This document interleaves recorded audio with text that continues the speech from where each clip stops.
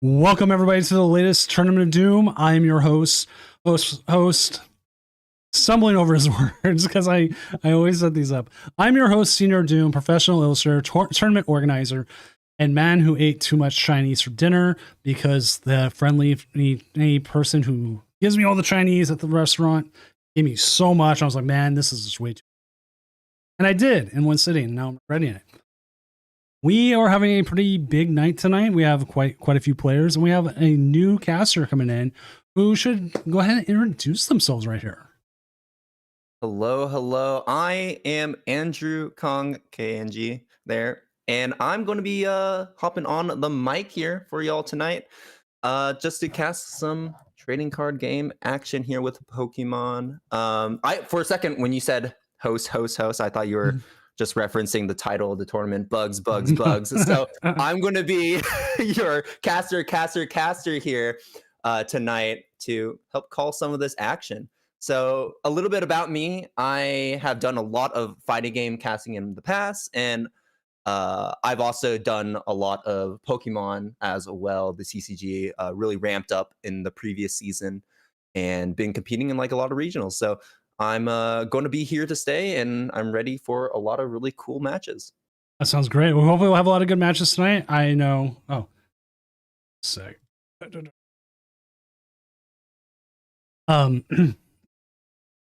going to go on it like the title is about Greninja, at least for the stream, and then everyone's in trials. I'm going to stream Azul or Tanklin. And you know what? Maybe I'll stream them all at once.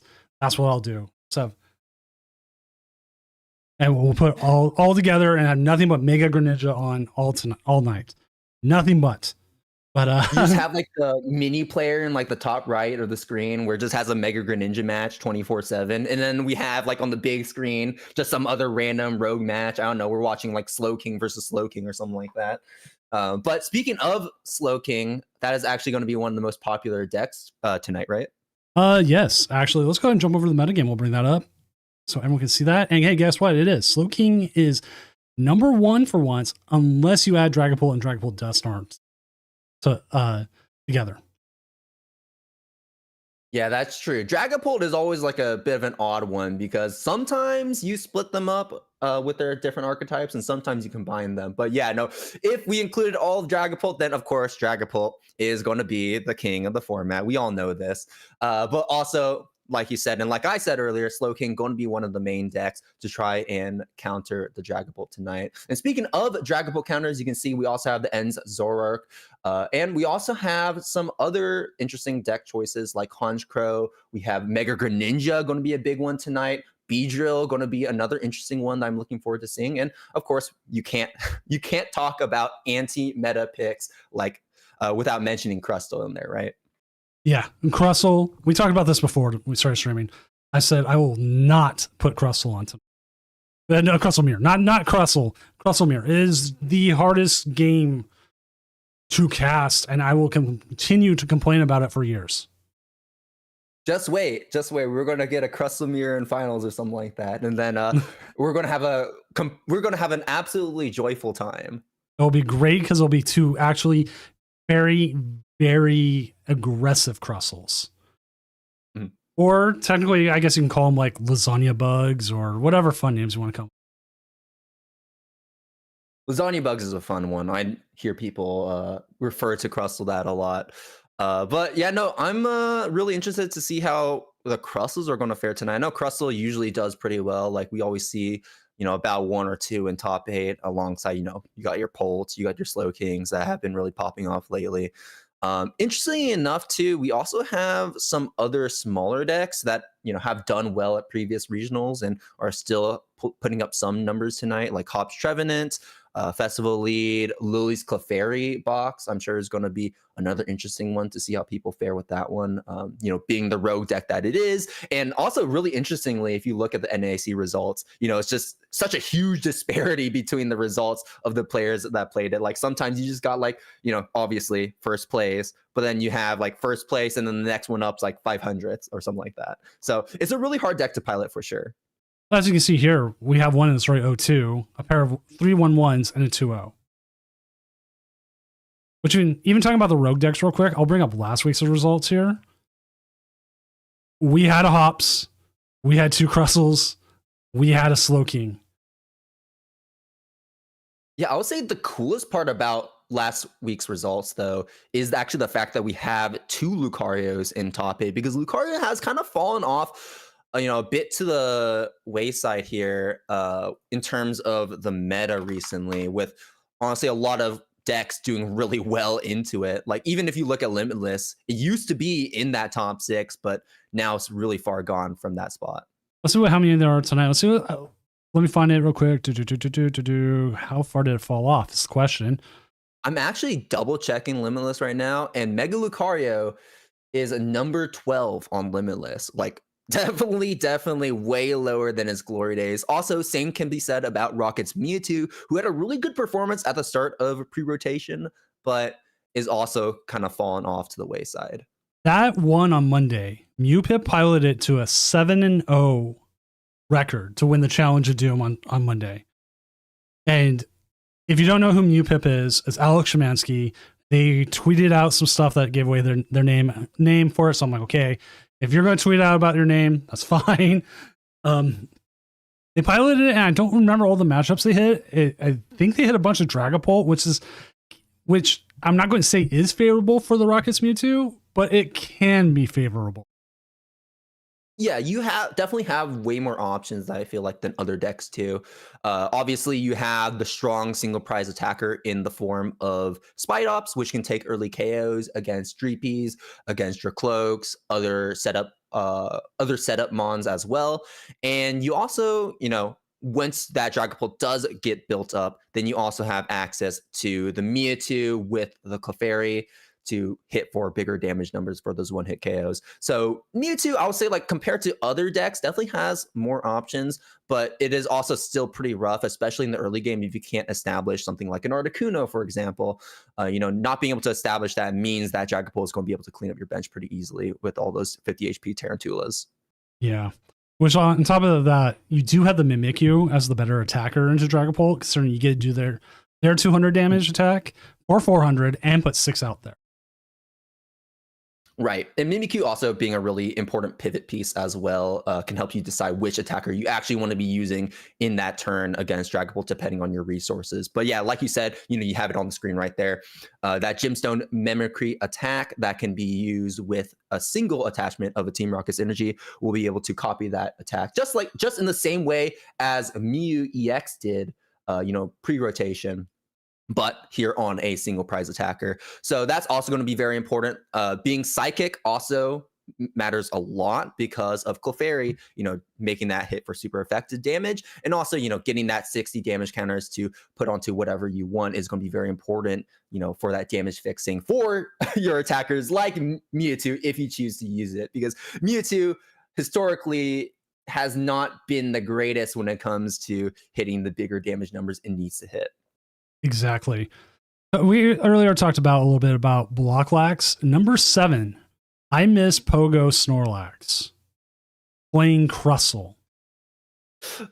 Yeah, that makes a lot of sense. So Snorlax, we talked a bit about it before the stream started, but Snorlax definitely one of the more egregious control wall style decks when it was legal. And yeah, I mean, Crustle definitely not on that same level, but definitely a very annoying threat to deal with. I know there's plenty of people who sit and have complained when they get paired up to me. They just come to me and they go, Doom. I'm like, yeah. They go, why did you pair me up against Crustle? I go, it's the AI. It's not me. Blame the AI, because it's the truth. I mean, I guess there's an AI running this. I don't know how the pairings work. It just happens. Wow. It's the super secret Council of Doom. Yeah. Putting all the Crustle players into people that don't want Crustle, which is everyone. Even the Crustle players don't want to play into Crustle.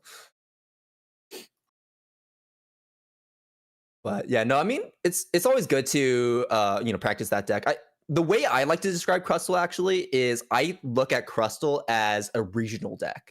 This is not a deck you play at locals, really. It's just a deck that you pop out for regionals as an anti-meta pick or like a meta call.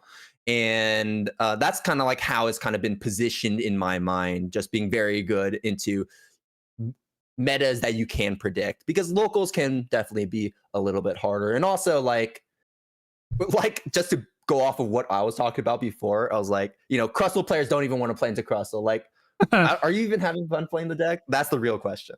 Are we having fun even watching the decks play the deck? Not really.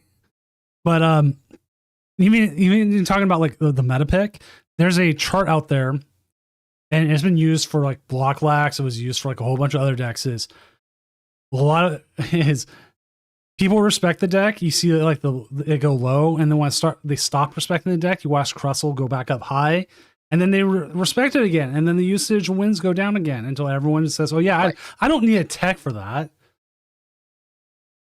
Yeah, no, I like that you're pointing that out. It's the thing where it's like you have like it comes in every now and then to remind people that it is a deck that exists and that you can't be too greedy or the Crustles are going to come back and you're going to have a very difficult time. Like remember the first pre-rotation tournament with Crustles dominating that top cut. When we saw that, then everyone teched for Crustle, and then Crustle had like a huge fall off for a little bit. And then it rose back up later over time. Slow King's another good example, right? Slow King, Wing, Turin, and then the usage rates start to fluctuate a little bit because people are aware of the Slow King, and then people are starting to tech in that Shaman to help deal with it. Now, not everyone runs Shaman. Shaman is one of those cards that is a bit of a do nothing outside of the Slow King matchup. Also kind of relevant to Zoroark a little bit. Not really though. Arboliva, when it was a thing, because. Talking about post-rotation tournament, I ran the first one in best of 3 online. Like I rushed it. I always rush it, trying to make sure. And you can see all these decks. None of them had a tech out to Crustle. And that came up in a lot of creator stuff after they saw the results for this, that there was no text to Crustle in any of the top performing decks. Mm-hmm. And then we saw, whoop, it came right out. It's because a lot of these ones were running stuff based off the Japanese meta, which the Japanese meta doesn't have ties. No ties. Yes. Yeah. So we had a very aggressive one, and now we're seeing Crustle where you can have ties. And Flame Zero said Crustle U. There is another form of Crustle out there. I don't know if you've seen this deck. It's not Crustle, it's Sylveon. Oh, yeah. No, I've seen that one. It was well, this one doesn't have the Pheasantipity, but over NAIC, that was being ran here with the Sylveon. That was definitely a very interesting deck as well. How do you feel like that one fares compared to Crustle? This one isn't as like widespread. Like have like the best matchups. Like I watched this against Zoroark. It could take the hit. It didn't get hit by Zoroark, but it took longer to win the game for the same amount of energy. Like it does 20 less. It's not as thick. So like there's stuff to it, but you have a little bit more flexibility here because you can bring in the Espeon. Yeah. Like this could come in, and this is, you could use the mazes, whatever, however it says that. I actually don't know how to pronounce that. I know it's like a stone, but I've never seen that stone before. Nor have I. So like that's an option. Or you can bring an Articuno and you can just go past to Alakazam for rounds on end, which Alakazam's now taking in a different 4th Alakazam to deal with Rocket's Articuno. Interesting. Yeah, I mean, you kind of have to, right? Because if they set up the Articuno and they set up, one of their basics, then it just kind of wraps. So in those matchups, you definitely need that tech because you don't want to run into an auto lose like that. And with it becoming more popular, you're definitely going to need that. I think one interesting thing that we haven't touched on with like pre-rotation, like the beginning of pre-rotation, was the fact that, the best pulp build into Crustle is Dusknoir. And we didn't see, like Dusknoir was probably like the least popular one at the time. So that's why, that's also part of the reason why Crustle did so well at that tournament as well. Because with Dusknoir, at least you have like some sort of an answer, right? You can pop your ghosts on the Crustle, and you can also attack with the Dusknoir as well. That being very relevant.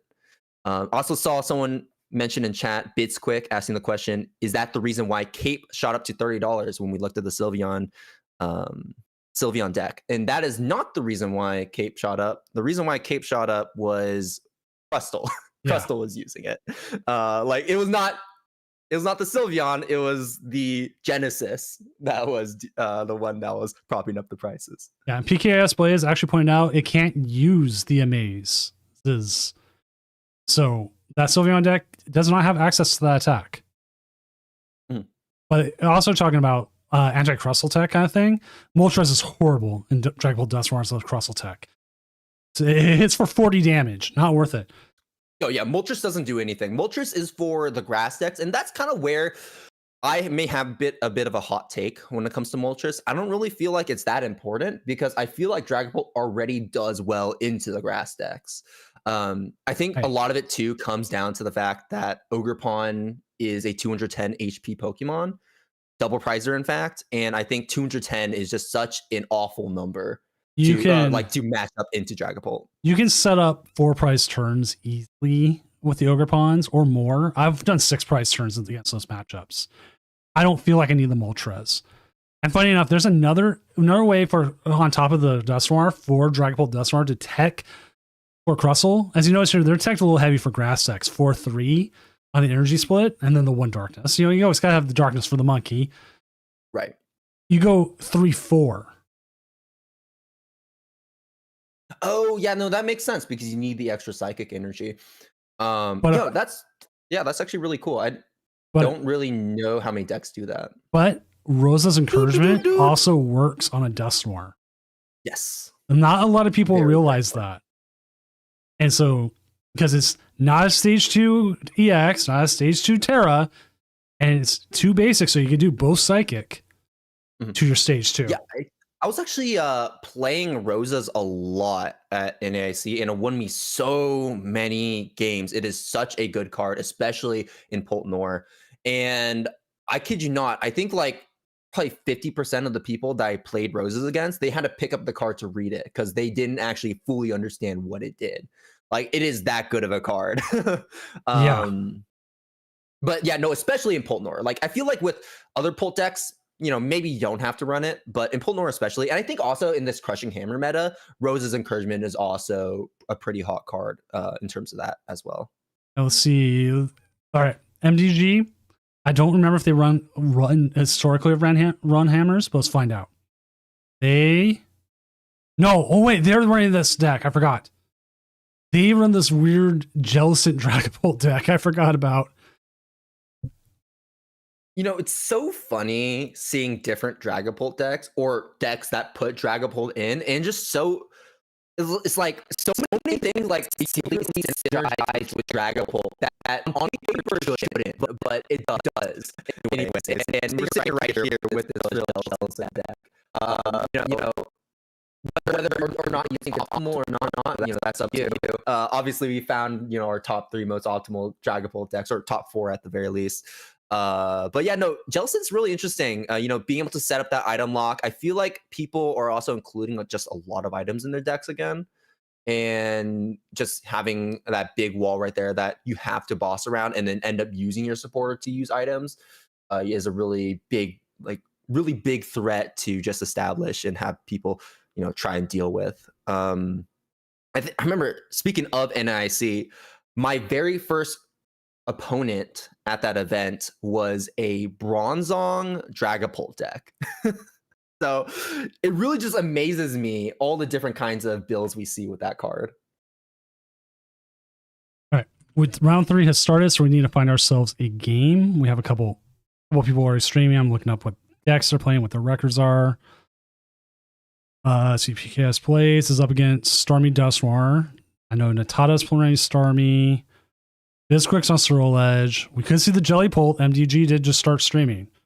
Duo's Jellypult. I think that'd be a good one. So let's go ahead and jump to table 4. Sounds good. Unless I just put us into the worst possible matchup for them. I should. We'll have to see. I should have checked that first.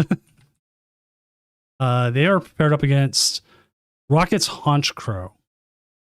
Okay, no, this actually should be a bit of an interesting one. Well, okay, it is actually kind of not good because in this matchup, you're not going to be seeing the Jellicent really establish, partly because it does have that dark weakness. So Honchkrow is going to be hitting for double damage, meaning they have to discard less supporters. But also, Honchkrow is a supporter deck, not an item deck. So usually what's going to happen is that first turn, Honchkrow is going to be able to set up pretty easily, you know, Transceiver for Proton, get all the cards they need. And then it's really just a matter of drawing with your supporters to get to an established board state. And I think that's what's going to be very difficult, is trying to use Jellicent in here. So I think what's going to end up happening is the MDG is going to be not favoring using that Jellicent in this matchup. No, they've looked like they beat one earlier. I'm going to double check. They did last round. They did beat Rocket Honchkrow, so it looks like they do have a game plan going into it and know what they need to do. Right. And the thing is too, is like, if you just, and this is like the argument I always use when people are like, oh, you know, Dragapult Chickens is too bricky for me, or Dragapult Dusknoir is too bricky for me. I just say, hey, like, or, you know, oh, they have a Psyduck, I can't play Dragapult Dusknoir. Then my response has always been, at that point, you're just playing straight Dragapult, and straight Dragapult is still very good. So it's not really that much of an issue. And I think that's what we're going to be seeing right here, where you can already see that MDG, not the best start going first. We got the Dreepy, we got an Energy, we even have an Ultra Ball here, but you know, Ultra Ball for what, right? Ultra Ball for Meowth. Well, we already have the Lilies in our hands, so we don't really need a supporter here. I think in this case, what we really want is another Dreepy on the bench, so that if this Dreepy does, you know, what if something happens to it later on, or if you evolve to a Jerkloak later on and that gets nuked, then you at least have that backup on the bench. Yeah, as a Dragapult player, you want to set as many Dragapults up as you can, as early as you can, which we're seeing here. They've got one. I know they don't play. They do not play Candy, so they have to play a little bit slower. Mm-hmm. The Crushing Hammer can come in very clutch in this matchup if they get aggressive with putting their energy down. Yes. So we'll have to see here. Yeah. I'm assuming they're grabbing Ariana. Crushing Hammer is very good here because Honchkrows already have a bit of a bottleneck when it comes to finding their energies. That's usually their biggest problem. So, you know, while they have like the 4 ignition where you don't really worry about Crushing Hammer if you use the ignition, but with the with the Team Rocket's energy, you really have to worry about when you attach that, because that Crushing Hammer is going to be denying you such a crucial resource that you cannot recover. Yep. And that's one of the interesting things about online tournaments, because we have to have everyone's kind of just essentially self-police. You have to be like, okay, I see my opponent's deck list, they see mine. Their opponent knows they play Crushing Hammer. Mm-hmm. And that they're going to do whatever they possibly can to use that. Yeah, but this is a really good start here. We're able to establish the first 2 Dreepies on the bench. First 2 Dreepies on the field in turn 1, and even get an energy attachment as well. You can also see the second energy attachment also on the field as well. Getting 2 Jerkloaks off the Lilies is very important. That's going to be great for our draw engine. Once again, like you said before, we do not run the rare candy, so we're going to play a little bit slower. But I don't think that's going to be too much of a problem here, because now we have the draw, we have the cards that we need, and we also have, I believe we're going to have 4 Dreepies on the field, as we chose the Dreepy over the Night Stretcher. You know, you may consider the Night Stretcher in case the Jerkloak gets knocked out and you need that fire energy later, but you have that Crispin to deal with that. And if the Jerkloak gets knocked out, it's also not too bad either, because, you know, you still have another Jerkloak to get your draw. So, you know, it's a bit of like that. Do I want to sacrifice and use a Night Stretcher, or do I want to get that Dreepy on the bench? I think getting the Dreepy on the bench is pretty important here. But right now, we're going to be seeing that Honchkrow evolve on the active, get that ignition energy, so we're not worried about the Crushing Hammer. And we also have that Lucky Helmet as well, which is going to be very interesting with how many cards that they're going to be able to get because of it. Because we are sitting on the unfair stamp, and hand disruption is very important in this matchup. When you hit it, how you hit it. With them having the helmet on, you can kind of sit there and just like, okay, you know what? I'll hold it till later. Let them burn through more resources. That's fine. I've got a Dragapult on the bench, or a Jerkloak at least. I can probably evolve into Dragapult this next turn. Maybe I lose it. Maybe I don't, because their opponent plays 4 hand disruptions. Actually, they play 4 Rockets Archer, which is actually a little excessive for the stack, surprisingly. I've seen plenty of lists where they only play 2. I don't know why 2. It just became the popular thing for a while. And MDG plays the only hand disruption. They play 2 hand disruptions: special red card and unfair stamp. Yeah, that's pretty standard for Dragapult decks. I think Dragapult also is just one of the decks as well that can really utilize hand disruption a lot better than other decks because you get so many cards in your hand and you can choose which one you want at will. We're going to be searching up the Dragapult, so we're not going to have that in that recon directive search.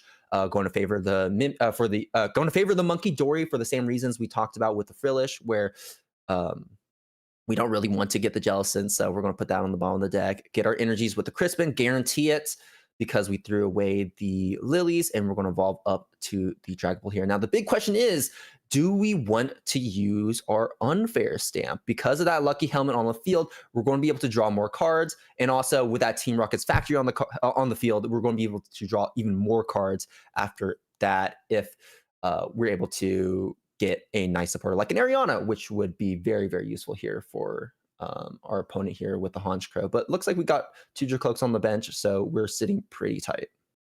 You just have to remember the mantra: they always have it. Right. Play like they have it, and then you play like they have it, and then they just brick. But this deck, honestly, it's like, I feel like this deck isn't that bad against Stamp. I don't know if you feel the same way. I think it's just because we have multiple transceivers. So I think building off of what you're talking about before, where, the timing of when you use your hand disruption is really important.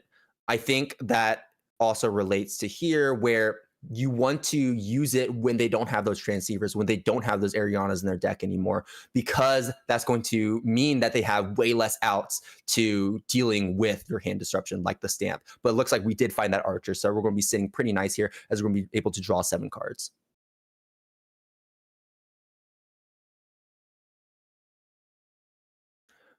Right, touching the lucky helmet again. That is actually really big here for the Honchkrow player, but unfortunately had to elect to use the Torment. Now, this is going to be denying the Phantom Dive for the next turn, but the real difficulty lies in the fact that now the Dragapult player is going to be able to draw more cards, be able to set up more efficiently, be able to set up just a much better checkmate board state, so to speak. And also because we run those hammers, we're also going to be able to use that to delete those energies and then maybe choose different targets to KO.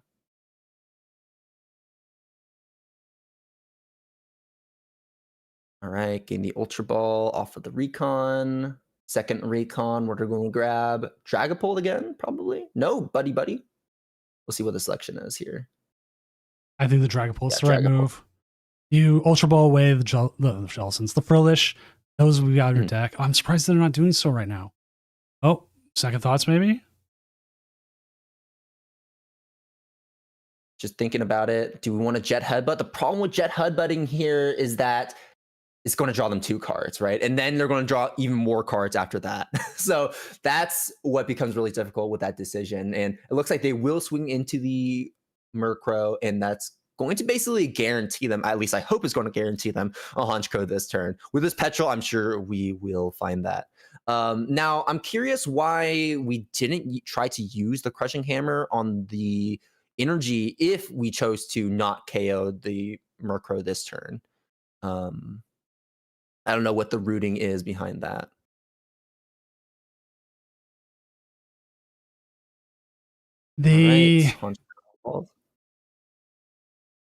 I can kind of see a world where maybe they're going to try to boss next turn. Boss something like one of the Murkrows and put 6 onto the Honchkrow, because now the Honchkrow isn't immune with the Articuno. Mm-hmm. Yeah, I guess in that case, if they choose to attach another Rocket's Energy like we see right there, we have that Crushing Hammer to knock that off and then choose a different target, so we don't have to be locked in to choosing that Murkrow as our boss target if we want to gust around. Only Looks like 180. we won't be able to get it. No, really. With 9 cards in hand, only 3 supporters. That is really tough. They don't have it, Doom. They don't have it. There's a play now. There's a play now if we can find the boss off the recon. Which, Yes. again, always say, they always have it. They always have it. Okay, no, we find. Okay, so we left the Meowth deck, and the reason why we left the Meowth deck is because we can search it up with the Ultra Ball, so we don't have to worry about being able to draw into it. With special red card, though, you have to draw. You basically have to draw into it. So I like the idea of choosing the red card over the Meowth, like we're seeing right here, grabbing the Meowth now, so we can have both. We can have our cake and eat it too. And we're gonna be grabbing the Meowth, burn those buddies, so we don't have to worry about an Archer. And I mean, we just Meowth for boss, right? That's what I think. You Mouth for boss here. You put down the Monkey Dory. You can get the Murkrow with the damage, with the energy, and you can move damage off and get the Honchkrow with the energy. And that's a lot of energy gone. Mhm. And only 1 boss left in deck, though. Okay, it looks like we will choose the Murkrow. Not going to be using the Crushing Hammer still. And that will be a double KO. 2 Team Rocket's energies gone. And that's what's so important about timing our energy attachments well, is because this is what you're going to be putting yourself into. All right, deciding which Pokemon we're going to Adrenaline Brain onto. Looks like it will be that Porygon here, because that means if we don't get that Porygon to establish next turn, then that's going to be a free KO without having to attack it. Okay, that is 2 prizes. Let's see what we get. A Dark Energy and an Ultra Ball. Ultra Ball still very important. Well, I say that, but I don't think Ultra Ball really finds much for us now, because we're going to have the Dragapult if the Dragapult gets KO'd. And I don't think Fez is in the deck, so we're not going to have to worry about finding that off the Ultra Ball.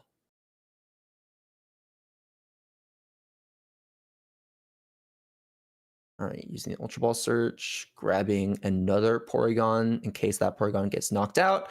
And now it's also doing a double purpose of thinning our hand. So we're going to be able to draw more cards off this Ariana, get up to 10. Ariana being such a busted supporter. Every single time I read it, I have to reread it because it is so good, drawing us so many cards. But the question is, what do we get? Do we get a Porygon too? No, okay, we're going to be able to get another Articuno, which is pretty good. I mean, I don't think you're upset about getting another Articuno. No, I think it's fine. Because at this point, you're going to get 2 because you do have the Honchkrow out. You're afraid of getting bossed again.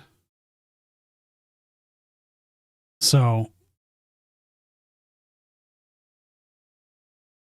All right, deciding which supporters we want to get rid of. I think in this position, Giovanna is going to be important more so than Ariana, because we are a bit of in this end game state. Proton obviously useless, so you can always get rid of it now. And maybe you want to hold on to Archer as well. So we might have Archer and Giovanni in hand, if anything. I was going to correct you on that. I'm a huge Giovanni stan. That's something I collect, is his cards. I'm sitting here, I'm like, Giovanna? Is that his like alternate parallel universe female version? It's my parallel version, Giovanna. We are lovers now. I'm like, oh God, you don't need to say that. No. And he has a horrible accent because I'm not a voice actor. Oh.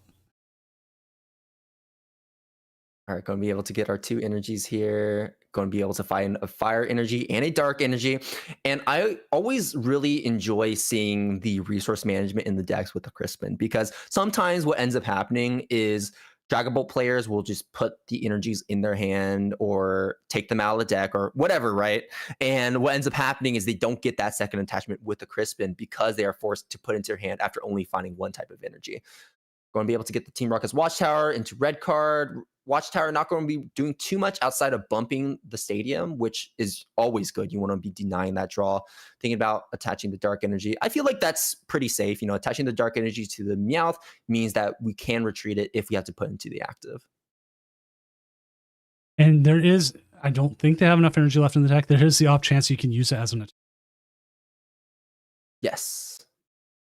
Yeah, I don't think so either because I think we still have both of our night stretches, right? Or is it just one?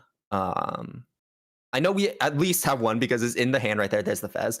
We have that one energy in our hand, so or night stretcher in our hand. So that means that we will be able to find it. I think we already took all the energies out of our deck though. So I don't think we're attacking with the Meowth, but it's really just there to get that attachment and retreat if we have to. There's the factory Ariana. Oh, Archer. Okay.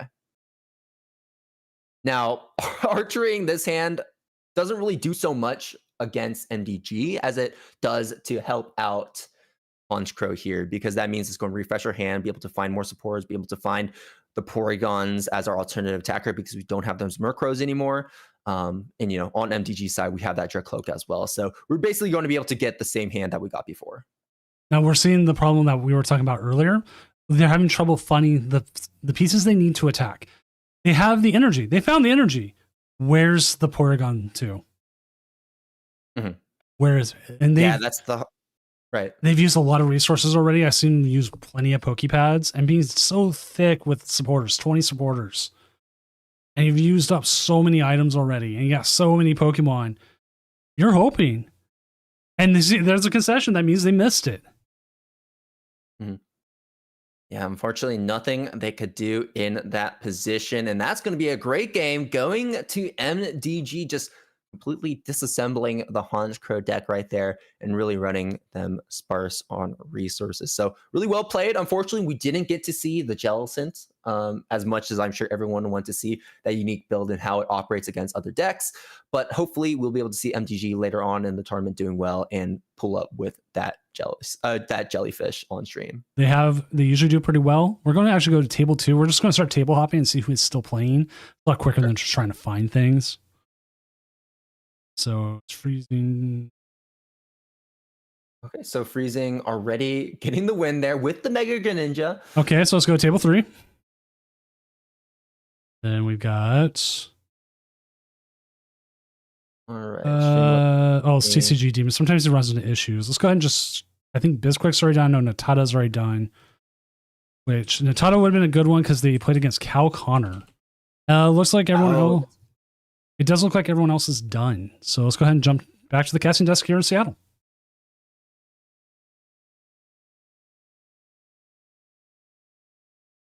And we are back. Well, if it comes down to it, I can always ask Cal later. He does stream. So he puts up some really good games. We've seen some amazing games out of him where he's found lines that you would not think to find. And he's won 3 or 4 Tournament of Dooms this year. He's been on a roll. Amazing player. Yeah, that's just how top players are, right? Being able to find these incredibly hyper-specific lines with all the right sequencing and be able to find that to get a win is always super impressive, especially because these matches are generally on that time crunch. So you don't have a lot of time. It's not classical chess where you have an hour to think for your turn. You have to think of it in 15, 20 seconds. Just so you don't mess with the sequencing, or if you don't have an idea, if you already have an idea, then maybe a little bit more, but you only have so much time to find these lines and, play for them to get that win. I remember reading a classical chess player took like 2.5 hours for a turn once, which I was like, is this one recent? I think so. It's just something I was reading on Reddit. I read it. Oh, that's cool. I'll remember that at some point, and then I completely forgot everything but the time. I believe you're talking about Hikaru Nakamura, who was playing in, oh my God, I forgot the name of the tournament, but he took a super long turn to think about his game. Super long turn to think about his play, and it actually ended up being a losing play. So, yeah, no, unfortunately, chess is really hard to watch because, especially classical chess. I think this really just relates to classical chess. Classical chess is really hard to watch because people take very, very long turns. And with chess is a very complicated game, so there's a lot you can talk about. But at the same time, when it gets up to like an hour, that's where things become really difficult. Like, okay, what exactly do I talk about if I'm trying to commentate over it? And that's always why Blitz, for chess, bullet for chess has always been more popular because it's less time, meaning they have to make quicker decisions, meaning that there's more going on and there's more room for mistakes as well. So someone in the chat pointed out the 3-0 with Dusknoir Alakazam. Yo, what the heck is this deck? Oh my gosh. Remember how I told you about the Crustle tech? Mm-hmm. This is the Alakazam. Yes. Twilight Masquerade Alakazam. Your opponent's active Pokemon is now confused. You can move any number of damage counters from your opponent's Pokemon to their other Pokemon in any way you like. And you also have the Psychic attack there. This attack does 50 more damage for each energy attached to your opponent's active Pokemon. Yeah, that does make a lot of sense, right? Because we run the 4 Mist Energies with Crustle, and you only have so many ways to get rid of those Mist Energies, if you even run ways to get rid of them. Like, you know, obviously Enhanced Hammers being a big one for certain Alakazam decks. Doesn't look like this one runs it. Instead, favoring for the more anti-Pult deck in the form of Nighttime Mine, as we can see there on the bottom. Which has become the anti-Pult card. So yeah, definitely a good card. But the thing is like, Pult also definitely has ways to play around it. So that's also why you include the handheld fan. So Nighttime Mine isn't something that you include on its own. You kind of need the handheld fan to be even more disruptive. And that's what we're seeing right here. So really interestingly, you know, the reason why we looked at this deck list is because it has the Dusknoir. That 1/1 line means that you're not always going to be able to establish it, but it will be somewhat relevant if you need it. Being able to take multiple prizes in a turn is pretty big. I'm interested to see how it plays, because normally, you know, cutting cards from this deck to include those means that you're cutting like the Dedenne for extra resource gathering and or recycling. There we go. That's the word. And you also are cutting the Elgium if you're also trying to go for that anti-Pult deck. So, you know, cutting a little bit on the anti-Pult side, and instead being leaning more into the, hey, I just want to be more explosive with my turns. And unfortunately, Duskull is just not that good into Pult, because the thing with Alakazam is that you want to be able to set up, you know, your Dunsparces, your Draw Engine, you want to be able to set up multiple Abras, and that doesn't really leave room a lot of time for that Duskull on the bench. Right. I wouldn't mind seeing this deck and play it. Just see how the person plays it. They played against Amir. They played against Raging Bolt. They beat Tim Danklin with the Greninja. Which version is he running tonight? He took second recently. Oh, he's just running the Terra. Yeah, he's running the Terra with the Starmie. That's wrong. It's like his take on the one that's been going around. Mega Greninja Starmie, or Greninja Starmie, is a bit of an interesting deck. You know, it takes if you can establish Starmie, it's pretty good into decks that are not running Shaman, so you can go for those bench snipers. Bench sniping is a lot easier to set up than the Greninja as well, but the Greninja has access to a much more explosive attack in the form of Mirage Barrage, which is very good into these evolution decks, especially the Dragapult, for the same reasons that Wellspring was so good. But it is a bit hard to get off. You know, needing that rare candy means that you might get Bedewed, and it's going to be slower to set up. And you know, the Dragapult player will have much more time to set up more Dreepies, more Dracloaks, more Dragapults on the bench. So it's going to be interesting to see how that one's going to be faring later on in this tournament. Another interesting build, like we're seeing here on screen, we have the Terra Greninja with the Mega Frostless and the Dusknoirs as well for damage fixing. Also a 1/1 line of Starmie. Okay, this is a bit of a mess the more I'm looking at it. All right, so this is the list that everyone's talking about on Twitter. This is the player. He's currently 2-1. Francesco. He usually plays under Neo Thinker. Joyful Sandwich looks like he's taken parts of it and it's optimized, I think, probably to his liking, because I know Joyful Sandwich. If he's I know you're on YouTube chat occasionally, Joyful Sandwich. Explain what you wanted to do with this. Like, what did you cut? What did you change? Because it looks like one of the big ones is Glalie. It's funny because I like Snorunt. I love Frostlass. I can never say Glalie's name. Glalie. Instead, they got 2/2/2, 2/2/2, and then we got the 1/1 Starmie. No Starmie in his now? It has Starmie still. No, got the Starmie. Starmie. Well, let's be honest, if you're running a 1/1 Starmie, you might as well not run Starmie. I'm going to be completely honest. Because the thing is with Starmie is you need that consistency because it's only good at the start of the game. Later in the game, Starmie becomes a bit rough.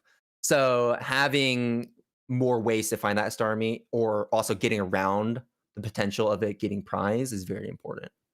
Do you think we should reach out to Joyful next round? See how he Yeah, let's pilots do it. this. Joyful, if you're in chat of anyone, get ready, as I know you can. I know you can. Well, I will be right back in just a moment, but hopefully I'll be back in time for Joyful Sandwich to see how they play this deck. Be right back. We've got 3 more games, so you should be fine.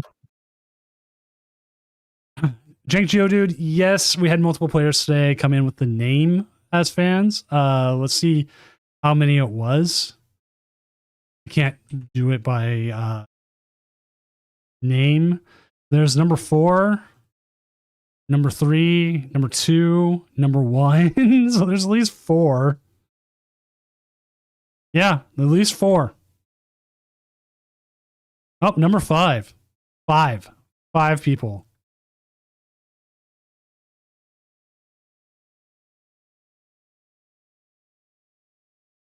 Update standings here. We do have a festival lead as currently as number 1. We have a Hopzation at number 2. We know Zul with Mega Greninja at number 3. Firebro here with the Crustle at number 4. Bank Iku, I don't know how to fully say that. Pokemon can be fun. Coming in with the Mega Frostlass, Brian Geki with the Alakazam Dundonsparce at number 6. Z Baltharak, number 7 with the Rockets Honchkrow. And number 8 is Raging Bull Ogrepon, piloted by J. Robrito. SJ Sub is number 9 with the Garchomp. And there's our MDG 459 coming in at number 10. And Cheese_Cat with the Metagross. Metagross, not out there as much. This one's running the Chinchino build. Ooh, okay. Chinchino will be replaced by Mega Excadrill, and it becomes more of a viable deck. Yes, partly because the Mega Excadrill is going to be hitting for the very important damage numbers to deal with those pesky stage 2s, like the Dragapult. Cough, Dragapult, that's like the only one. Yeah, so that's going to be very useful. I'm really interested to see how Excadrill fares once it reaches the States, because so far it's doing pretty decently in Japan. It had a pretty big showing when it first launched, and it's died a bit over time. Kind of similar to how Starmie was treated with the City Leagues early on. But I feel like Excadrill is going to be a little more real than Starmie. I think so too. The biggest issue is how many Dragon Ball players either they would like to shift to Moltres. Moltres doesn't hit the numbers, but Blaziken does.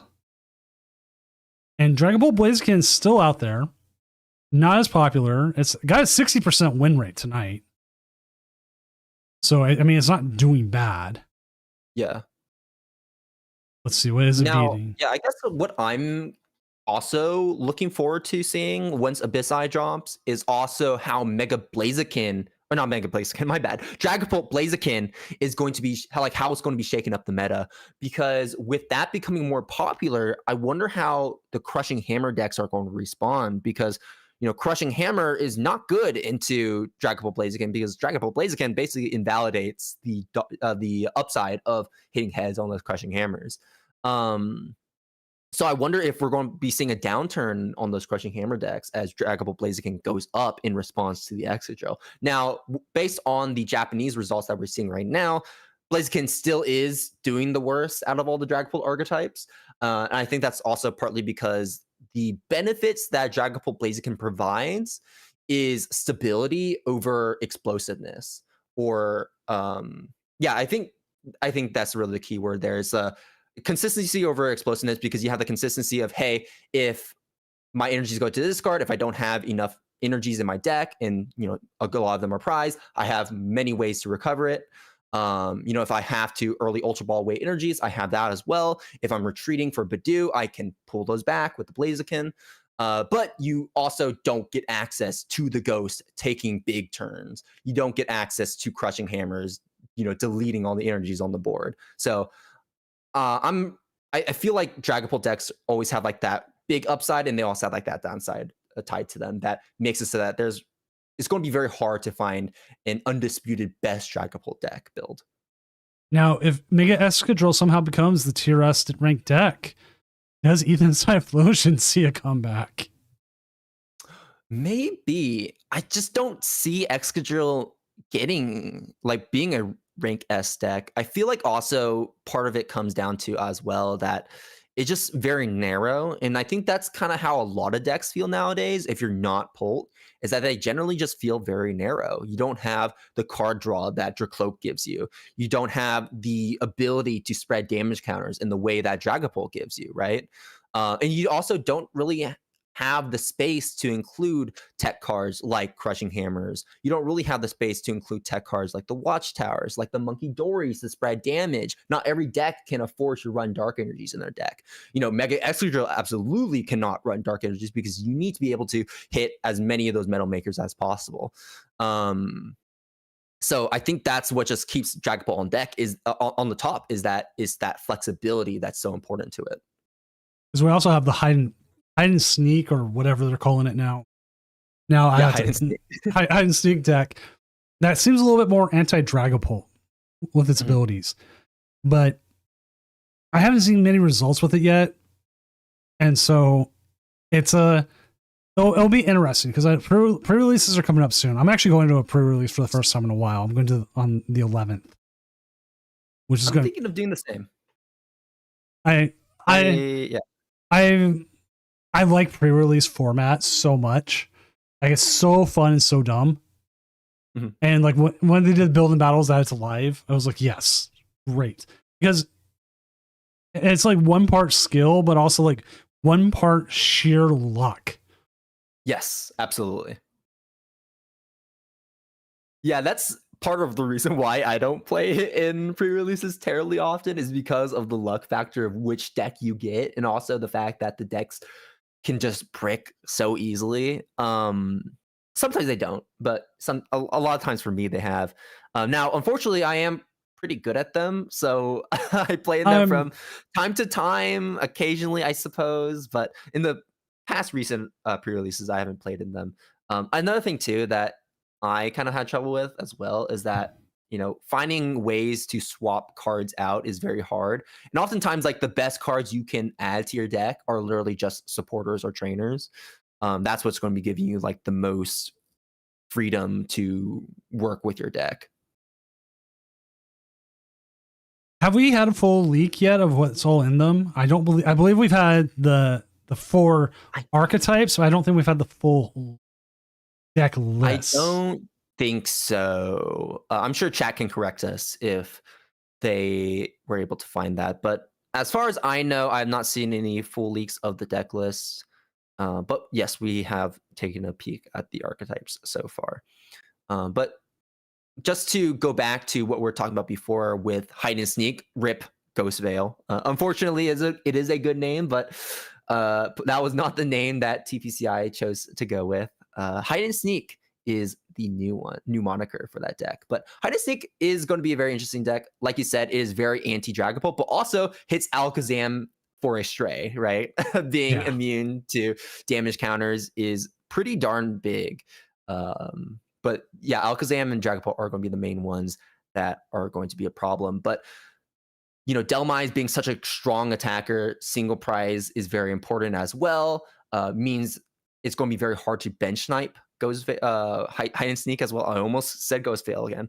It's hard to bench snipe hide and sneak because of its immunity to damage counters. And also you have flexibility because remember what I was talking about, flexibility being such an important part of having a good deck.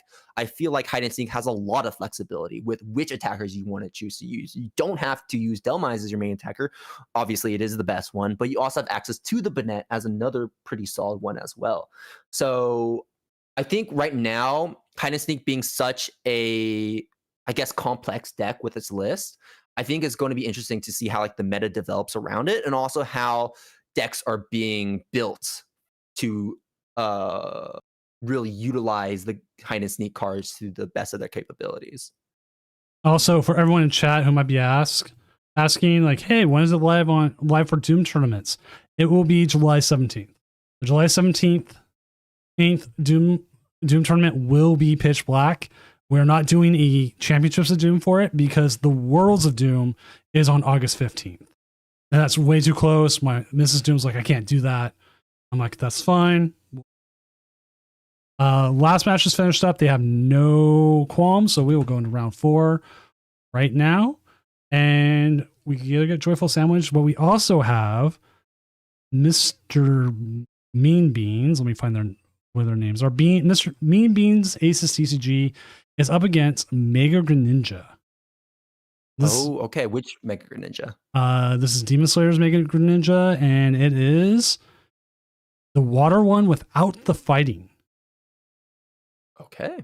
And then this would be a good one. So let's go ahead and go to table 7. Yep. Mean Beans. Pull that deck list for myself. Let's see here. Up. Grab ourselves some names. There we go. Mean Beans. There we go. Let's take a look at that deck list. So Mean Beans, let's open up as an image. Best way to look at a deck list. Yeah, I cannot parse text. I gotta look at the pictures. Okay, yeah, Demon Slayer actually from Germany, it looks like. So that's cool to see overseas support here for Tournament of Doom. But yeah, let's looking at the Mega Greninja list again. We have that 4-2-3 line here. So that means that Rare Candy is going to be a very important card. We also have that 3-2-2 line for the Ghost, so a very heavy Ghost line, meaning that we're really leaning in on the bench sniping capabilities of this deck. Handheld Fan is going to be a tech card. We also have the Crushing Hammers as well. So this is definitely a bit of a more unorthodox Mega Greninja list than the ones we've seen so far. They've been playing about weekly. Excuse me. And so they've been refining and playing into different things, and this is what they've kind of come up with. And then talking about international players, I told you a little bit about the history before we started that. I started this and it was essentially a joke. As I've gone through this, international players, especially players who cannot travel to locals or do not have a local kind of scene around them, love these tournaments because it gives them an opportunity to play that they would not get anywhere else.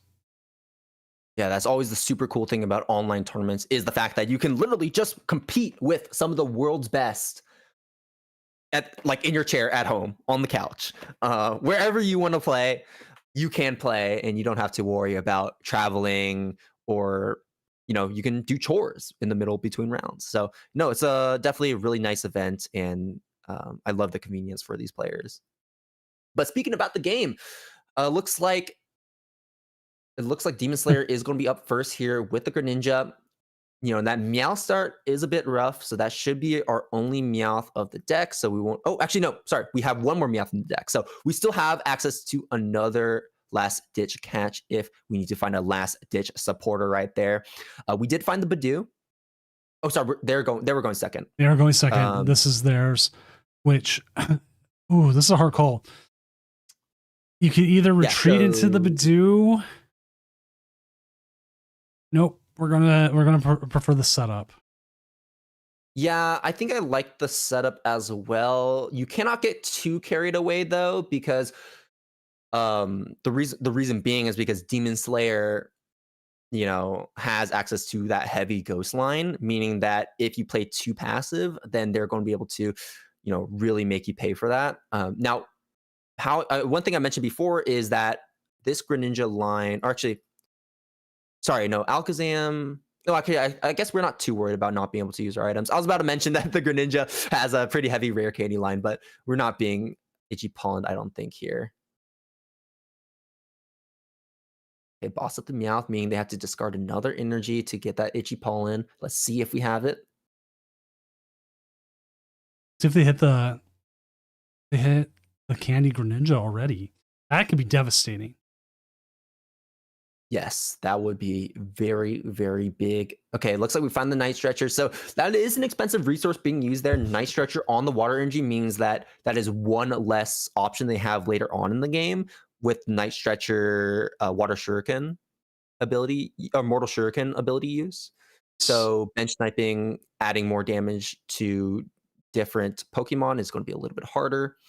Looks like we will find our other Meowth. I think this should be for our Lilies, right? Because we only have 2 cards in hand, so we want to be able to reset that to the fresh 8.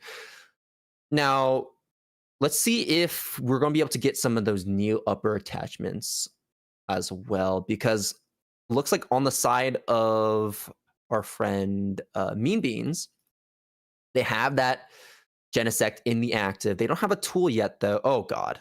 Oh, God. Not the heads on the crushing hammers. But yeah, no, the Genesect being able to deny those new upper attachments will be pretty important, I would say. If we do see a Dunsparce come down, we let's get 3 more here with Alakazam. See what those 3 are. See, now this is where it gets really tough here for Alakazam because now we don't have the items. It's going to be a little difficult to find our energies. Actually, we got the Hild in hand. So we unfortunately have to use that supporter to find that energy, but we're able to get the Kadabra, so it should help set us up here. We can't get an attack, though, unless we find the air balloon. So we'll see if we can get the air balloon off the Kadabra. You could attack with the Badoo and start slowing them down. That is true, too. Put the handheld fan on. I don't think you do. Only because they cannot attack with the Greninja now if you're using Badoo this turn. That is true, too. So it looks like we're thinking about the handheld fan attachment here. Looking at what we got on our bench. We got Kadabra and we got Abra, meaning, okay, we will attach that handheld fan to do 9 in the upper. We have the Kadabra, Abra, and Dunsparce on the field, meaning that we have 3 ways to draw cards, the Dunsparce in hand as well. You know, it can be a little difficult later in the game with this Badoo bench, meaning that that is a free Mortal Shuriken kill. So it could be an explosive turn on the side of Demon Slayer if we can find all the necessary water energies. But right now, finding the water energies to be able to attack with the Greninja in the first place is going to be quite difficult. All right, do I have an update here real quick? There was known issues happening tonight with PTCG Live. They have updated and said they have been fixed. So some connection issues, some login gift issues, some pop-up issues. They found the fix. So hopefully if you're playing, you're not running into them now. That is what they've just messaged out. So that's for any players out there who have been running into issues. It is supposed to be fixed. I think right now what we're really looking for is an energy. Can we find that energy? Because energy boss on the Froakie will be massive. Unfortunately, no energy has been found, but we do have that Duskull. Now we will bench that Duskull. So that means that we won't have a way for Dunsparce to draw us more cards later on if we end up finding another Dunsparce. And also right now, what we're looking for with this Duskull on the bench is that we want to be able to rare candy up to that Dusknoir. So that boss right there was a way to kind of let that itchy pollen off. And if we don't find a way to retreat this Meowth, well, we did find it. If we don't find a way, though, then we will be able to find that Dusknoir and take a really big turn. But I think that was a bit of a gamble on the side of Mean Beans here. I agree, because that's two bosses orders down. They currently play 3. Yeah, definitely a very greedy play. But yeah, now it's tough because now you're going to lose the Badoo War. And that's going to be very difficult because now that means that it's going to open up Demon Slayer to get that Badoo KO. And there's not really much of a way for you to get around that Badoo. So you kind of just have to swing into it, right? Because it's going to be an Itchy Pollen KO for sure, right? So what this means is that we're still not going to be able to get the Dusknoir. We have to take this KO on the Badoo, and we're going to be set up even further behind than we already were. It's a hard call here. Okay, Alakazam. So the idea behind putting the Alakazam in the active here, yes, it is your main attacker, but what Alakazam is doing is kind of taking the blow so that you can hopefully find your Kadabras. Oh, Sorry, it's not find Kadabras. Find other Alakazams to like draw on top of those Kadabras. But that's unfortunate. A pass, not finding an energy for the KO. We're just so far behind at this point. yeah, that was very painful because now we'll see the Ultra Ball here. I'm assuming they probably have the rare candy in hand. They'll, and that's why I also assume they have Mortal Shuriken in hand. So we'll probably see the Duskull get KO'd.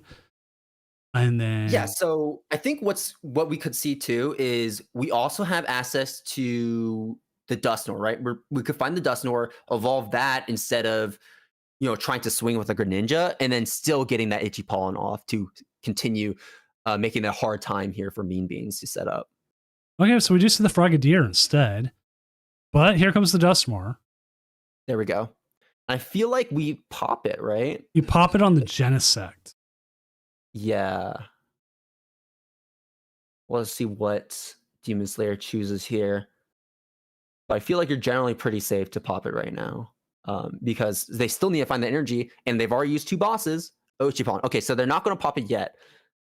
Just don't want to give them the extra card when when they're not ready to take a big turn with a Neo Upper energy in hand. I think that's probably what we're looking for at the moment. Runaway draw, 3 cards, handheld fan. There's the energy.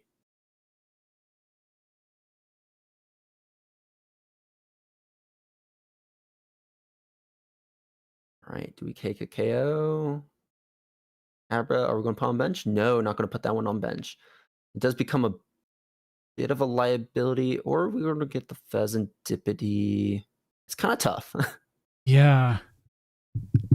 Because you're waiting to see what they pop on. And that Alakazam is within easy range right now. Mm. Yeah, so Pheasantipity, benching it now means that it gets around hand disruption. Holding in hand means that you're not going to have that liability, and that you're still going to have that one bench spot open if you want to throw a Dunsparce onto the field instead. Nighttime Mine, a bit of a dead card here. Dusknoir active. So that's going to give us the flip the script. I feel like we should be able to establish a Greninja now, right? It's kind of tough though, because I believe we discarded 2 water energy so far, and also Neo Upward as well. Oh, okay. Looks like we're going for the disruption route with the Crushing Hammer. Unfortunately, that will be a Tails, so we can't even go for that play of hoping to keep the Alakazam at bay. Okay, there it is. The pop on the Genesect. Do we have Neo Upper in hand? Feels like they're playing like they had the Neo Upper. Frogadier to the active. There it is. The frog is here. Hit him with a thumbs up. Giving him a thumbs up. Yep. Let's see it. Mortal Shuriken on the Duskull. Yeah, such a greedy bench there with the Duskull, and it's going to be giving us that extra card to help us with this prize trade here, because that's the biggest problem. There's the Neo Upper. That's the biggest problem here, is that prize trade into the single prize decks, because you're running this meaty 3 prize card.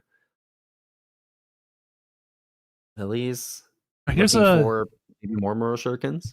Here's a different issue running the Nighttime Mine. Mega Greninja is not a Terra type.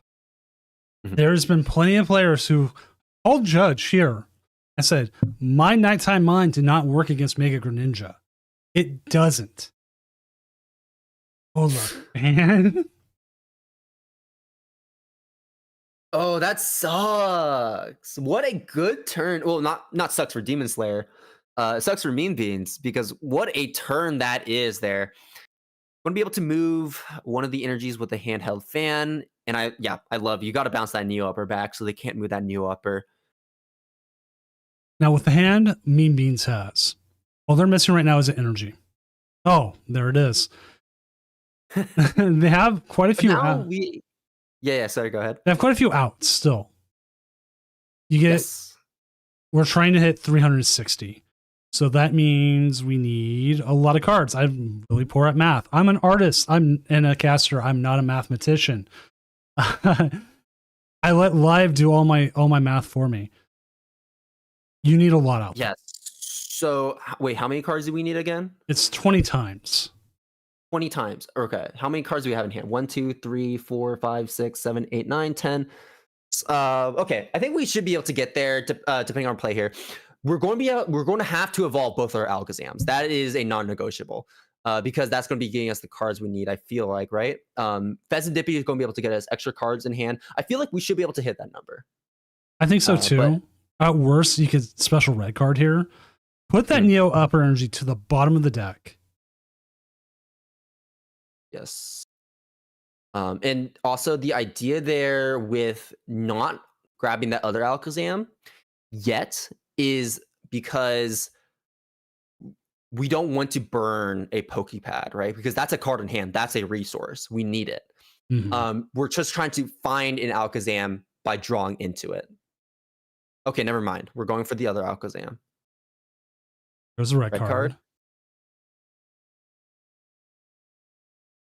Now, let's see. 1, 2, 3, 4, 5, 6, 7, 8, 9, 10, 11, 12. We're not at that number. We're at 240 damage. That's not enough. Hilda can get us 2 cards. Fez can get us 3, but so Hilda's going to be giving us +1. Fez is going to be giving us +2, so that's 3 plus cards on top of 12. That's 15. That's 300 damage. We don't have it.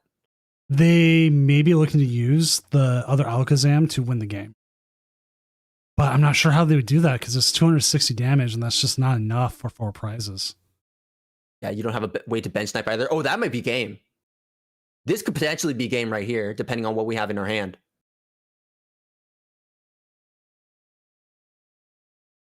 Is it the Lilies? If it's not a Lily, it's not game.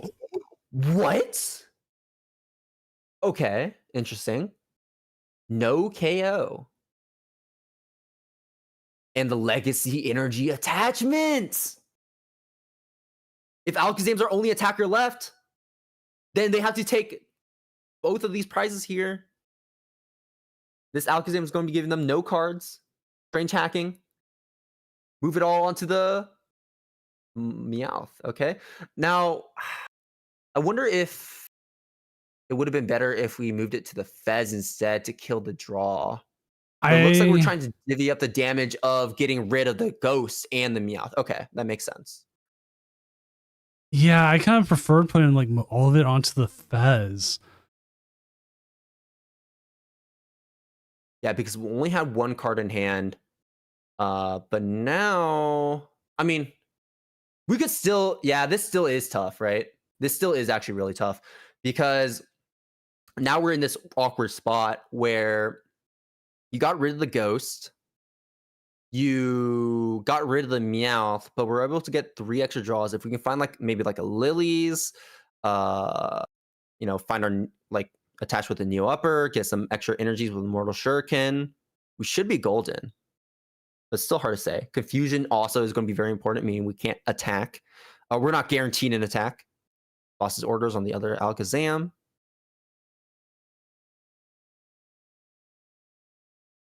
Oh no. Do they even have enough energy left in the deck?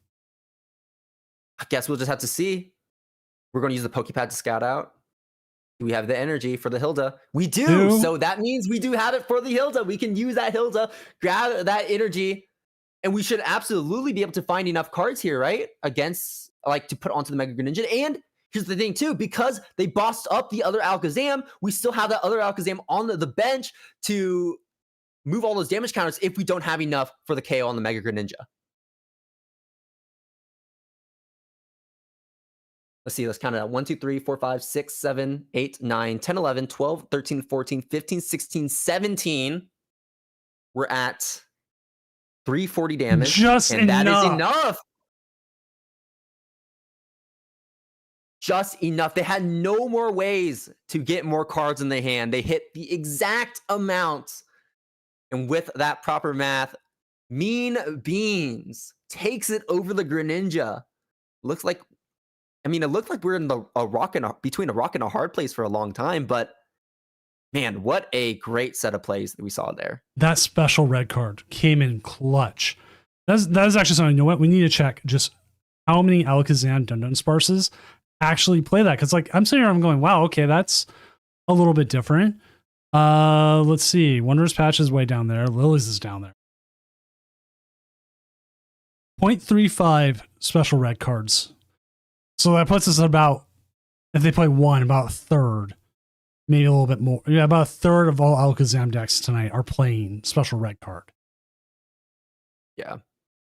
I don't know. I feel like special red card generally I find more use. Like I feel like Aries is a more popular card, right?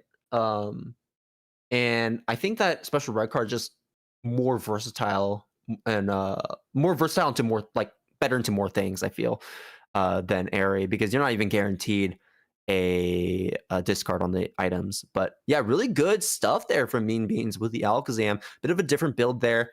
Was looking a little spooky with the greedy plays we saw there with the Duskull from earlier.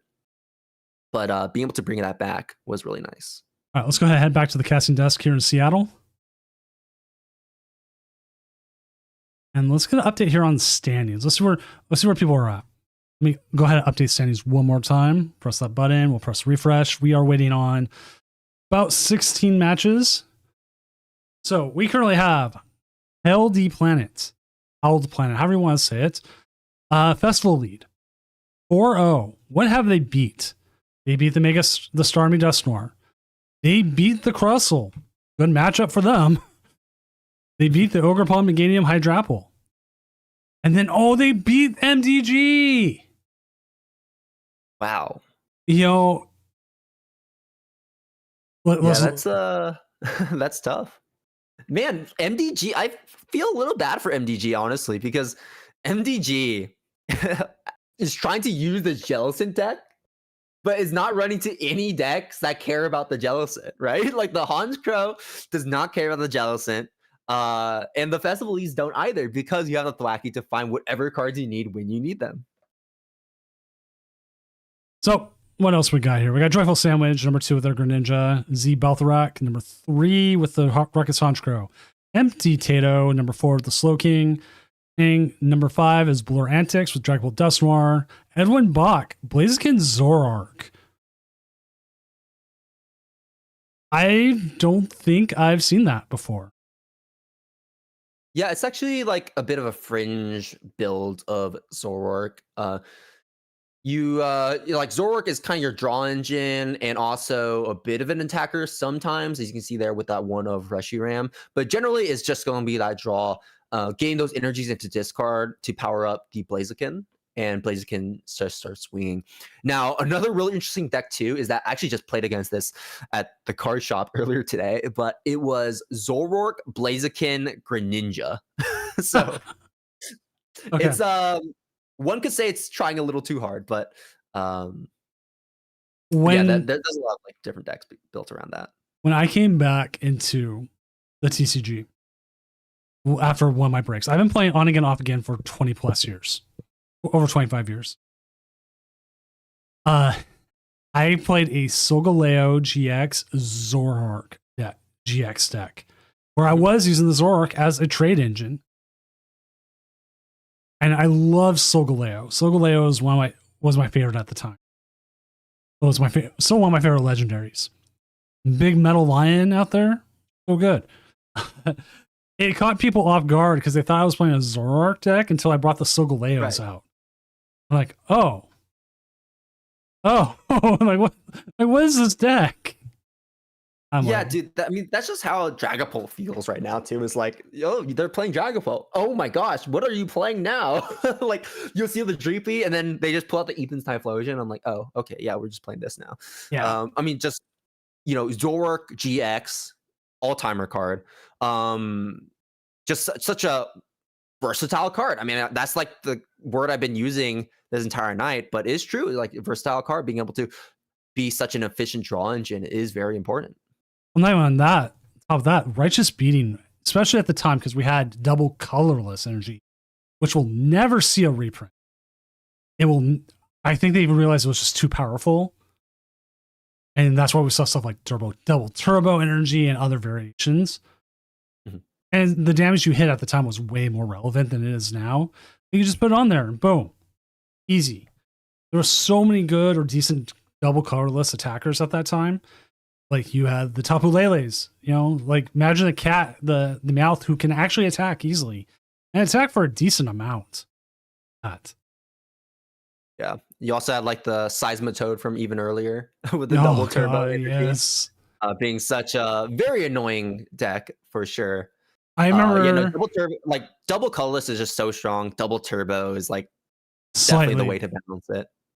And then we had like twin energy and everything else. Like We got ignition energy now. yes. So like we won't see it again, and it sucks because I have some really old double colorless energy that are sitting there saying, "Please play me." I'm like, I'm sorry, base set ones. you're not. Yeah, like I feel like the power level has just continued to go up to the point where like getting extra energies off of just a single special energy like that is just way too good. I mean, there's so many attacks that we can probably just list off right now in the meta that are good to have a double colorless energy for. Like, I mean, like the Mega King is gone, double colorless energy attached. Sweet, Crispin. You get attached to Pokemon. Like you get attached to the Kangaskhan and you get to have another energy in your hand. You got your E switches. I mean, just Look at really, this. really good. This deck would love it, other than for the Mega Absol. I mean, Spiky Hopper would become Mega Lopunny would be such an easy tech for Crustles then. Yes. Yep. Boom. Done. Just throw into any tech that runs the the double colorless energies. But even like double turbo still be pretty good. But we'll have to see if they end up printing a double turbo energy again. I find it interesting they are playing the Watchtower with the Ursaluna. Slight double-edged blade there. Yeah, so that's why they only run the one of, as you can see there. And they have the two of Prism Tower. So Watchtower being the less important stadium, Prism Tower being a way to bump it on your own is very, very important because, like you said, double-edged sword. Sometimes it's going to work out really well for you. Sometimes it's not. Having that Prism Tower definitely going to be useful. Maybe they could consider Champal, if anything, being as a way to like search it up with an item. But I don't think they really have many ways to power up that Ursaluna manually, quickly at the very least. We do have the new. What are they calling the English version? Delta Rain. There we go. Delta Rain coming out with the new Rayquaza. These Rocket's Watchtower stocks are going to go up. Yeah, Rocket Watchtower stocks are going to go up, and I thought you were going to talk about the stadium for a second, but we all know the stadium's bad, right? Yeah, it takes two cards to put it out there, and your opponent just needs one to knock it off. Dude, it's so pretty though. Oh, it's gonna be so cool. That's going in the binder, but man, it's like you just can't play it. First of all, you need the two pieces, which is very hard to look up to search up stadiums. What do you have? Chorus, you have Secret Box, but like those only grab one stadium at a time, and usually the only ways to search up stadiums is with supporters, so it's very slow and it's going to be very hard to find it consistently. And because I believe they both have the same name, you can only run like a 2/2 max. Yes. You can't even run more than that, so be able to find consistently two like 1 and 1 of a 2/2 line with so many ways, like very limited ways to search it up, it's just gonna be very difficult. But the Rayquaza looks pretty cool. We'll have to see what the support looks like for it. We'll have to see how it's gonna fare into the meta. I don't know if it's gonna be like really anything crazy, but once again, we'll just have to wait and see what like cards are going to be able to synergize with it and what the meta looks like when Delta Rain comes out, because it's going to be at the end of the year, right? So the last set after Celebration. Looks like November, which supposedly Vegas is around. But we do have round 5 up, and we're going to see Mega Greninja going up against Slowking. So if you join me on table 2.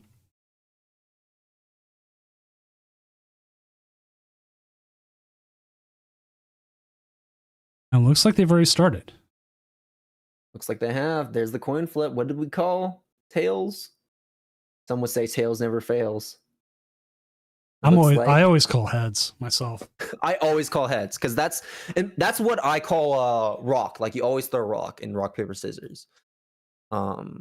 Just my go-to. But looks like Freezing Taco will lose the coin flip and will be forced to go first on a hand with a Fez start. So sorry, Doom. This might be dead in the water almost immediately, but we'll have to see. I was going to go grab Joyful Sandwich, but they are playing against Mean Beans. And we just had Mean Beans on, and I'm like, we'll see what Freezing Taco is playing. And Freezing Taco here also, if you want to look up their list, is I had it up just a moment ago. Arsham S. They were playing the Greninja. I'm like, okay. They also got the Dunsparce EX. So they've got a tech out to Crustle because like we're at the point where we should be respecting Crustle. We'll probably all night point out that yes, there's a Crustle tech. Okay, we did grab that Badoo. We have the Pokepad, which could potentially set us up with a Froakie. We have Air Balloon as well to get an early Badoo, and I think that's what you kind of want to do here. You want to get that Badoo. And hopefully they can KO that Badoo for you so that you can get that draw for that flip the script. The other option that we had here for Freezing Taco was getting a Dunsparce because the Dunsparce could be found with the Hilda. So that was like another alternative line that we could have taken. But I think right now we just want to guarantee the Froakie so that we can guarantee a Greninja later on without much of a worry. But hopefully this is not a donk right away. Well, okay. With item lock, it's going to be very hard to do so though. They can't get donked because of the Pheasantipity start. Okay, yeah. That's true. But the fact that they just attached to the active and now passed. Well, I also forgot to mention too that the main way that Slowking gets 2 energies on itself is with that Wonders patch. So that's why item locking is very important. But man, we're just in a difficult position now because we're able to get the new upper, but Frogadier 100 HP, going to die to a Kyurem. Badoo also going to be a Kyurem victim. We still don't have a Lilies to refresh our hand. We definitely don't want to attach any energies right now because if this Frogadier gets KO, that's going to be a very important resource gone. We'll have to see if the Slowking has it here. Lilies into another Psychic, maybe Academy, Kyurem. Once again, in item lock, it's going to be very difficult. See, I could not remember how summoning Jitsu worked. I thought it went to the bench like the old Frogadier did back during the break date. Water duplicates, right? Yes. It does not. It just goes to your hand. Oh! That is raw. I mean, great here. Well, I don't know. I don't know how you feel about this as Freezing Taco because like I still can't do anything, right? It's like, yeah, you didn't get the attack, but I still can't do anything. I still don't have cards in my hand. And that's where I think that the Dunsparce play could have been more valuable here.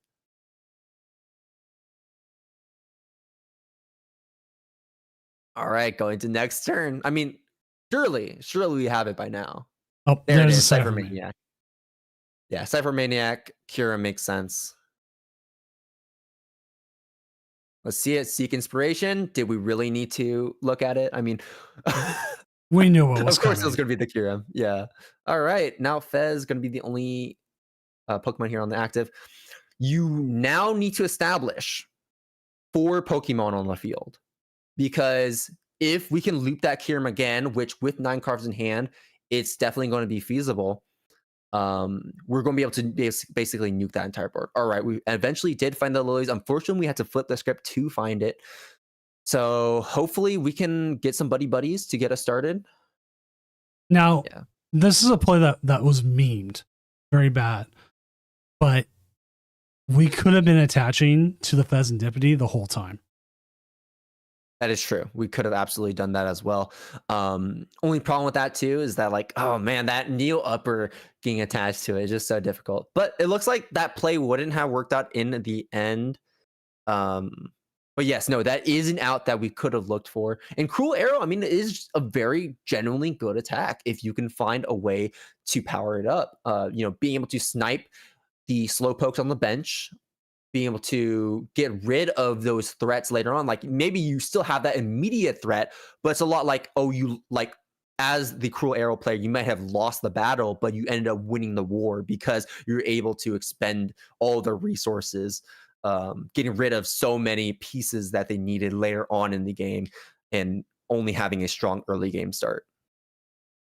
Okay, double touch to slow poke. I think we're probably going to try to Prime Catcher. I was about to say Air Balloon, but Prime Catcher up that Froakie to get the Kangaskhan into the active. We still have the retreat as well, so we're going to be able to draw more cards, get the retreat into a Slow King. There it is, Ultra Ball. Do we have Slow King in our hand, or are we looking for... Okay, Slow King is going to be found off of the Ultra Ball. Ultra Ball again. This should find the other card we're looking for. Question is it Kyurem again? If it's Kyurem, we win.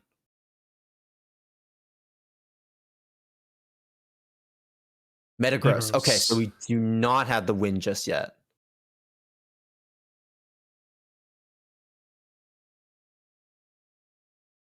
Unless it's a fake out. That's true. It could be a fake out for whatever reason, right? Messing with the casters. But no, it looks like we will just be swinging the Metagross. Do you want to do 150 or 300 to the Frog? Okay, it looks like we chose violence there with the 300 on the Froakie. Once again, still really good. Getting rid of the Froakie like that means that we have to get another Froakie on the bench that still can't evolve. But we do get to keep our Dunsparces. So that is the silver lining there. Hilda for the Dunsparce. That's going to be our supporter for turn. We do KO the active Slow King. Can we KO it? They have 2 EXs. Oh, you know what? You're right, because they just need the 1 energy attachment, right? Yeah. I actually forgot what the first attack did. I'm so used to this second shred attack. Yeah, because they have the 2 EXs, you do get the KO. You did see the red card. See the puff and play. Sorry. Now they're wishing they played the Shaman. Well, we'll have to see, right? Shaman is one of those cards where if you start with it, it's not too great. It is relevant in this matchup though, but it may not be relevant in others. So definitely a deck building decision there. Cypher Maniac. This will give us the exact 2 cards we want from our deck. Like Night Stretcher, Wondrous Patch, Psychic Energy. Okay, we got the Psychic Energy, Wondrous Patch. There it is. Stretcher. Night Stretcher. No Night Stretcher. Okay. Just Metagross again? Maybe. Pokepad? Yeah, okay.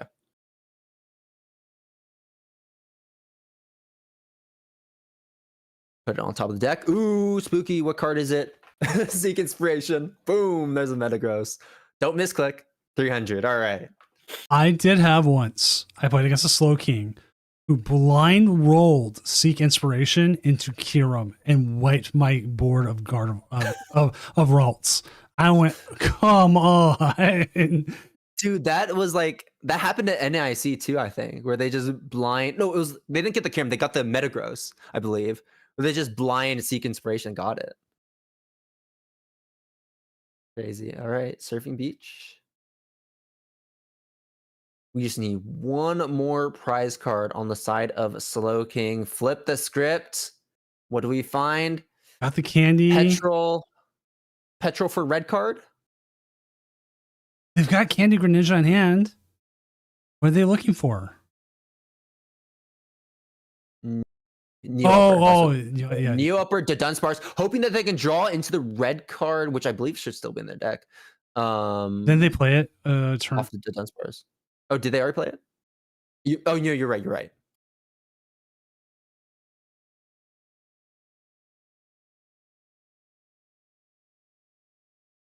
A double Mortar Shuriken that can take out one Slowpoke.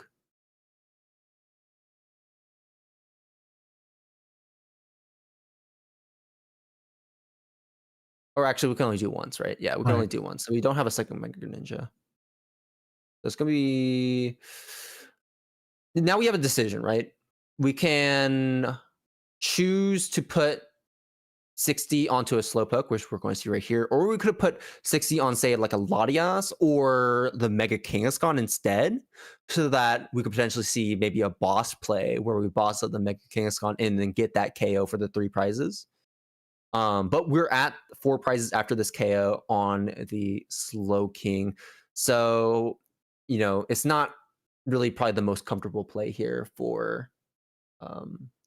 I think at this point it's more important to target out the Slowbros, and try to keep them off the field now. Mm-hmm. But they could just have everything right here. I mean, we're going to be seeing a lot of cards. That's 3 off the flip the script. We still haven't done Run Errand just yet. Pokepad can be able to find us the Slowking to help thin our deck. Should be able to evolve right away. If we have Cypher Maniac, it's kind of just GG's.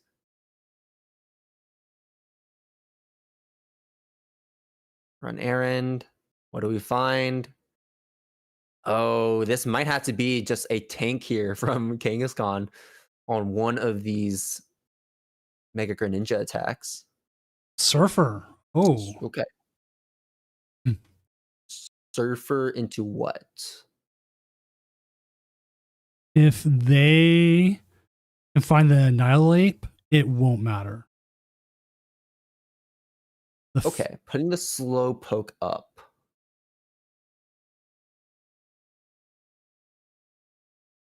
So that means we don't have a KO. We're just trying to buy some time.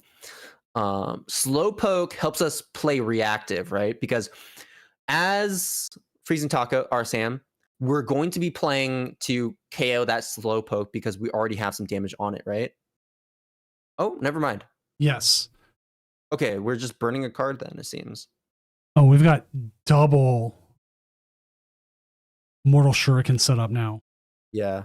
Ooh, with Energy Retrieval, it means we can take a KO on the Mega Kangaskhan. Right? No. No, you are wanting to go after the Slowkings. Yeah, you definitely need Slowkings, you're right. I mean, I feel like if you can, we target down the Slowking. I think instead of the Slowpoke now. I think you bosses orders up the Slowking because you know you have KO against it. You Mortal Shuriken the slow once on the Slowpoke on the bench, and then you don't necessarily have to with the other one. Oh yeah, you're right. The boss is there. Yeah, you don't have to do the second one. You just KO the Slowpoke and then KO the Slowking. And that's just kind of GG's. That's wraps. Right, because they don't play Ancient Tome or Tomb or Ancient Tome. Transformation Tome. Transformation Tome. There's so many ancient cards lately and everything. Thornton, but item version. So you know they're not just going to slip one of those out there. I don't know if they're seeing the line or not. I don't really feel like... I mean, I guess we're just double checking here. Oh, no. No. Let's see. Okay, there goes one. Okay, on the Slowpoke. Do you see the boss on the other one? Or are they trying to figure a way of getting something else? I'm not sure what line they're looking for here. Maybe just trying to draw more cards or set up our draw engine in case things go Ari in the next turn. But they're really... Okay, yeah, we do find it. There it is, the Slowking. Because there's really nothing we can do right now. If you are Rydog. Wondrous Patch only attaches to the Latias. And we've already used 2. And this Latias still does not hit for enough damage. Mega Greninja can one-shot it. Clefairy would be your best choice. Yes.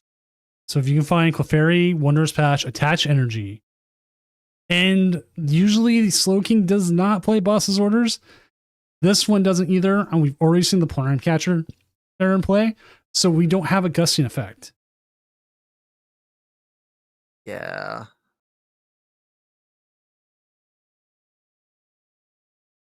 An errand.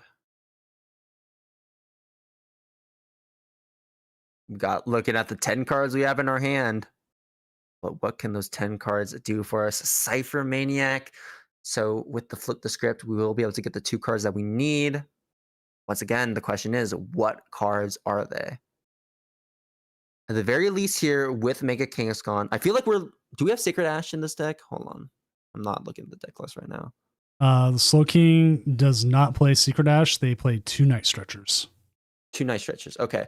I don't think they've used a single one, right? If I remember correctly. I have not seen one either. So I think that might be what we're. Oh, never mind. It's already. They just passed the turn like that. With Kangaskhan, you can tank a hit, but you needed those slow pokes on the bench to be able to try to play for anything. And even then, it seemed like they were deathly afraid. Yeah, taking a minute to think, just make sure that this is the right play, and indeed is. With the switch, we will be able to get the 2 Mortal Shuriken attacks right here, and with the new upper attachment, we do get the 1-hit knockout here on the Mega Kangaskhan. Really well played to first him.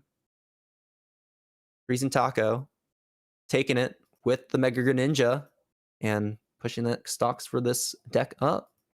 Correct. So we've had quite a few tonight play, and they did very well there. Let's go ahead and jump to table 7, seeing how the Mean Beans Joyful Sandwich is. This game still going? It does not look like the game is going. Looks like we're done. Okay, then let's go ahead and go back to the casting desk here in Seattle.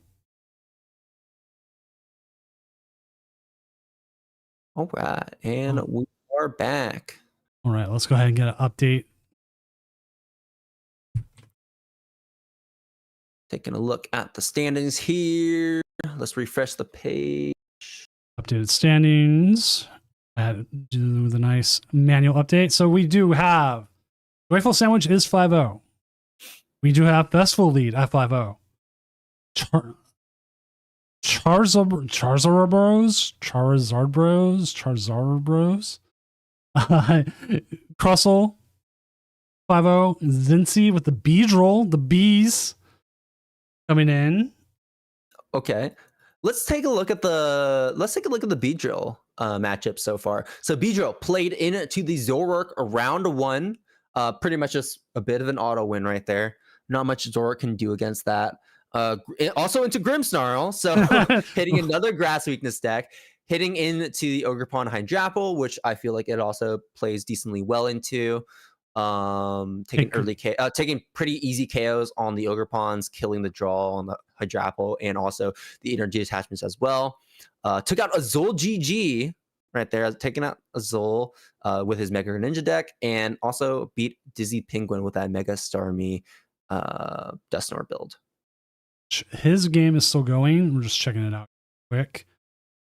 Still his content.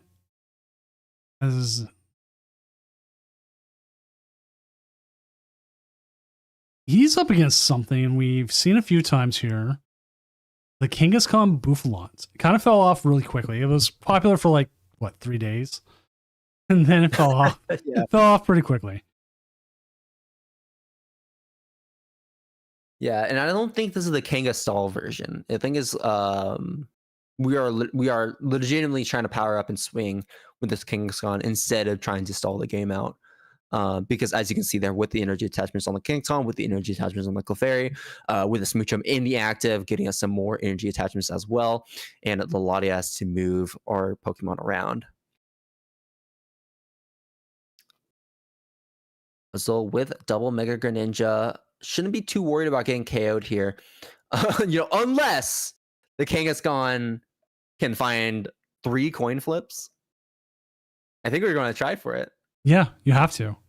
I would have to find it. My brother loves playing coin flip decks, or he played against one where they hit like 15 heads against a Badoo. Like the odds of it happening are just insane, but he's like, you really had to hit Badoo for that to happen. Dude, someone pop out with the someone give this man a retry badge. Let's do that coin flip all over again. All right, find the draw. We just need that one extra water energy, and we have it. Trade away the Petrat. There it is. GG's.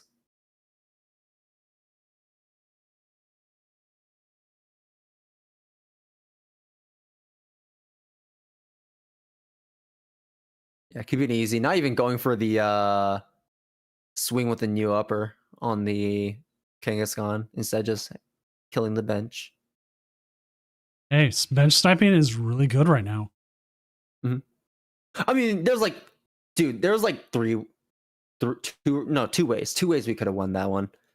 It was like you kill the Smoochum and the Latias, or you just double up into the Kangaskhan and KO that too.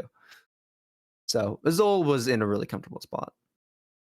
So someone in my Discord asked, does 6-1-1 make cut?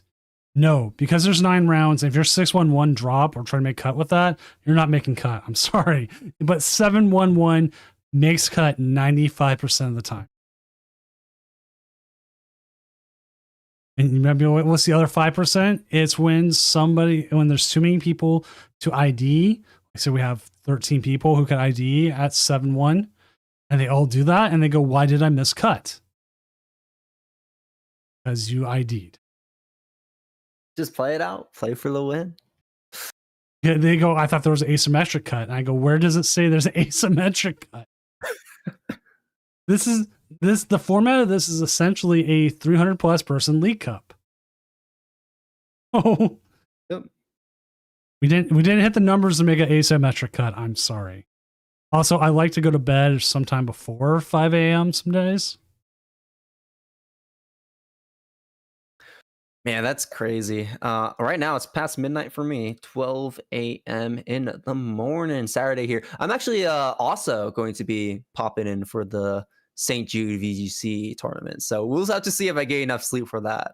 Oh, right. That is tomorrow, isn't it? Yep. Tomorrow morning. I think it's like 9 a.m. when it starts. I still don't know what team I want to lock into yet. Have you been playing a lot of VGC lately? No, I'm ex-VGC. I went from VGC back to TCG, and at some point the TCG was like, I'll go back to VGC. That was like Sun Moon. I left Ultra Sun Moon, so Sword Shield, Scarlet Violet champions like 3 games ago. Dude, Sun and Moon's got to be like one of the most annoying metas too. Oh, you could not play singles in Sun and Moon. I'm so glad they moved to doubles, which was still annoying, so bad, but at least you could actually play the game. Z moves are just so tough. You had like Landorus all over the place too. Landorus Garchomp was a very popular team together. Like after Sun and Moon, I think TPCI or Game Freak also realized like, okay, we cannot overload on system mechanics like this anymore. Like we cannot do Z moves and Mega Evolutions. We got to pick one. And I'm glad they chose Mega Evolutions because that was way cooler. And also way more balanced as well. But yeah, no, with Champions, I've just been finding a better excuse to play the game more and more. And I'm thinking of locking into a fun one. I'm not really planning to play meta. I'm thinking Mega Electros could be pretty cool. But back to the tournament here, we talked a little bit about the standings. We saw the festival lead in first there with that 5-0-0 lead. Great win percentage on their side, helping them out. Zinzi with the Beedrill also looking really good. Crustle as well. Let's take a look at the Crustle matchups here from Charizard Bros.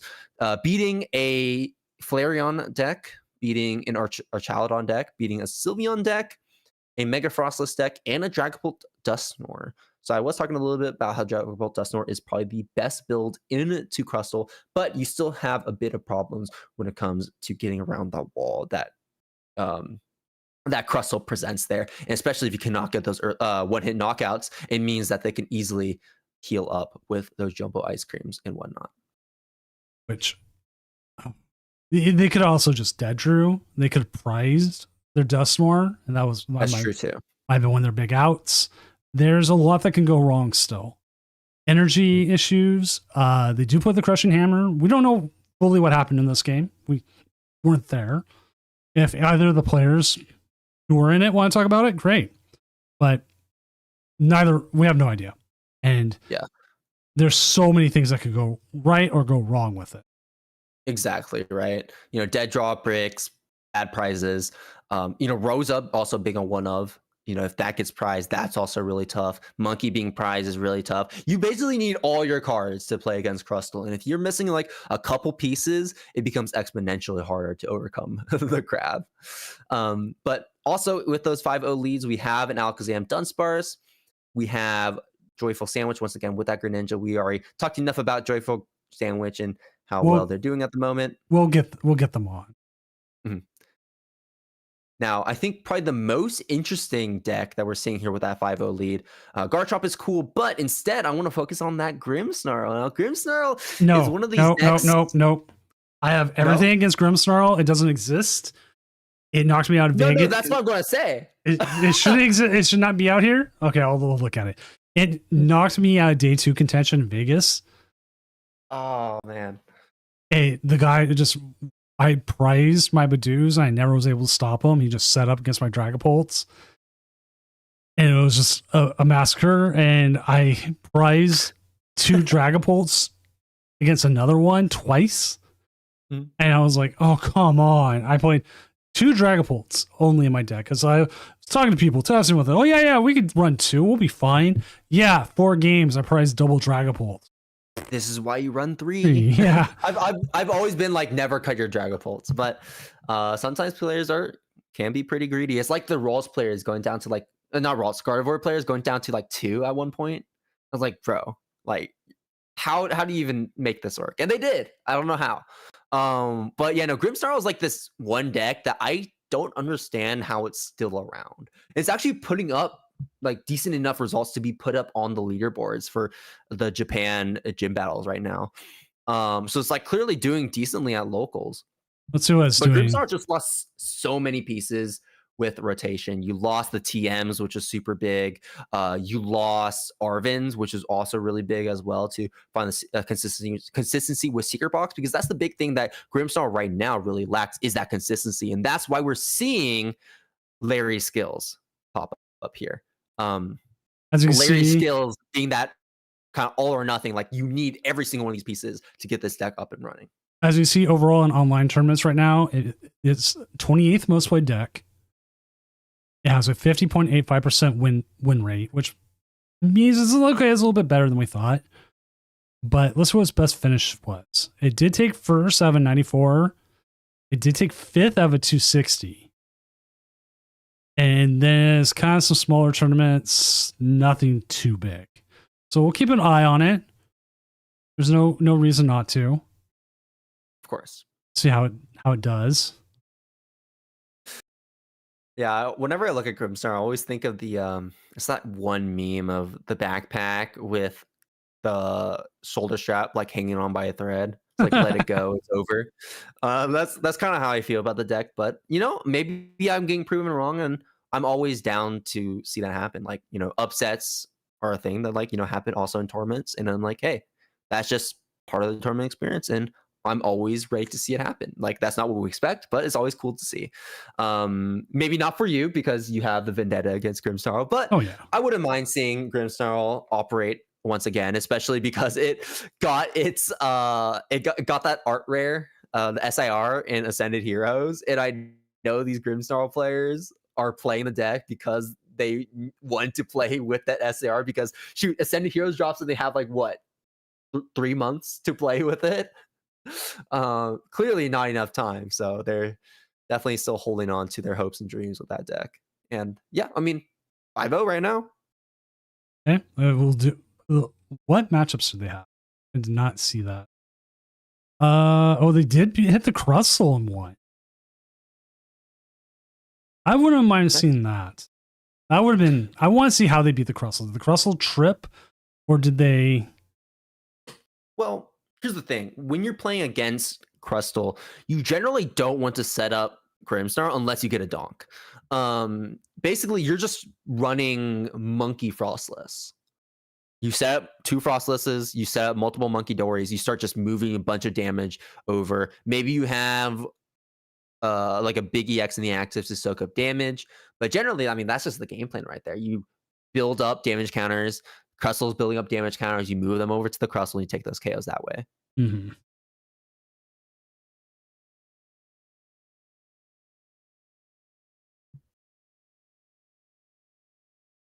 Now, I was looking at the metagame over what was winning the most. Mega Dragonite went 2-0 drop. There's a Mega Abomasnow right now at 4-1.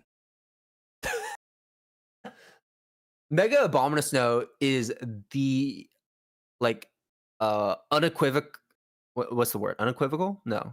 Unequivocally? Unequivocally, there you go. Unequivocally, like best of 1 deck. Oh, it is. Like that thing is a best of 1 demon. it gets it gets its opening. It takes one big KO, and that's it. Mm-hmm.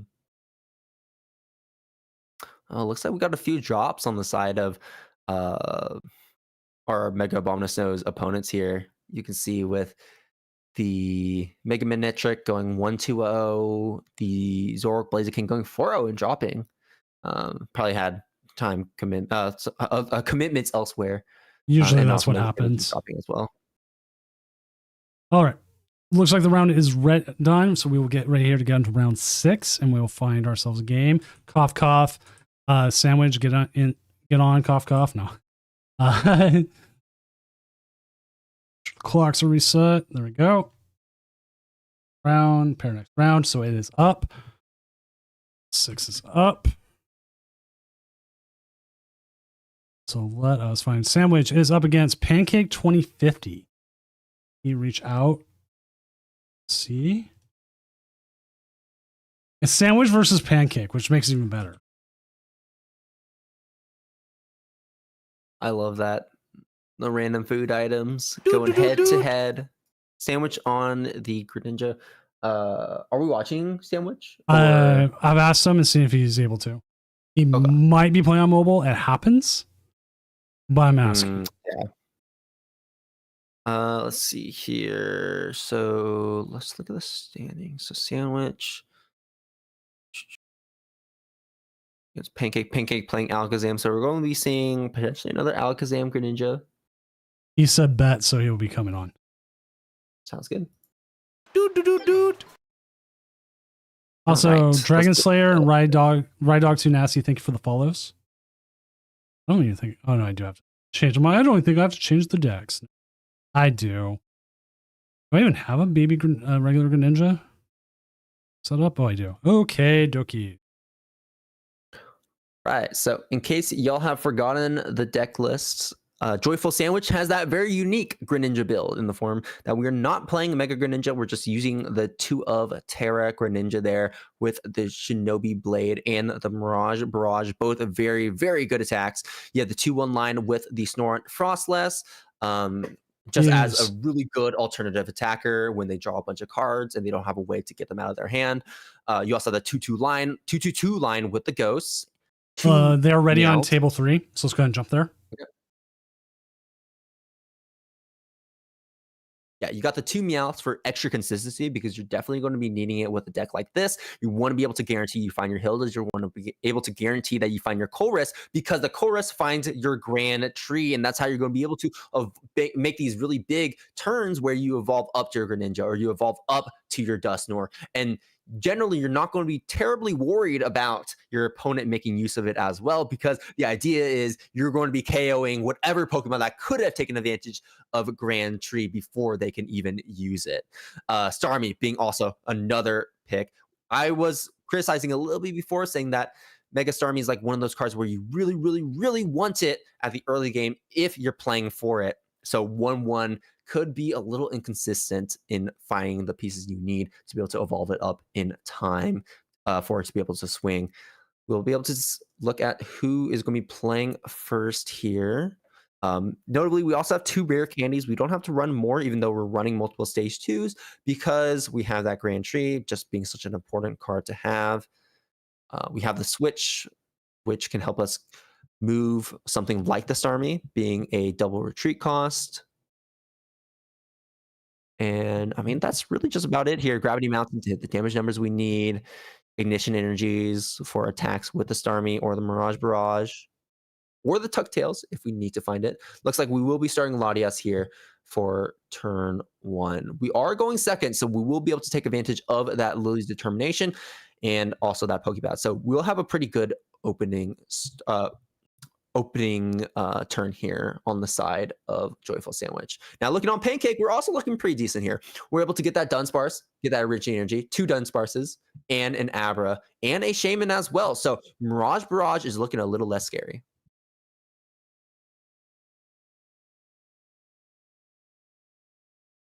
Taking a look at our deck here. What do we have at prize? Okay, we do have the Starmie line, so we could play for that. That could be a decision that we make. I think right now, maybe we want to guarantee the Froakie and hope that we can find a Starmie for next turn.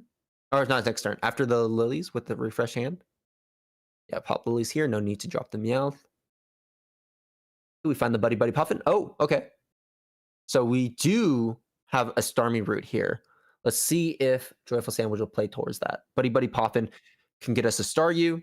It can get us a Snorunt. And it can get us another Froakie here. Or a Badoo and... Okay, Badoo and Staryu. No Duskulls being used. Being grabbed.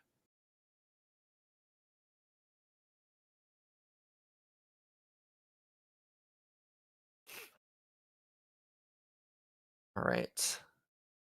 The attachment, thinking about the Staryu, will attach to the Staryu and will retreat to the Badoo. So a really good opening turn here. We have the Pheasantipity in case the Badoo gets knocked out. We have the Ultra Ball to find the cards we need. Yeah, we're going to get rid of the... Okay, we're going to get rid of the Pheasantipity and we're going to get rid of the Frostless. Wanting to find the Duskull. Okay, because if we can find Polaris, that means a Grand Tree, and that means a Dusknoir pop. Interesting. Our draw is looking a little dead at the moment, so we gotta hope that we can get the right top decks.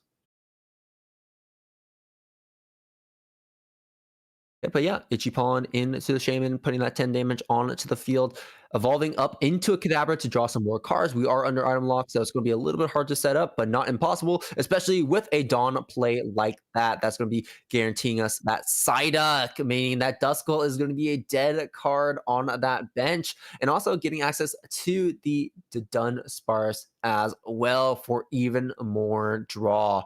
Now, the question is, do we want to use that now or not? I think we will, because we got the 2 Abras, meaning that we don't have any more bench space for the Psyduck, so we have to pop that to Dunsparce. Yeah, to Dunsparce into the Psyduck. Nighttime Mine. Not going to do too much. Nighttime Mine really just here to get a card out of our hand, it looks like. Which is kind of weird to say, right? Getting a card out of our hand as the Alakazam player. Yeah, because you're like sitting there like, I just want as many cards in my hand as I possibly ever can. Okay, we'll get the Starmie. But man, it's just so tough. Do you want to swing with Starmie right now? Because this Shaman is going to deny us any bench damage. Psyduck is denying the ghosts. It really feels like we are just countering everything that Joyful Sandwich could do at the moment. If we choose to let the item lock, it means it's going to be a much easier time for Pancake to be able to set up that Alakazam and potentially even KO that Starmie. But it looks like with this Mega Starmie, we're going to be knocking out the Kadabra, meaning that we have to find 3 pieces if we want to KO this Mega Starmie. Well, also we need the cards too, right? We need the cards, we need the Alakazam, we need the rare candy, and we need the psychic energy. But, you know, with telepathic, with Alakazam, with this Kadabra, I feel like we'll have plenty of cards by the time we end up even evolving in the first place. So we're going to try high roll right now. Kadabra on the bench. Okay, Dawn gets us the Alakazam. Do we have Rare Candy? The Dunsparce looking to dig a little bit more. 16 cards in hand. That is a KO on the Starmie. Rare Candy into the Alakazam, drawing us some extra cards. Do we have this energy? Do we have the energy? There it Yes, we is. do. Oh man, and the flip the script for even more, it's like adding insult to injury right there. Pancake taking a massive turn for 3 prize cards against Joyful Sandwich. Now, as Joyful Sandwich is, what is your comeback here? You've got Hilda. You've got We got Grand Tree. Now, if I believe I'm correct on this ruling, but I could be wrong. Because of the wording of Grand Tree, I don't think you get draws off Kadabra and Alakazam if you choose to use it. I believe you're correct. I'm going to. Yeah. So that means like we would probably only use it when we're in a pinch. But right now, I feel like we're really comfortable. Only problem is if we get red card, then Pancake may have to rely on that Grand Tree and kill that draw of their own. So you are correct because Kadabra and Alakazam says from the hand, and Grand Tree is essentially coming from the deck. Mm-hmm. Also, another important niche aspect about Grand Tree is that you can't find a Pokemon. Like, you can't evolve into your Kadabra and then find the Alakazam off of Grand Tree. You have to do it in one continuous motion. That's important because I played in a regional where my opponent tried to do exactly that. They put down the Pidgeotto and then wanted to use Grand Tree into Pidgeot. And then later they put down a Pidgey and then try to Grand Tree that fresh one they just put down, which you can't do either.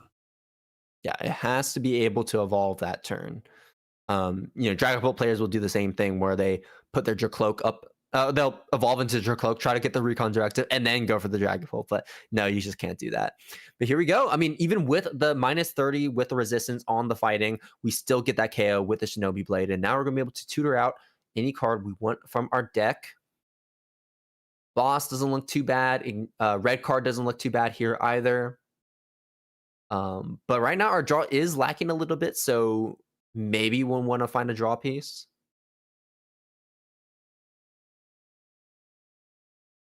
Okay, we'll take the kill on the Alakazam. But looking a little dicey, Doom. I would agree. Because now we can just return KO this Greninja. We got 20 cards in hand. I mean, surely we have the energy. There's the candy. And the Alakazam, right? Surely there's the rare candy being represented, getting the draw once again. Let's see the energy. It's in your hand. We know it. Nighttime Mind bumping the Grand Tree. Energy on the field. And that is another KO on the Greninja, getting us 2 prizes. And that means we're left with 1 prize left. Feels bad. Lucky helmet. Yeah, shoot. Joyful Sandwich is just now just in such a difficult position here. Because even if you wanted to Itchy Pollen this Alakazam, you're going to give them cards after the red card. So I'm thinking what's going to end up happening here is after this Greninja's KO'd, we're going to be seeing that Latias move up to the active to soak up a hit from the Alakazam. Red card to delay it just a little bit here. Yeah, Latias. I think this Latias is going to stick in the active unless we get a really good set of cards here. Okay. You know what? We get the really good set of cards. Meowth can get us multiple things here. Colress is not going to really do anything for us. But I believe we could get Hilda. I don't think Hilda's going to do much either. Do you have Dawn? Dawn wouldn't do anything either. Lilies. We got to get lilies. We just got to high roll with this. A high roll of lilies, and you need the candy. You've got an energy in hand. I'm thinking what we're going to see here is attach to the Froakie with the water energy, evolve to Frogadier, red card lilies, and then hope that Latias can stall us a turn. There it is. All those cards going to the bottom of the deck. Still can't itchy pawn, so that's really tough. Oh, are we playing for rare candy? No, you got a Frogadier. Like, we're getting too greedy, right? I mean, at this point, you have to get greedy. That's true too. I guess the idea here is if you can get a Mirage Barrage, you should be set. Oh. Okay, Pokepad for the Frogadier, so it doesn't feel that bad in the end.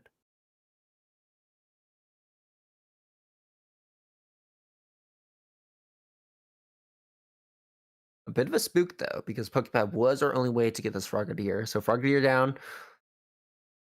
Latias, once again, hope that we can survive. And then look for Mirage Barrage on the Alakazam, maybe the Kadabra as well. And that's our only hand disruption with the red card, though. So I don't think, because that's our second rare.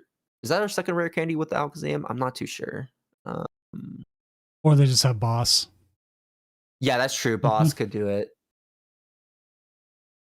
Yeah. They're giving them the thumbs up.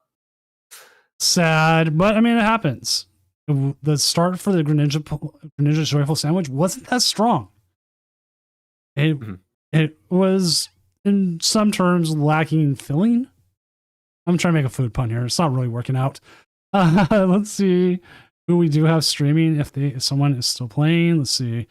Let's watch that.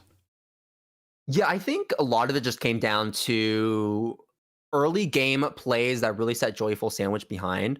And also, I don't know how familiar Joyful Sandwich, like how much Joyful Sandwich really familiarized themselves with the Alakazam deck list, because Alakazam ran the Psyduck, right?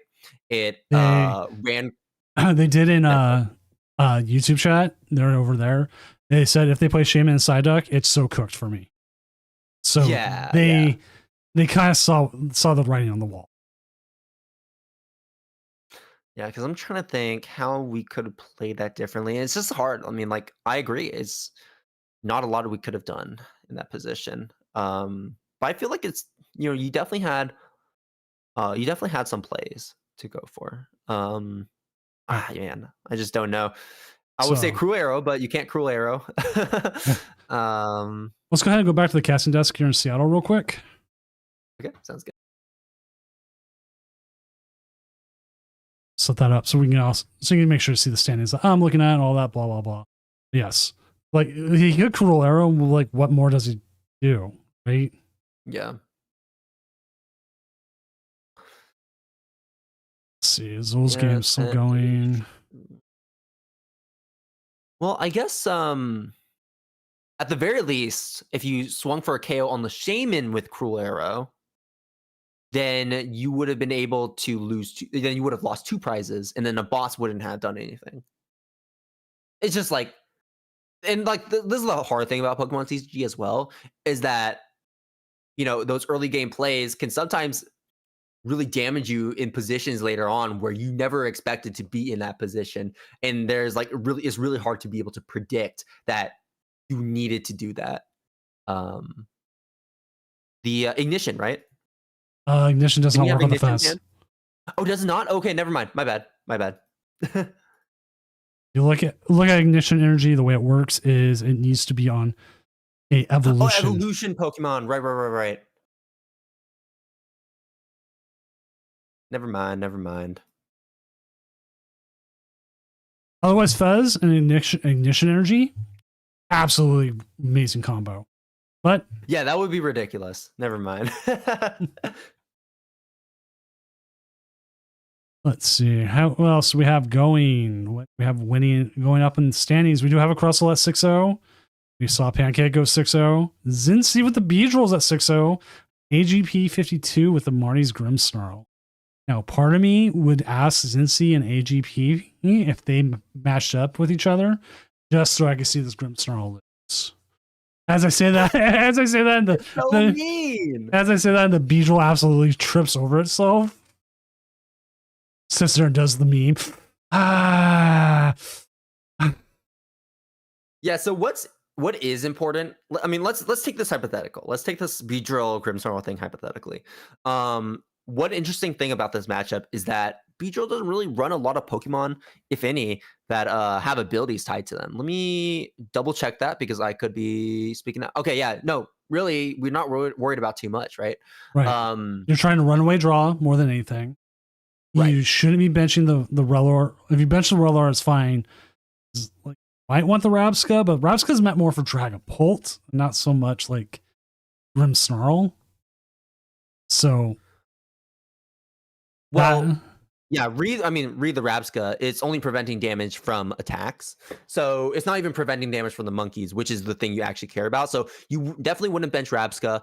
Pheasantipede is like you bench it when you need it, but generally you don't really want to do that either. Meowth is like bench it if you need it, but you're not really feeling too impacted. And like Dunsparce, it doesn't care if it has damage counters on it.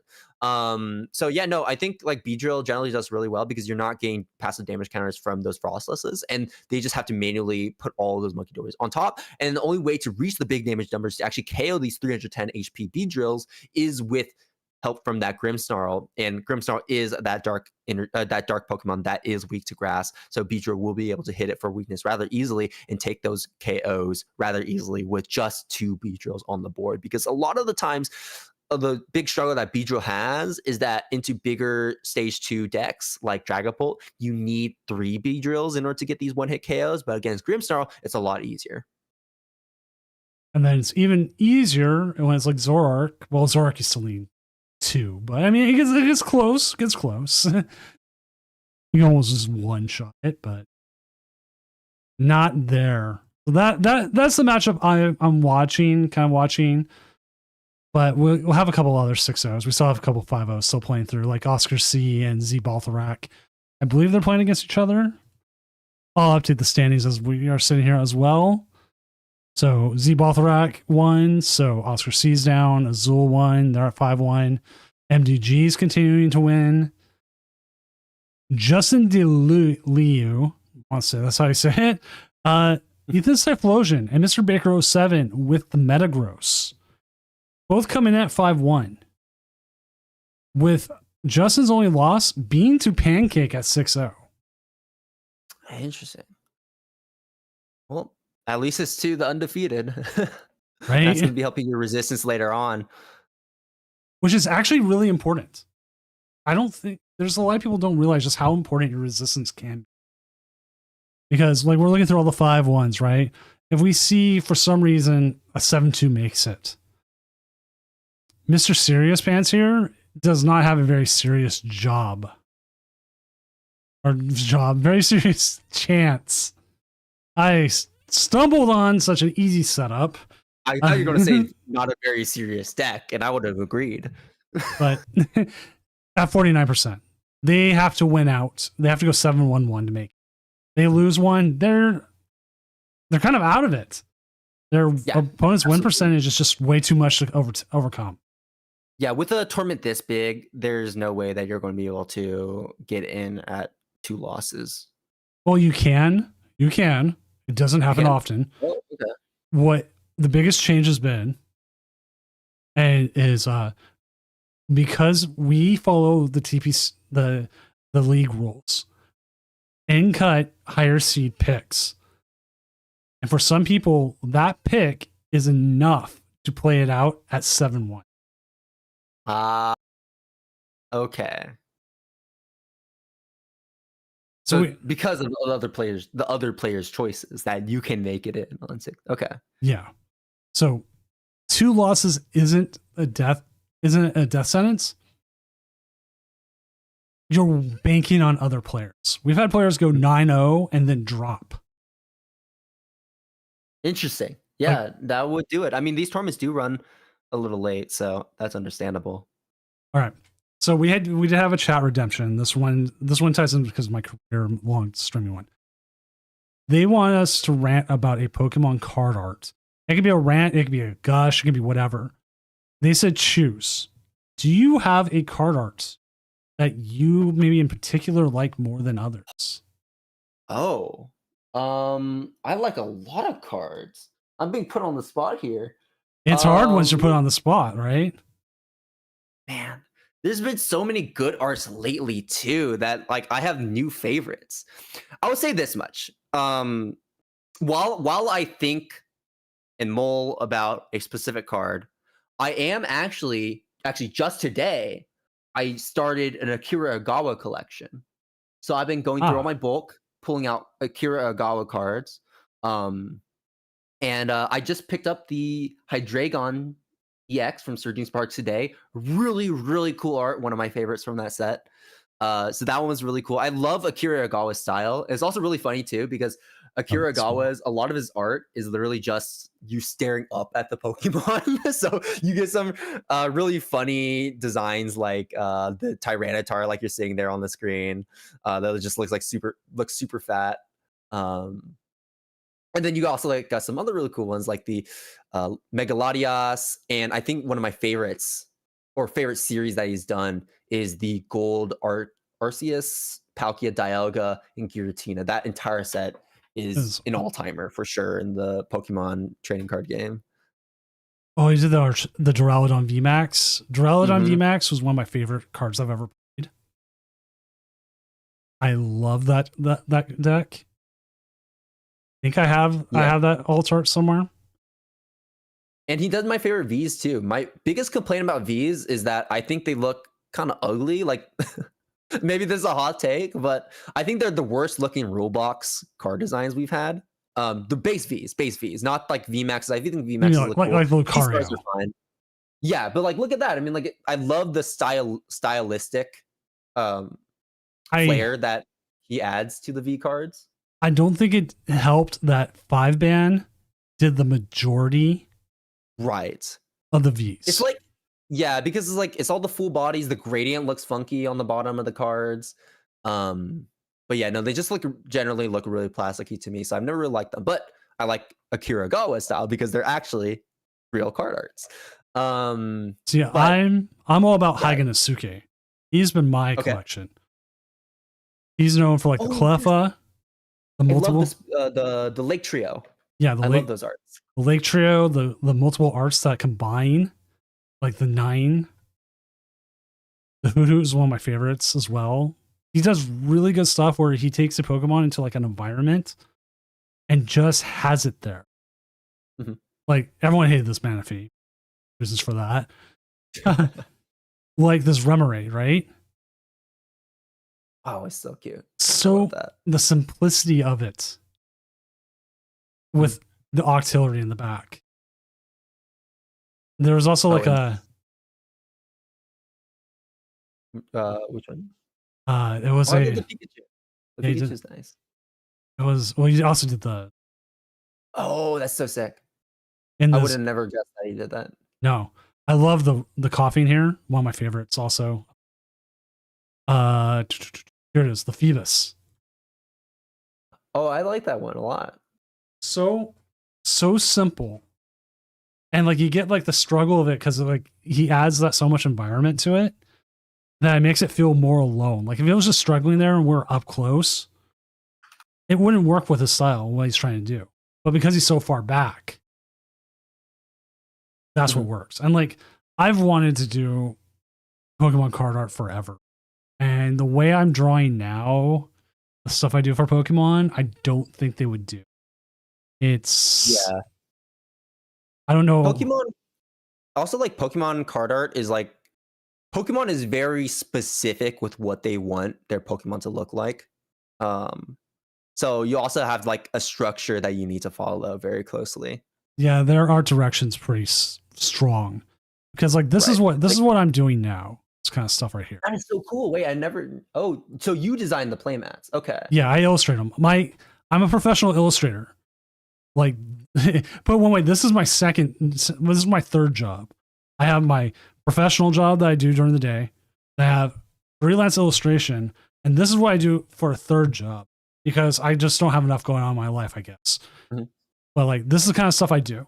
And like, this is really kind of based off like Hellboy and other stuff like that. Very um I remember like Cthulhu style where you're doing stuff like this that they won't do it. Like this one definitely they wouldn't love. But Oh yeah, no, for sure. no, that's my personal playmat right there. So like That is really cool. No, I feel like yeah, I don't know. I feel like they could potentially include like have these cards or like maybe I don't know. this one would Like be that one probably, yeah. this one would be more towards what it is, but I don't think that one necessarily is strong enough. Mhm. Whereas in like this Charizard will look cool, but again, I think it's like too put one way brutal. Yeah. It's not I guess not Pokemon enough if that makes sense. Yeah, it looks cool, and other people like will go and get it and go, "Yeah, this is great," but it's not following the stylistic stuff. Mhm. This Magikarp might be closer, but because it's anatomy, I think that Mimikyu that I saw next to it. this one would be more towards Yeah, the that could work. because this follows closer to like the style guide, everything. Mhm. But to be honest, these two sell okay. These ones, like this and this Ouija board and stuff, those all sell well. So, or really great. So you can see where I'm going with that. And also the reason why I'm showing this to everyone is because, hey, doom-gaming.com is a sponsor of of these tournaments because it's my art stuff and advertise for it. Also, Tabletop Village, amazing store here in Seattle International District. And then dual spec sleeves. Winners get winner and second place gets a pack of dual spec sleeves, and I use them personally myself. I've enjoyed them. I enjoy them much more than Dragon Shield. Dragon Shield fell off so hard. It sucked.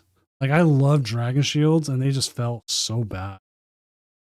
I still use them. I've never really had I probably only had like 2 bad experiences with it. But overall, like I don't really mind using it. And also like it's the most available one, so it's the one Easily. I stick to. But yeah, no, you're right. I mean, it's been having some like weird quality issues lately from time to time, especially like from other people saying so. So I had some quality issues. One of the big things what I've heard is that production, a lot of the materials and stuff got very slim, and they've just been having issues with it forever. I see. But round 7 is up. Let's go ahead and get that going. All right. But just to quickly answer this, now that you're once again we're talking, just to leave off of the card art discussion, and a bit more about the simplicity. That's Silver Dialga, man. The X and Y Phantom Forces Dialga. That definitely strikes a nice chord in my heart. I'll pull it up real quick. Right here. Yep. I mean, it's so simple, but it's so clean. Seeing it in person, like seeing it online like this, it doesn't look good, but like in person, it looks really cool. It's like the gold cards right now.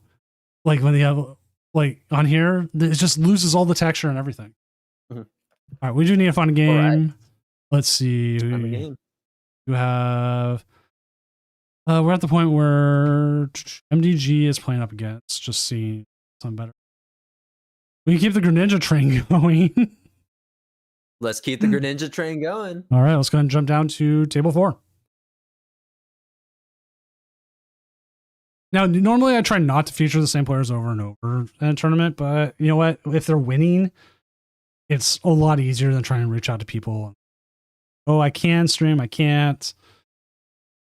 Yeah, and you know, we're already in the like MDG has already been hanging out here in the VC anyways, so might as well, right? Why is there so much Terra Ninja? Did you not see Twitter this week?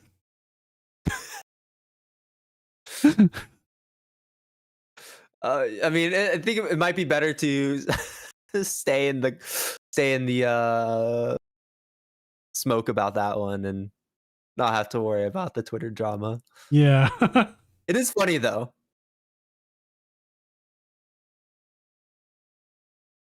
All right, let me pull up we already know MDG's list with Jellicent. Let's see. Let's take a look at our opponent here. Fernando Lizana with the Greninja. All right, let's see it. 3-1-1 line, 3-1-1-2 line with the Greninja, looking pretty standard here. Interestingly enough, we do run the other Frogadier, the one with numbing water. Flip a coin if heads, your opponent's active Pokemon is now paralyzed. A little bit less health than the one from Chaos Rising, and also doesn't have the summoning jutsu attack, but I think the tech card being if you're in a pinch, you have that ability to be able to paralyze a Pokemon, which is the most crippling status effect in this game.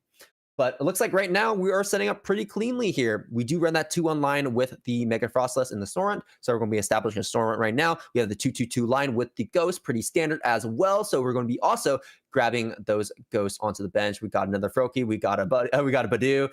Yeah, I mean, double Buddy Poffin, just a really, really good way to start your turn.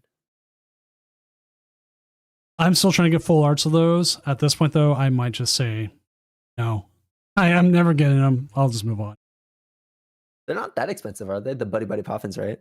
I haven't actually checked their price in a while. I don't think they're anything too crazy.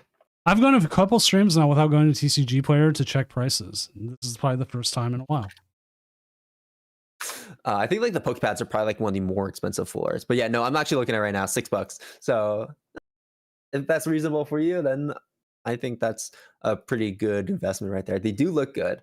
But here we go. We're going to be able to find the Latias off of the Ultra Ball. I'm a bit concerned about what cards we have in our hand, though, because we only have 2 in hand, it looks like. No Badoo being used, or being put into the active, which makes sense. You don't want to get that Badoo KO'd immediately because you can't attack with it immediately. And instead just putting that Latias up as a pivot, it seems like. Frillish is going to come out here. Lilies, that should basically guarantee us a Jellicent on the next turn. Yep. And an item lock as well with the Latias on the bench. We do have Clefairy available. I don't know how useful Clefairy is going to be in this matchup, but massive. What is going to be useful are those Dracloaks. Massive. The Terra Greninja is Psychic Weak. Oh, you're right. You're right. Okay, but we're just going to Ultra Ball away. The thing is, if he gets enough energy, Psychic Weak is Jellicent, right? Yeah, so. If he gets enough energy onto the Jellicent anyways, the Frillish Jellicent, then they hit pretty close. And they play Stretcher. They can always grab Stretcher back. I'm wondering if they regret it now, but the Jellicent having it for the next turn, though. Ooh. I gotta double check. Does the Greninja play? This Greninja plays a tree, right? Yeah. That would remove the Grand Tree play if they don't already have it in hand. Yeah, that's true. I wonder. Yeah, because they're definitely getting item locked. So it was like a bit of a decision. It was like, okay, do I want Jellicent? Do I want Dracloak? And unfortunately, if you got the 2 Dracloaks, you do get better draw, but you have to make sure that you're actually hitting into the Jellicent because you're not guaranteed that Jellicent if you're under item lock. So that was the decision making there. Also holding on to that another Dreepy there on the in the hand because we only have the 3 Dreepies there. Waiting to leave that bench spot open for a different card. Item lock and return.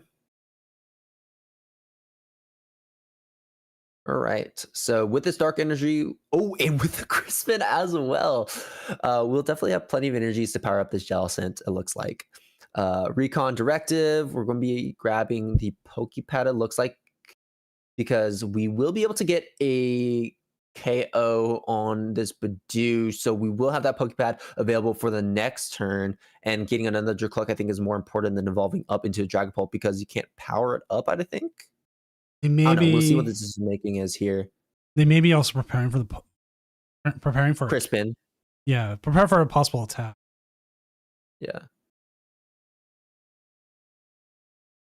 But we'll see. They've got the thing is now they're in a passive and not an aggressive item. A boss's orders will remove the item lock. But that's also a boss's orders are using to remove item lock. Exactly. it's the boss's orders you're using, which is a very valuable resource. And let me take a look at this deck list to see how many boss's orders we run. We run 2. So that is 1 gust you don't have to worry about. And those are only 2 gusts in this deck list. So yes. And also, boss's orders is a supporter. So if you choose to boss, you don't have access to Chorus. You don't have access to Lily's Determination anymore. So that's another big pain point.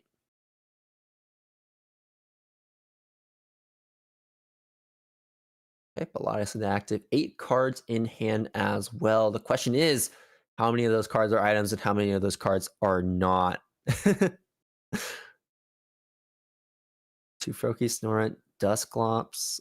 Yeah, Dusclops, but without Dusknoir, the Dusclops isn't really going to be doing a whole lot.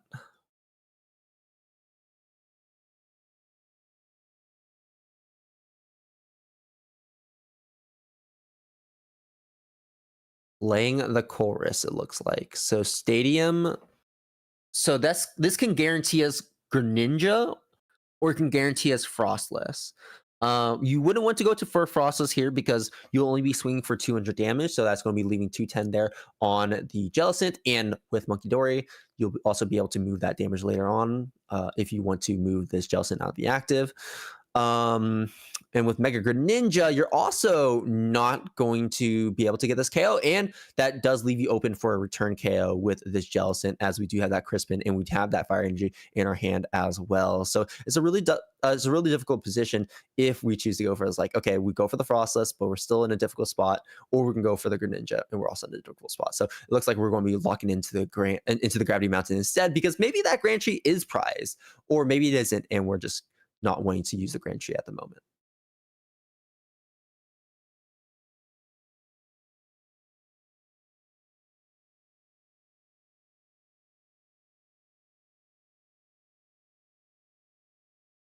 We get the match by Okay, there it is.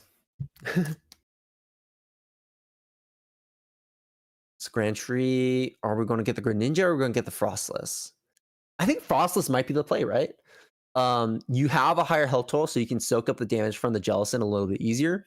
And I don't think, like, even with Jellicent hitting for its extra damage, let me check how much it's, 160. Even with the 160 on top of the Jellicent, from the Jellicent, you're not left open for a KO from a Phantom Dive damage counter spread.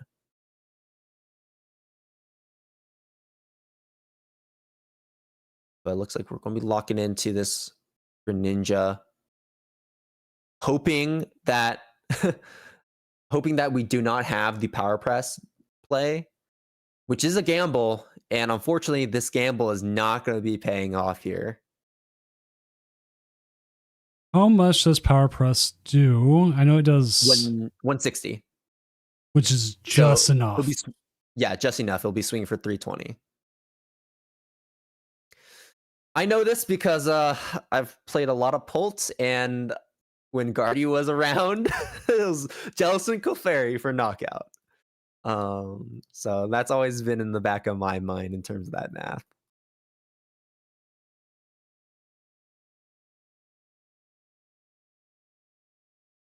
Oh man, this is rough. Oh, with the Monkey 2, we can grab Dark Energy and then grab a Psychic. Yeah, Dark Energy, Psychic.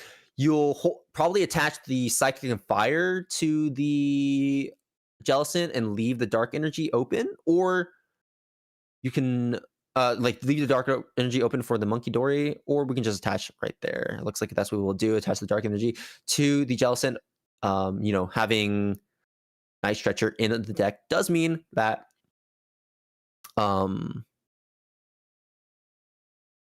we can recover those dark energies later on if we retreat. And it looks like we cancel that Grand Tree. We don't need multiple Dragapults. All we need is that card draw here from the Tricloak. Now, what do you want? Do you want to Psychic or a Dark? We just pulled it out with the Chris, and it looks like we'll grab another Dark. With a 3 Dark in deck, we'll have that Monkey play available later on. Yeah, Fire Energy. Don't want to divvy up our Dragapult energies too much, right? We do run a higher Psychic count, but I don't remember the counts that we had there in the deck, so I'm not going to make a concrete comment on that one.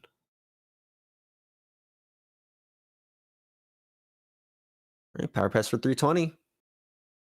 Yeah, and you know that as a Fernando, you're not happy about that. That does, however, leave a Dusknoir pop on the Jellicent open. You know what? Maybe this isn't too bad now that I think about it. Yeah, no, because that leaves a Dusknoir pop on the Jellicent open.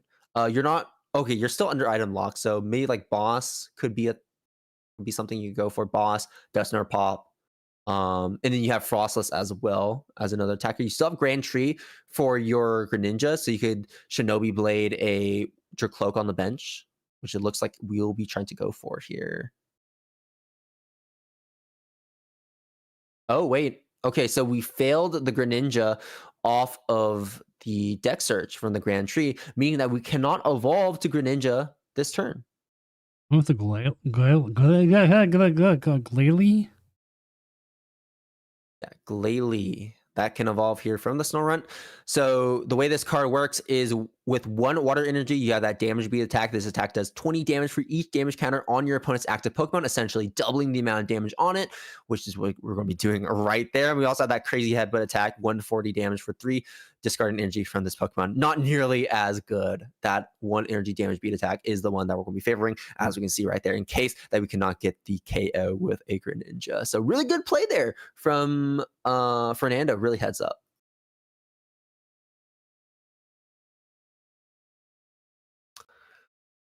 Oh, Surprise the active. Got the stamp.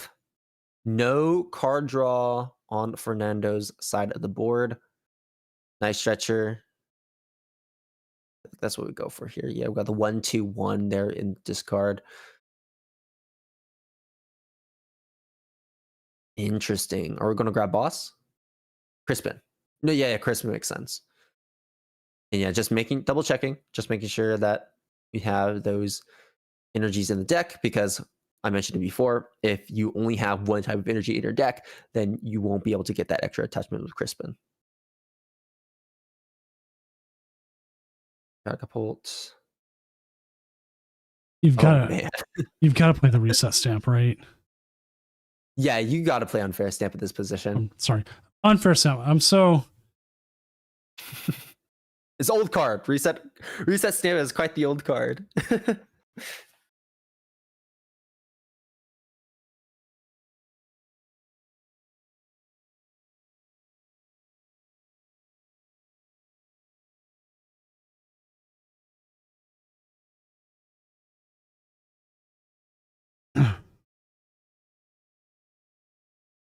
All right, knockout on the Glalie.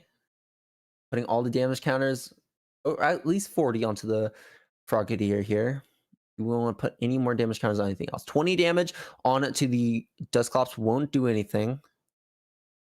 Especially because we don't have a monkey on the bench, so we won't even have that play later on. We don't have damage counters on our board either. Just going to put them all into the Frogadier, which I think is the correct play. Yeah, you're not even a boss away.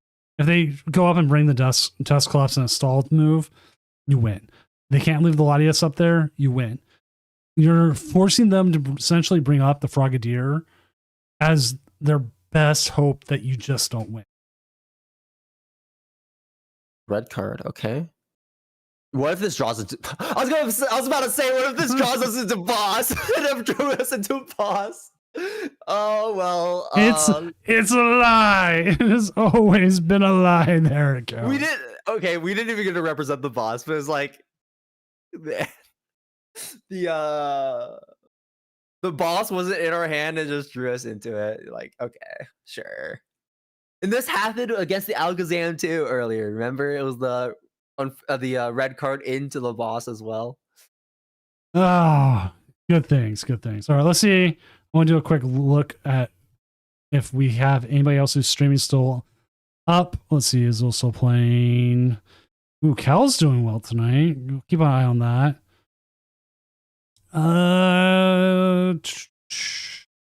Try table 1. Table 1, all right. Let's see if they got their stream working now. They do. Looks like we do. More Greninja. This time going to be the Mega Greninja. There we go. We'll watch the end of this game against Dragapult. Ooh. Not looking good for the Dragapult. Yeah, that might be a bit of an understatement. It's looking terrible here for the Dragapult, it looks like. And look, you know it's bad when her out is Mind Bend. I've been there.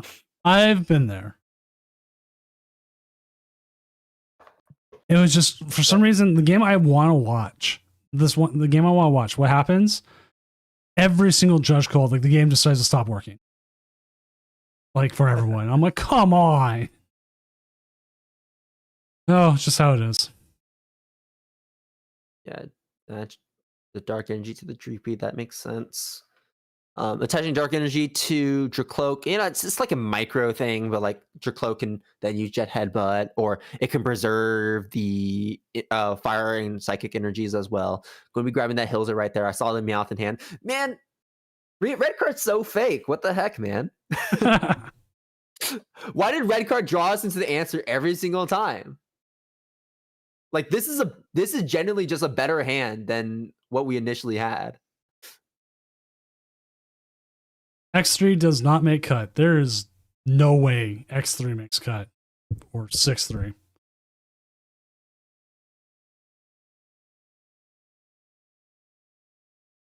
Well, the problem here is that we do not have a Mortal Shuriken play. Yeah. Let's go for the straight up mini Ninja Spinner. We're still great, right? If we cannot get a Dragapult this turn, then we are down in the dumps. We just can't do anything. That has a lot of Poffins in hand. All right, so quick updates while we wait for this to finish out. Z Baltharak with Honchkrow is 7-0. AJP52 beat Pancake 2050 to put Marty's Grimmsnarl at 7-0. That's crazy. And then Marty's Grimmsnarl making top cut? It's almost guaranteed now. It can lose 2, and it might not. But then Empty Tato with Slow King is also 7-0. That is your 3 7-0s right now. Slow King, Honchkrow, Grimmsnarl. That's crazy, yeah. And down with like the 6-1s too. We got like some really good deck variety. We got more Honchkrows, we got more Alakazams. I am seeing the loose Clefairy box though, so hopefully we can get that on stream. Crustle still in the running as well from Charizard Bros, and so is our friend here with the Dragapult, being able to power that up. I mean, we saw so many cards. Hadex, I'm going to be putting some damage counters on to the opposing Mega Greninja on the bench, and also that Duskull on the bench as well. But that's you game. needed to KO it. I guess you didn't have to KO it. There it is. The immediate concede on the Dusknoir being put on to the bench there. Great stuff from Demon Slayer. All right, let's go ahead and go back to the casting desk here in Seattle.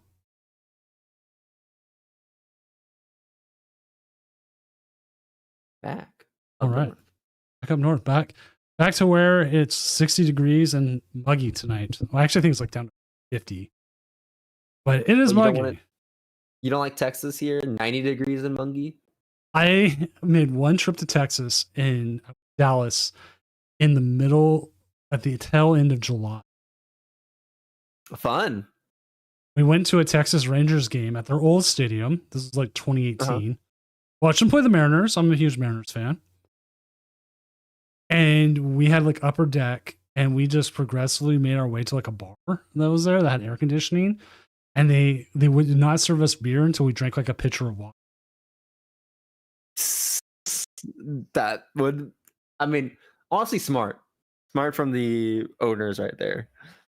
Like, you two look absolutely dehydrated. We're like, no, we're not. Give us some beer. Like, no, drink this water, then you can have beer.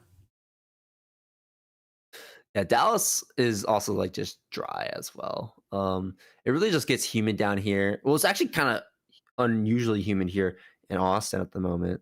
I'll literally like be in my car, have like the air conditioning, and then once I step out, my glasses fog up.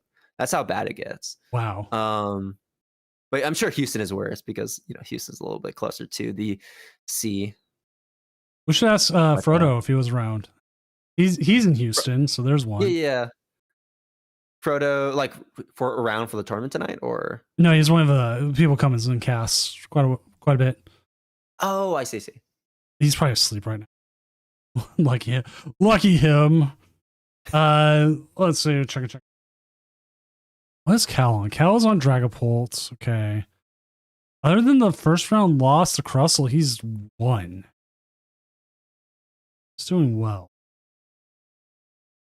Yeah, I mean, beat another Crustle as well. So we see Mean Beans here. So we got quite a few players here. 6-1. I think we'll reach out to somebody. Find somebody. We'll reach out. Like Marco might be able to, or we'll see who they pair up against. If their opponent's able to, because sometimes you get your opponent can, but they can't. You never know. Mm-hmm.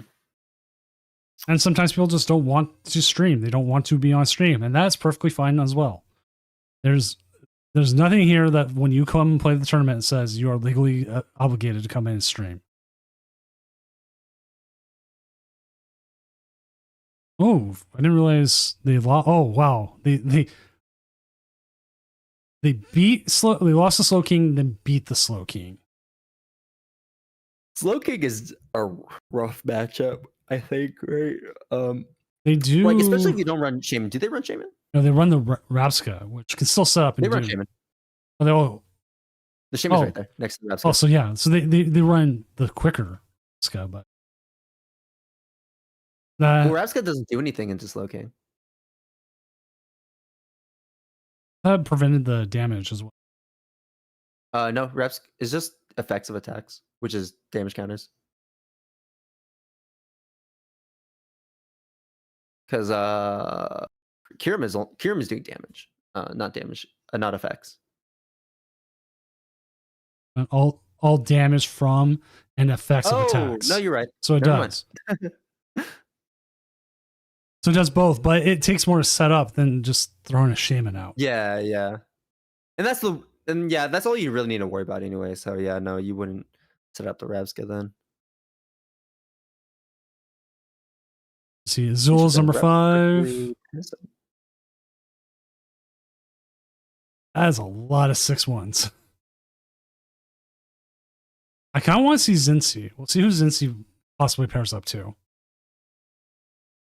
Watch it pair up into MDG or Sandwich, and we gotta watch. Or Mean Bean. I mean, we got the same deck again, Mean Bean. I mean, I'd be fine with that. I just want to see Beedrill, honestly. Same.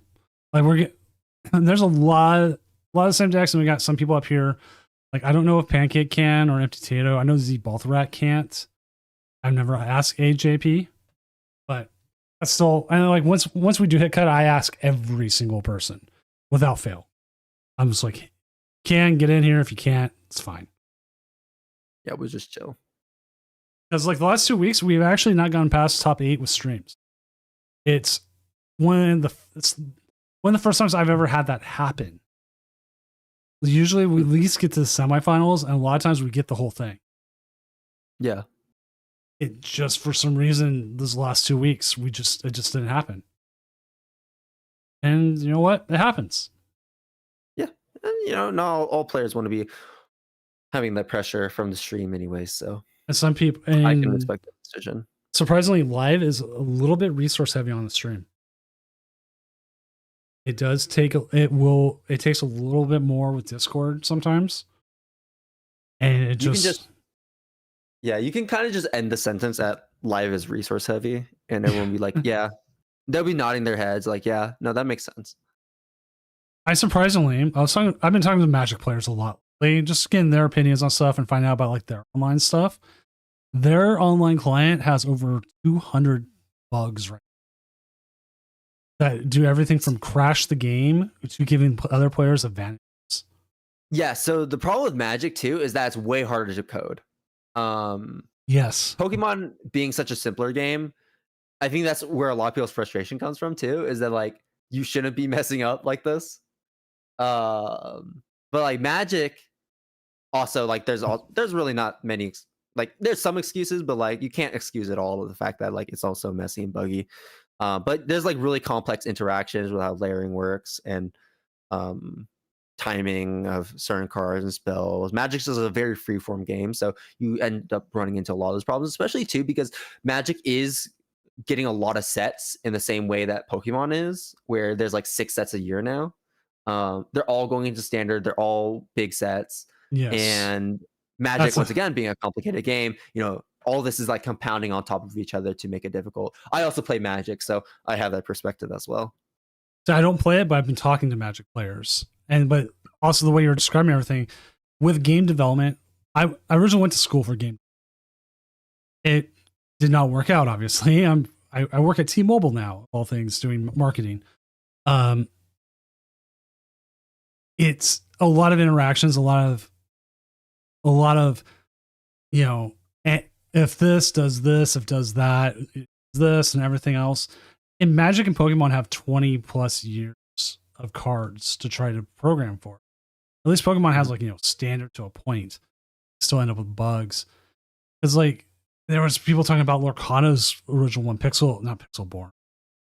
Pixelborn. I don't remember Lorcana's fan client was that worked perfectly fine. I'm like, yeah, because you had like 150 cards, maybe 150 interactions. Yeah.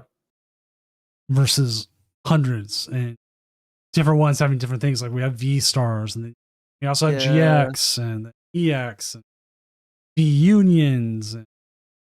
Well, if it makes it easier, Pokemon has kind of not. Live has not really cared about expanded, so they're not even trying to balance expanded right now. It's just standard. So my assumption has been that whatever is going on with expanded is affecting standard, because I would assume they're prioritizing standards over expanded. So they probably make some moves to expanded, then it breaks standard, and it's like, okay, yeah, undo this expanded stuff so we can make sure standard stays alive. Like just priorities. Yeah, expanded is where it actually gets like much more difficult to program for sure because of all the different interactions. Man, I talking about expanded, I want to see expanded like come back at some point. COVID kind of did away with it. The only reason I didn't like expanded was like all the regionals I could go to that were around me were expanded. Mm-hmm. And I wanted to play standard. I wanted to play what everyone else was playing. And I would get stuck with expanded for like Portland, wherever else I could go to.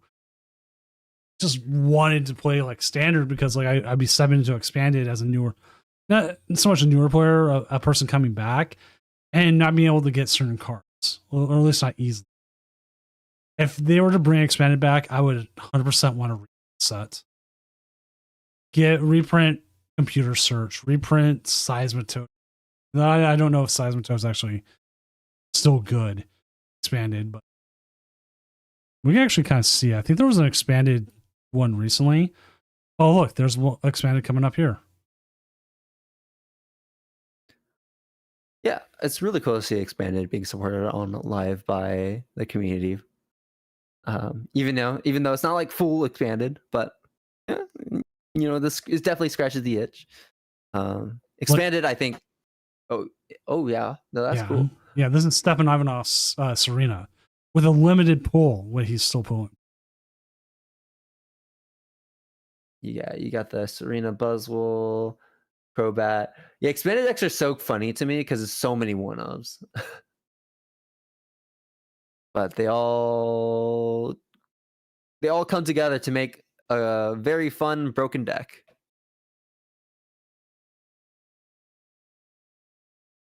So we're just waiting on 2 games. What are the 2 games we're waiting on?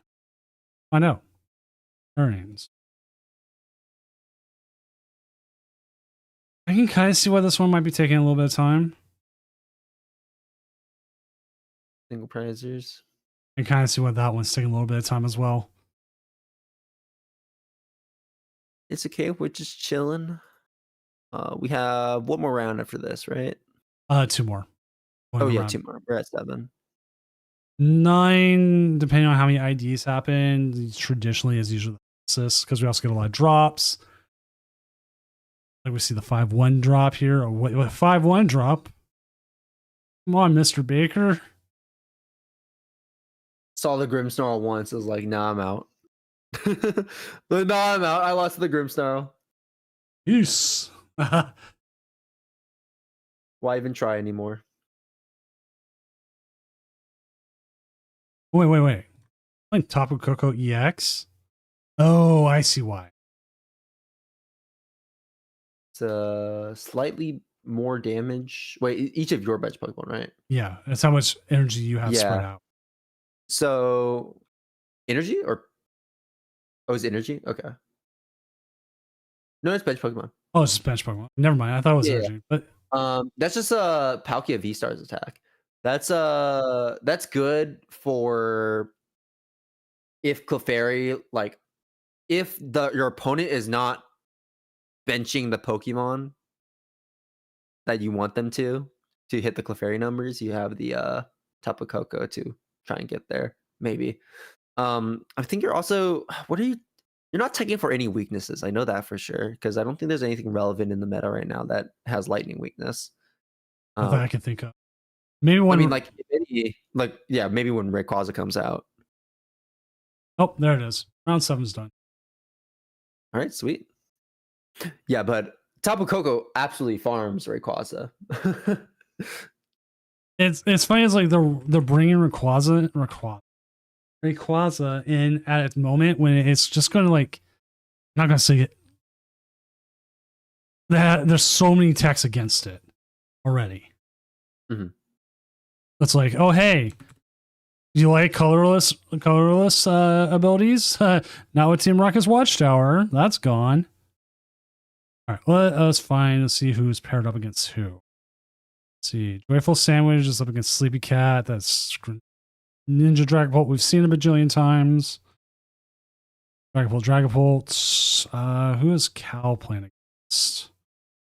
We're trying to find Beedrill, though, right? Oh yeah, Beedrill is Zincy versus Mean Bean, which if Mean Bean's still streaming, that was Beedrill. Yep, table 7. All right, let's go. Oh, we are here. We have landed. We are. Oh, Cal's playing Pancake. I kept seeing the Pancake, and oh yeah. Okay, so Mean Bean back on stream here with the Alakazam yet again. I think let me look up the deck list once again. Yeah, we're running the unconventional 1/1 Ghost line. And the red with card. Dusknoir. Yes, and the red card. Two very interesting card selections for this deck. Also, you run the one of Tech Alakazam as well. So we'll see how these end up faring into Beedrill. I think Dusknoir is especially going to be valuable. I don't think Beedrill doesn't really have room for Psyduck anyways. So Dusknoir is going to be very valuable here if we don't have it prized. And obviously, if you have damage counters that stay onto the Beedrill, you at least have like the other Alakazam to maybe snipe, a Pheasantipity, for example, on the bench. And then we could do some other plays with the Dusknoir alongside that. Shaman won't be relevant. Badoo could potentially be relevant, but generally they're opening with like Dawn, Forest, so they can kind of work around that. But it's sometimes a little bit tricky because they may not even have the Dawn, or they might have to Meowth for it, and they don't have a way to Ultra Ball. So we'll have to see what's up with that. Mean Beans. Let me look up Zincy's list. Oh, they got a Weedle. Okay, so Zincy's list looking pretty standard. We have the 1/1 Rabsca. Wait, Rabsca's really good, isn't it? Oh no, it's a bench Pokemon. Never mind. Just a bench Pokemon. We have the Seweraw, we got the Secret Ash, we got the 2 Judges, 1 Meowth, 4 Forest, 4 Bug Catching sets. How do we feel about Bug Catching set? I feel like it's kind of inconsistent. Find the stuff that you need, but I mean, we'll see. We do run the 2 Dons, so it's Okay, we have the Dawn right there. From the Alakazam. Speak of the devil. Not quite for the Vidro, but with the Dawns, it's going to help us set up our Vidros a lot easier. But here we go. Grabbing Badoo, grabbing Kadabra, grabbing the Alakazam.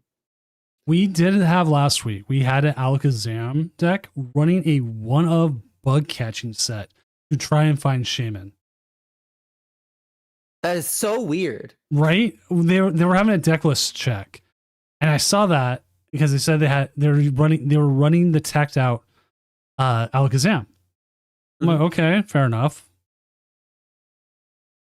They are like, no, that is in there for the Shaman. I'm like, oh, well, okay then. Yeah, dude, Alakazam players are so goofy sometimes. Yeah, I'll run some Zoroarks. I'm like, dude, why are you running the Zoroark? Or like, I think there was like one Alakazam player who was like running like 2 Zoroarks. I was like, dude, it's not that serious. Not that bad. Not that big. They really want to win the mirror. Mm. All right. We found 2 grass energies. A bit of a problem can sometimes be finding those grass energies for this deck. You run only 5 because you only need 1 grass energy to power up the Beedrill. So you kind of just hope that you can find it off of the bug catchy sets or just draw into it normally. Chorus can also guarantee you those energies as well. But just like that, I mean, we didn't have to really work terribly hard for those grass energies to be put onto the benched Pokemon here. Now, because Dawn is a supporter, if we do have Dawn, we cannot play it. As you can see right there, we are passing that turn. We cannot play it because Lilies is a supporter and we cannot double support her. So Dabra going to be getting some cards. Legacy Energy, actually very, very good. I'm thinking what we might potentially see is we'll hold on to that Legacy Energy until we can find another Alakazam. Oh, there it is. There's the Alakazam. No way to evolve up into it immediately, though. Would it be worth here bossing up that Kakuna and force them to have more to keep attacking? Like you. Oh yeah, I think it's worth it. You know they're probably going to KO you times. Mm-hmm. But getting rid of those skins, getting rid of those threats early, and I mean, yeah, you prefer to go 2-2-2. One Beedrill, one Beedrill, one Beedrill. I mean, yeah, it'll be interesting because we're going to be letting up item lock, right? So we're going to be letting up item lock and getting rid of the Kakuna and the Weedle and the grass energy is all going to work out very well for us to like make it so that you, once again, like you said, we need more cards off of the bug catching sets if we want to make this work. Now killing the draw engine off of the Dunsparce is also good too. So it's a bit of a tough ask. It's a bit of a tough ask.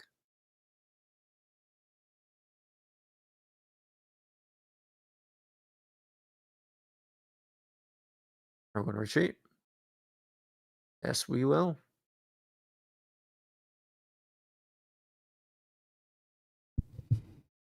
Think about legacy energy. Will attach it. You do want to, always be able to keep track of, be able to stay on top of these energy attachments because if you get an unlucky boss up, like if someone bossed up, one of your other Pokemon that take up bench space, then you want to be able to have an energy to be able to retreat it. But right now we have a pretty flexible set of Pokemon on the bench to where I don't think we have to worry about that. Yeah, oh yeah, Forest, Fez. Yeah, I don't think we're terribly worried here.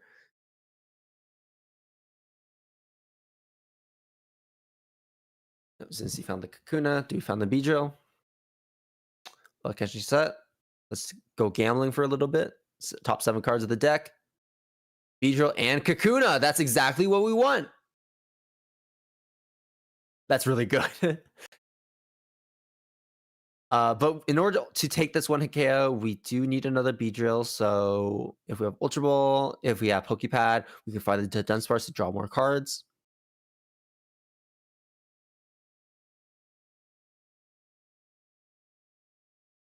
If we move this Beedrill up to the active, though, we have to commit to the attack, though. There's the Dawn. Okay, that's going to guarantee a speed drill. Unless it's prized, which it shouldn't be, right?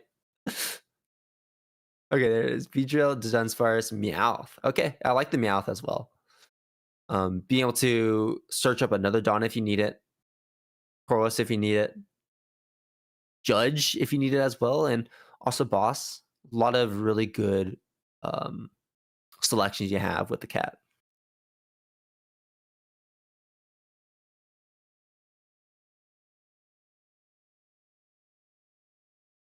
Runaway draw.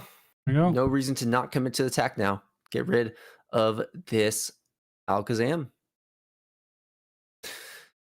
Alakazam. Like 15 cards in hand?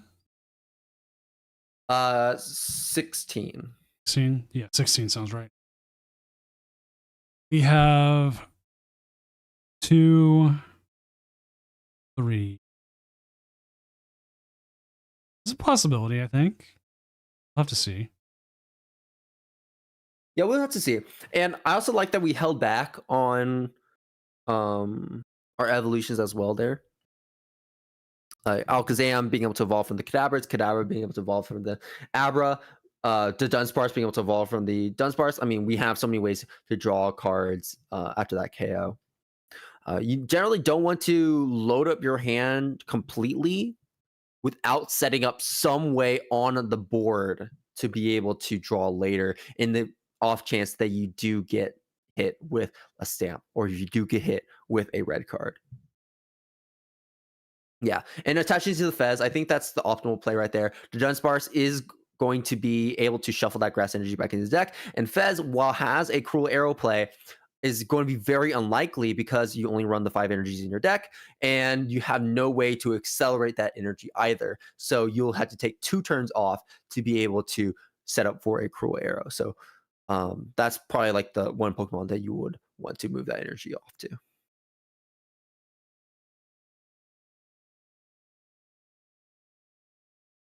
You keep hovering over that boss's orders. They're really debating about it.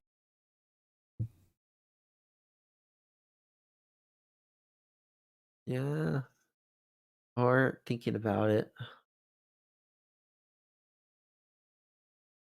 But do we want to go for it?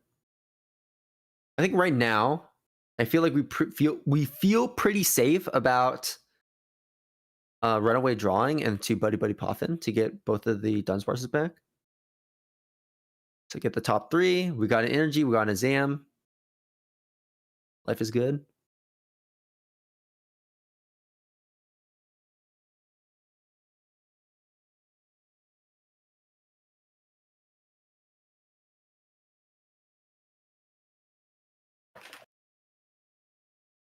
Pokepad for another Zam.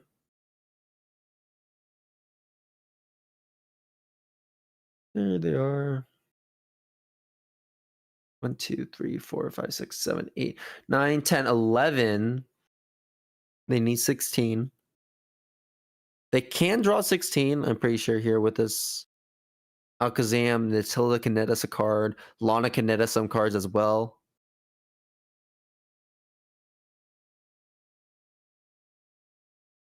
And make sure you put down the right Alakazam.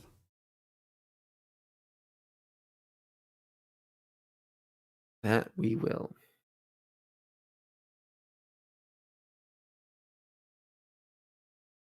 It's the stadium. Be careful. You got to make sure that you're counting up your cards. That's exactly what we're doing right now. Counting up the cards. How many do we have? You need 16. 1, 2, 3, 4, 5, 6, 7, 8, 9, 10, 11, 12. You can KO the Pheasantipity. Yeah. That would put you That's probably ahead. what you might want to do, right? Yeah. That would put you ahead in the prize. Killing the draw would be good. Yeah.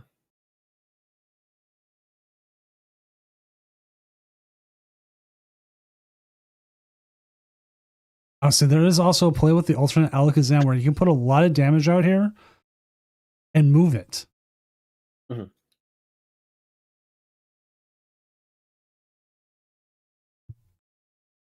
but we're still holding off on that one, it looks like. Nobody ID'd this round, which makes sense. I mean, Yeah. okay, it has happened this time. Next round, that's where we'll find out. And for players going up there, I am keeping the standings updated. And I do need to walk away for a second, so I'll hand it off to you for.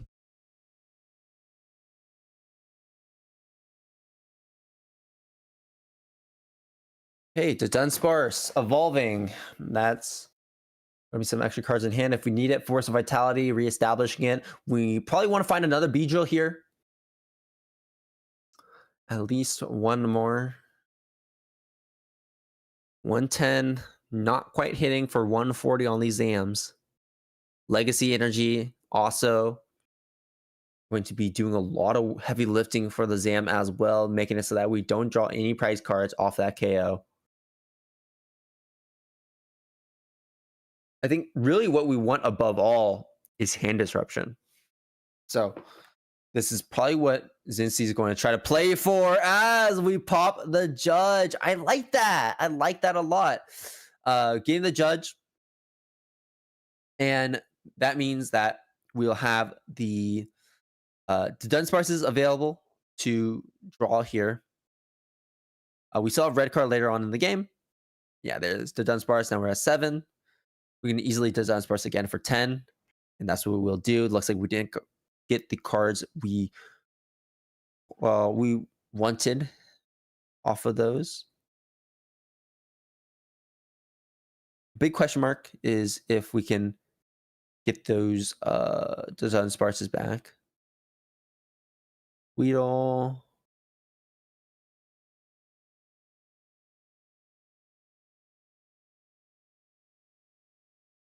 Ultra Ball for either Kakuna or Beedrill, I feel like.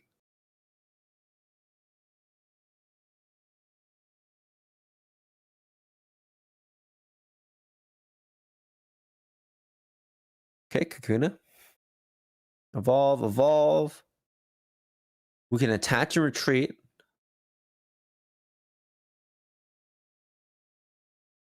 And unfortunately, we cannot do that. Leaving a vulnerable Beedrill in the active. We talked about it before. That will leave that other Alakazam play open.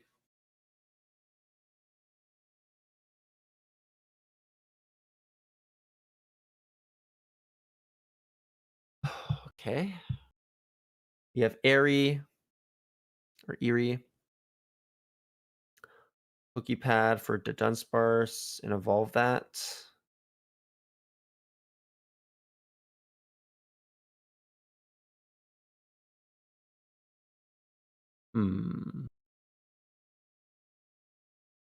Handheld fan.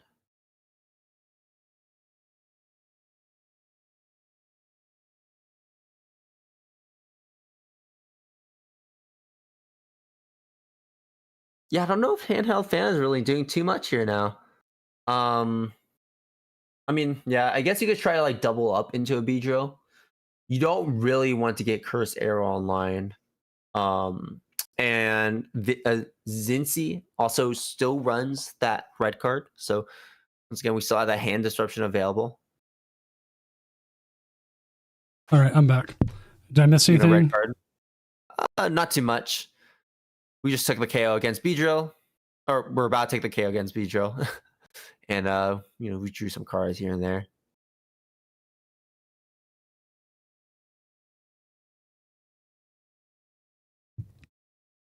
100 is enough for the KO.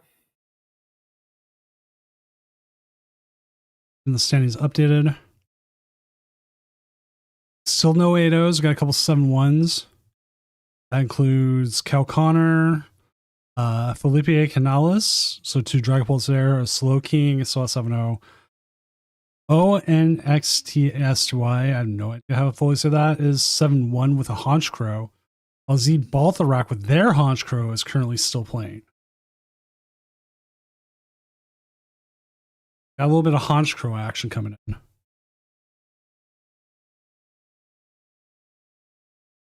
That's whew, pretty cool to see. I think Honcho's a cool deck to watch if it does well. And they have benefits from the best of one, more so than it does from best of three. That makes sense. Honchos also do well in Japan.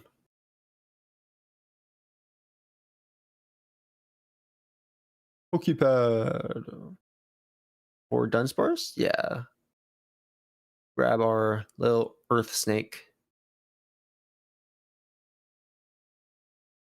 I have a Funny, moving the grass energy to. Wait, did we move it? Oh, we moved positivity. it to the best. Yeah, because we discarded off of the retreat.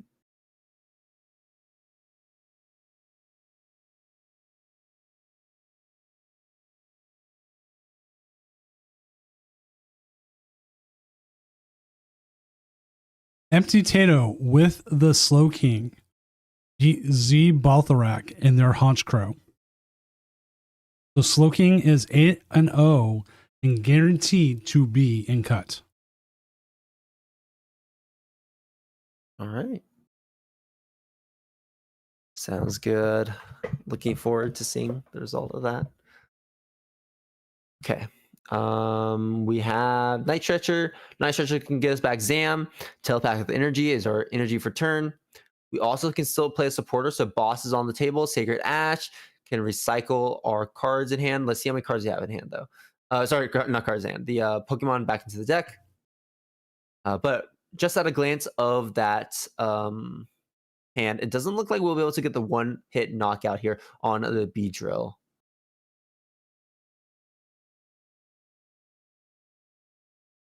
So going to get a lot of cards though. Mm-hmm. 1, 2, 3, 4, 5, 6, 7, 8, 9, and then 10 if you're including energy, but essentially going to be 9, and plus 1, 2, 3, so that's going to be 12. We'll be using a Buddy Poffin, however, to get more Abras onto the field, just wanting it for the draw engine off of Kadabras. Nighttime Mind Bump.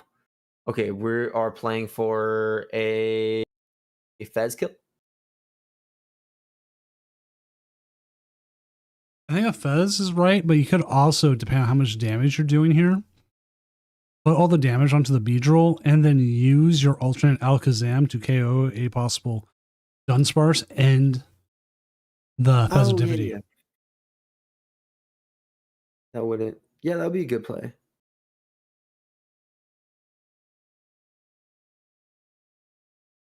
But it depends on how much damage you put out here. Mm-hmm. Away draw.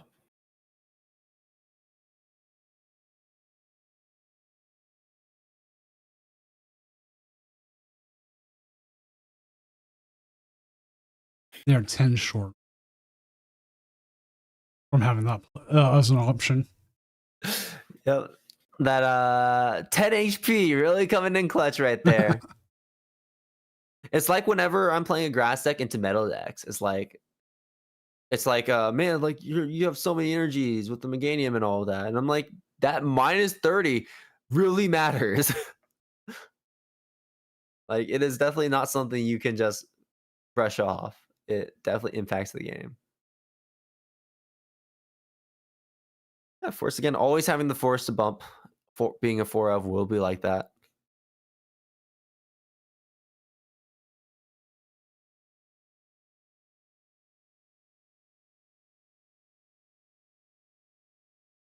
Cincy, really think about this play here. 260 on the Beedrill.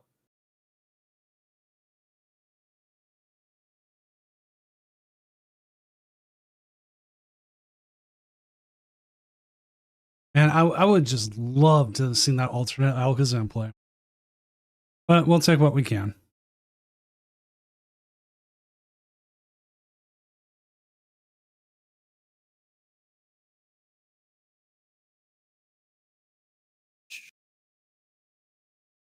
Again, there it is. There's the grass energy. I'm guessing you really had no way to retreat this Beedrill out of the active, so might as well take the KO. Mm-hmm.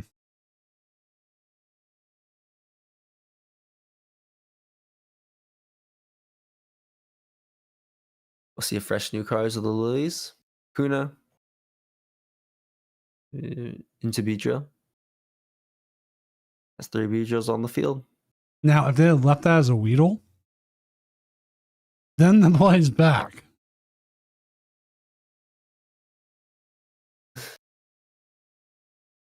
Yeah, 260. Yep, that would do it.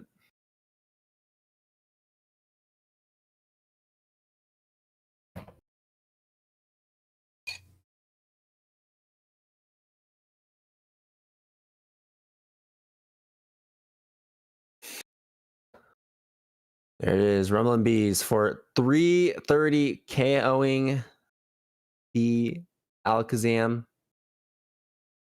3 rare candies in hand. An Alakazam in the hand as well. Which Alakazam do you want though?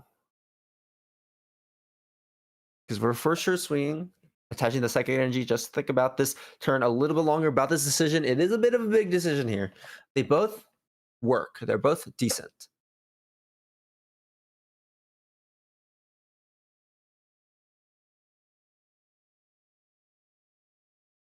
Candy, and we'll just go for the one that draws us some cards. Let's see it.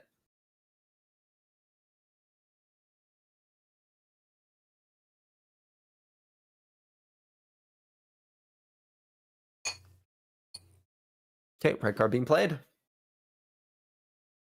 Not too bad, since Pheasantipity is already on the bench.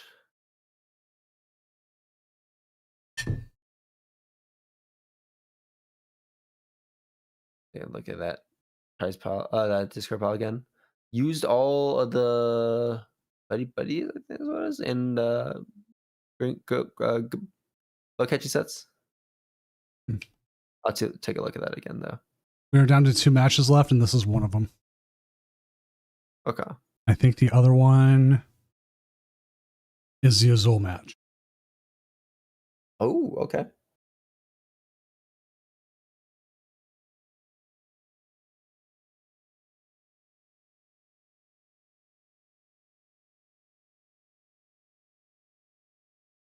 Say for Maniac. There'll be too many players for a clean cut. Okay, so one really cool thing about that Cypher Maniac play there, and not drawing those cards immediately, is because I think we still have to flip the script, right? Is the fact that it's going to, if we get red carded, it's going to put us into the Alakazam. So so we don't have to worry about our hand being whisked away. No, it's like when we used to use Orangaroos. I forget the ability where we just put the card on top of the deck and like it's Marty proofing. Yeah.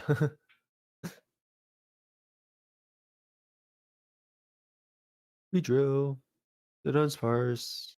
Let's draw some more cards. They've got 3 cards left in deck. What more can they draw? Nothing, I guess. draw more Dunsparces. Oh, that's gonna be a concession.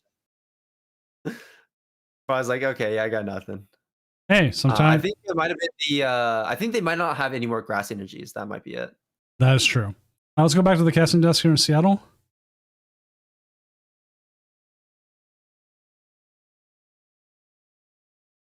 And let's take a peek at Azul's game while we're. Sure. Hey, he's in the same darkness like I am. Just like me. Let's see, 5-2 on prizes.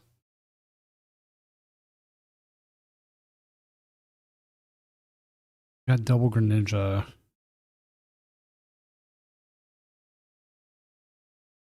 Double Greninja. Shaman is on the bench. I don't think we're worried about the Shaman. No.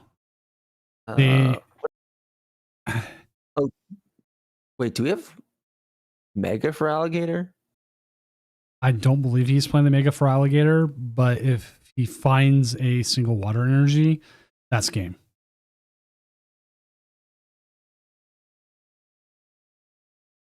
Let me see this thing.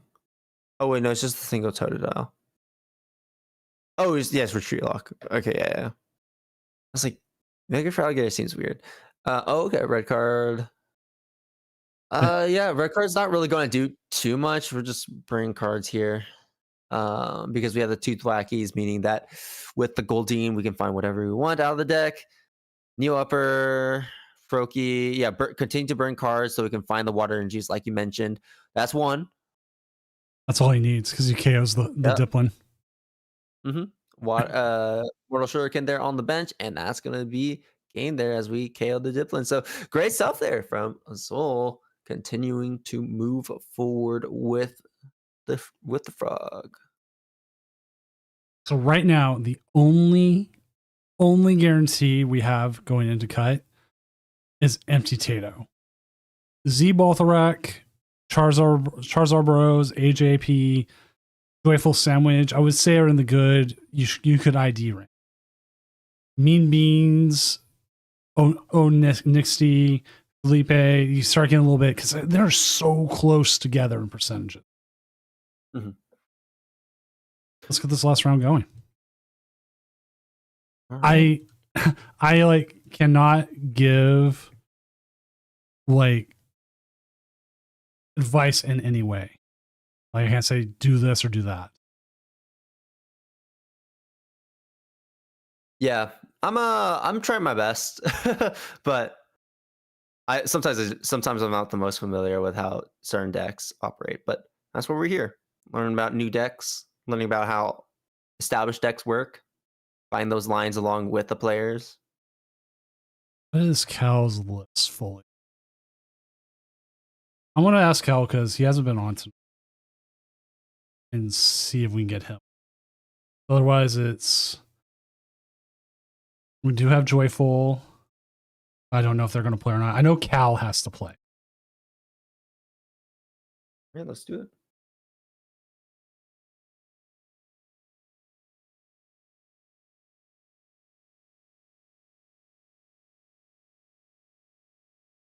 I'll ask him.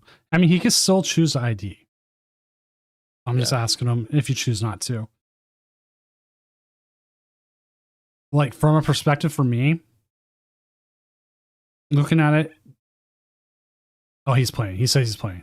All right, so it doesn't matter. He's playing. So we'll have Kyle Connor going up against Z Baltharak. It's essentially a win and in. This is as close as a win and in. All right. So Z Baltharak. Launchco versus Dragapult. Straight Dragapult, in fact. So straight Dragapult having more space for things like hammers. I think we had a higher energy count as well. Let's see. Let me take a look at this list here. I mean, I peeked over when you brought it up on stream. I don't think it's anything too crazy. yeah, let's go to table 1.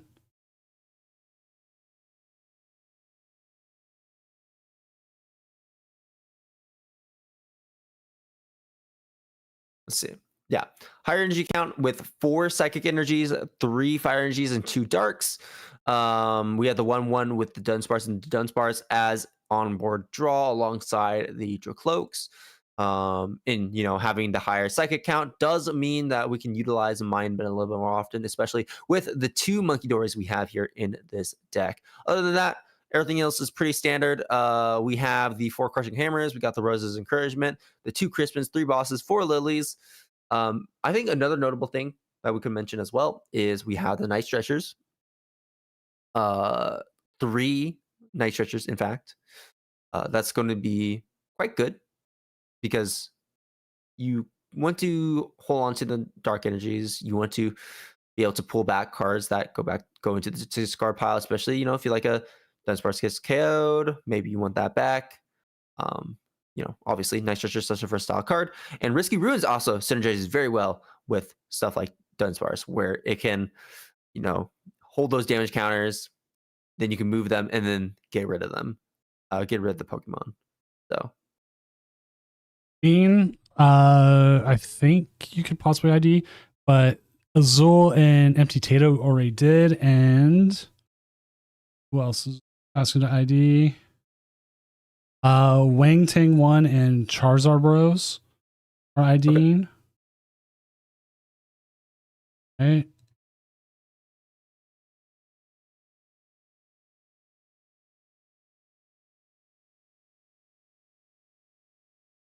Z Bothra. Another. I don't think there's really too many notes about this deck here. We got the 4-3 line with the Murkrow and the Honchkrow, a 2-1 line with the Porygon and Porygon 2, and a 1 Articuno. So we do not have 2 Articunos. If that gets prized, it is really, really bad here for our Honchkrow player, Z Bothrak.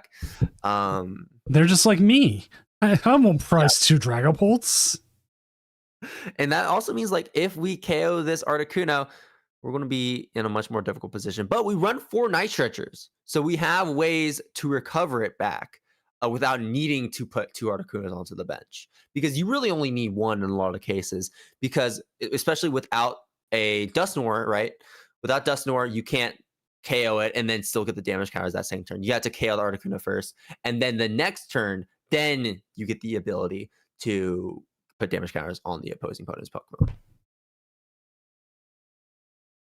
So Cal was the person who really made me rethink about Rosa's encouragement. He came up when the card first came out, and he came in and he gave a really good explanation about why.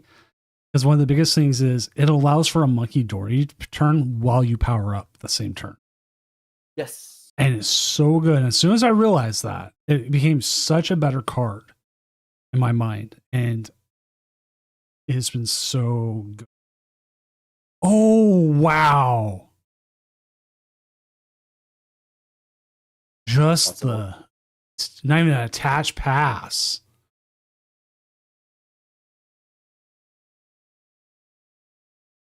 Here, buddy, we got the Pokepad. Oh, yeah, we are fully set. We definitely high rolled this going first here. 3 Dreefies, a Badoo. Oh, yeah, we are sitting really pretty. But yeah, no, that was a really tough opening hand there from Z Bothrak. No Proton. I hardly ever see this deck with Proton. Same, ditto. It's almost always, hey, they hit the Proton. I'm like, no way. I'm like, yeah, they did. Oh my god. What do we do? I'm wondering what supporter we have in our hand. Or at least what supporter is going to help us out here, because Ariana's not going to do anything. Giovanni's not going to do anything. Oh shoot, what's the other one? Well, Archer isn't going to do anything. We do have Petrol, but Petrol is probably going to grab the stadium, and that's it. You're just drawing 2 cards. Because that's the only thing you can Petrol for. And then Cal's 1 Crispin away from just winning. Mm-hmm.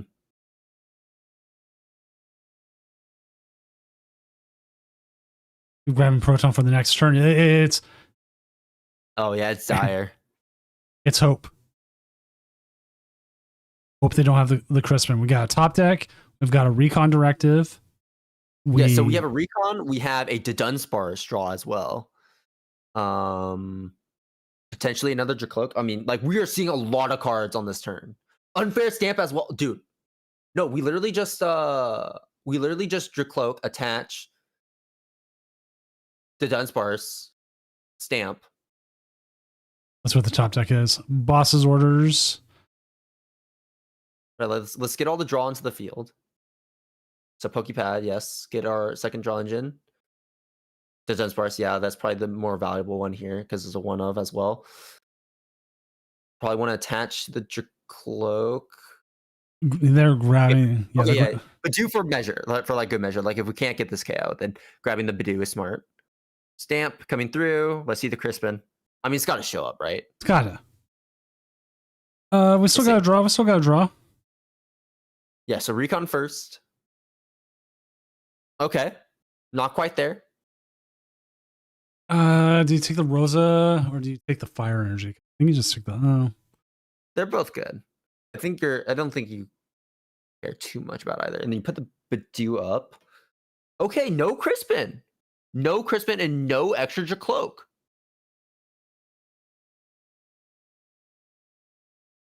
Oh god. And we miss.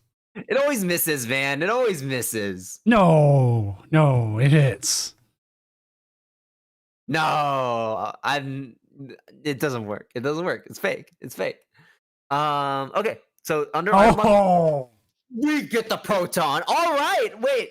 Now we have a game. Zbothrock is still in the game. The universe came down and said, no, we are not going to let you crisp him. We're not going to let you donk this poor fellow who's probably already having a bad time. And we're able to get 2 prizes with just the Murkrow. That's actually also quite good as well.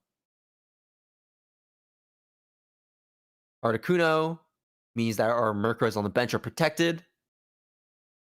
Yep, Dracloak. Let's start chaining some of these Dracloak. Dracloak into Dracloak. Dracloak into Dracloak? Question mark? Dracloak into Dracloak. But now this is where things get interesting because we didn't opt to grab the fire energy from before. So you have a few ways to guarantee this fire energy. You can Ultra Ball, Meowth, Crispin, or you can Rose it and pull it out. I wouldn't even worry about the fire energy because you can't put damage counters on the bench anyways. Oh yeah, that's true. You at this point, I would just put the psychic energy onto another Dracloak, take the 70, and just I guess the 200 only becomes relevant when you need to take the K on the Honchkrow. Oh, we find the fire energy anyways. Do we attach? Okay, we do attach.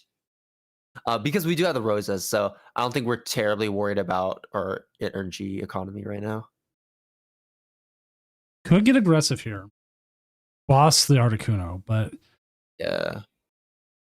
I mean, they're already really low on resources. I feel like the safe play is just to KO this Murkrow at the moment. I agree. They're low on resources. They'd have to find out Ariana. And even then, they still have to find it. Mm-hmm. Okay, we're getting aggressive. Articuno coming out, taking the KO. This means that next turn, we can attempt to dig for another boss to gust around that Murkrow on the bench so we can get a double KO, Murkrow. That probably won't be the case though, because, well, we'll see. Because a Honchkrow could be likely, but we don't have a lot of cards in our hand though. So there it is, Ariana. They always have the Ariana. Always have it. 8. Team Rocket to draw 2 more. Yep, it's Ariana. The thing is, Ariana's never just draw 6. It's like I'm drawing 2 more on top of that. Crazy card. Anyways, we find the Articuno. Yeah, see that's why the Murkrow was just a much safer play. But the question is, do we have the Honchkrow?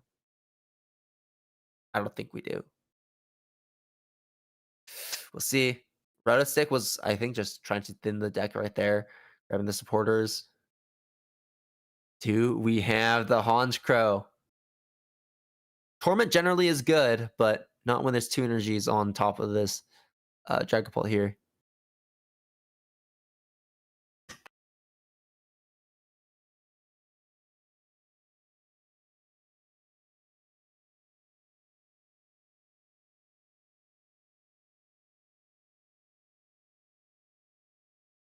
Think about it. Checking out our discard. What do we have here? There it is, Torment. Cannot find the Honchkrow even after drawing up to 10 cards off of the Ariana and the Team Rocket's Factory. Speaking of drawing a lot of cards, that's exactly what our friend here, Cal Connor, is about to do. Going to play the Crispin. Rather use that for energy acceleration, if anything. Grabbing the Dark Energy and the Fire Energy. Dark Energy going to be in case we find the Monkey Dory off of the Recons. Recons going to be letting us to dig and select through the top 16 of our deck. Double attach to the Dracloak. There's our Dunsparce. Second Recon into the Fez. And the third Recon, we want to find Bot. Oh, actually, no, we are Crispin. We want to find Crushing Hammer, I guess. Crushing Hammer isn't going to do anything, though.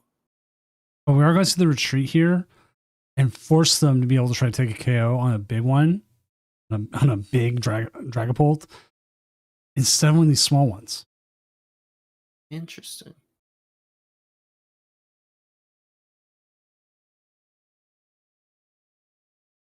You still have the roses in hand, so what you can do is rose up the psychic if you need it to take a KO on a Honchkrow. And then still attach a Dark Energy for a monkey. Hey, look, now they found the Honchkrow.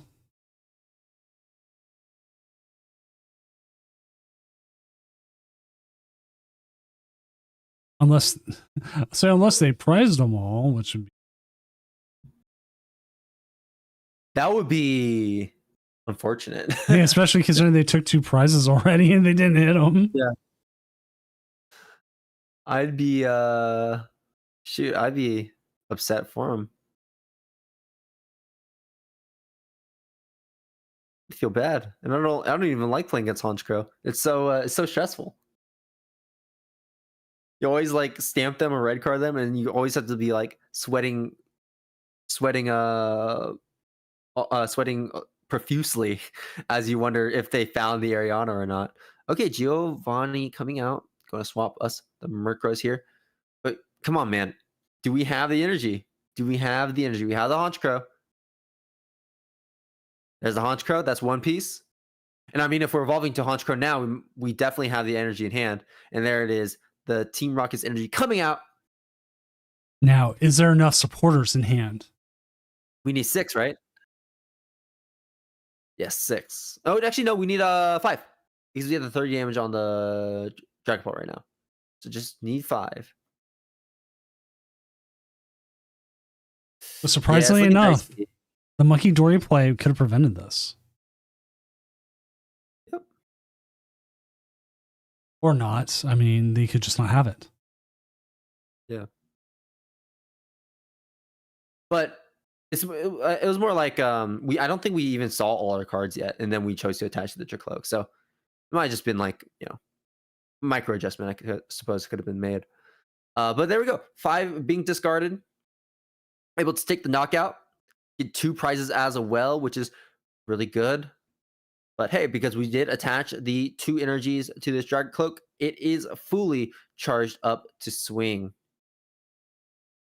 But without any more damage on the board, we're not going to be able to take advantage of a Monkey Dory any longer. Second recon.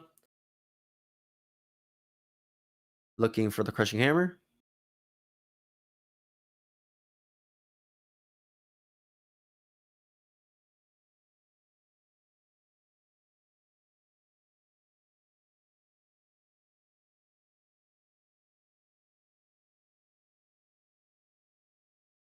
Let's see.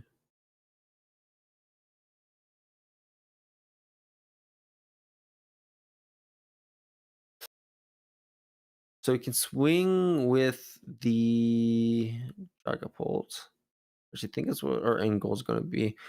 Okay, getting rid of the Lilies and the Pheasantipity off of the Ultra Ball, finding Monkey, not Monkey, Meowth, Dungeon Sparse, okay.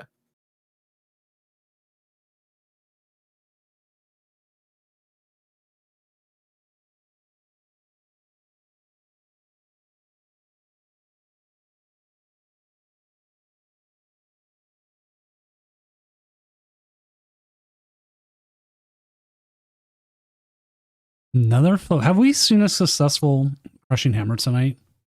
It does not feel like we have. It's a blank card. It's a blank card. Okay, finally, there we go. We got the heads. Oh man, it's so funny. Okay, we can get damage on the board here. With Risky Ruins, Monkey Dory gain 20 damage. Are we trying to stall a turn here? I think we might, based on how we're playing so far. Grabbing a Fire Energy, back to hand with the Night Stretcher, because we only have 3 left. Okay, never mind. We're not going to go for Monkey just yet. I don't think we'll see Monkey in this game at all. 70, 30. I don't know. We won't see Dragapult out until they're down to one prize. Yeah.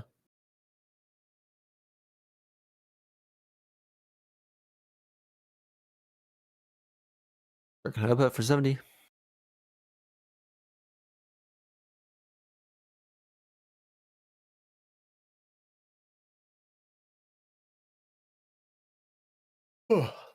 Pokegear.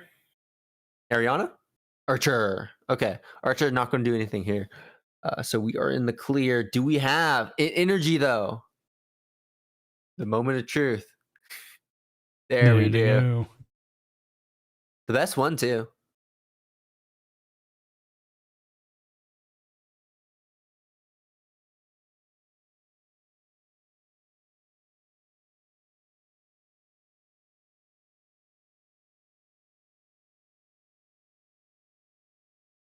Okay.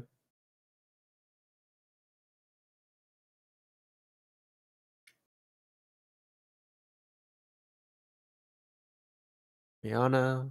Getting a lot of cards here. Should be able to draw 2 more once again with the Team Rocket Stadium. Or sorry. Yeah. Oh, and actually, if we find it. But I guess not. Rocket Feathers. Just 2 for the KO.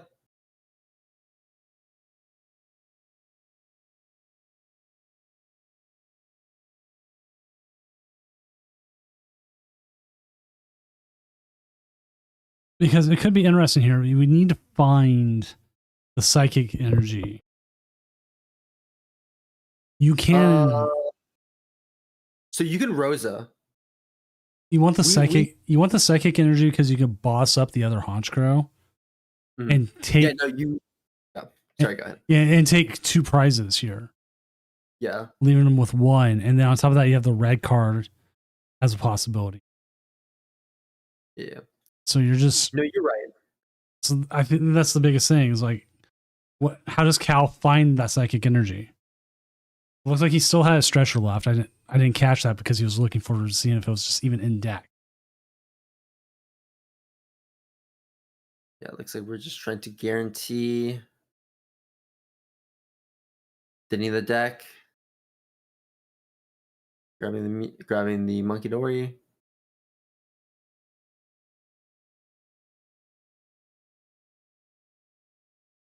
Recon, let's see it. No, not quite. We don't get it. Is it a 1 of in the deck? Or one of a psychic left in the deck? I think it was. Yes. So we had a 1 in 5 chance. Fortunately, didn't find it. Yeah, 1 psychic left in deck. I wonder also, I can understand him not wanting to do it, but if we really want to super thin the deck, we could have also monkeyed. Not monkey, grab the Meowth and then Meowth for a supporter and then try it. But that has its own risks.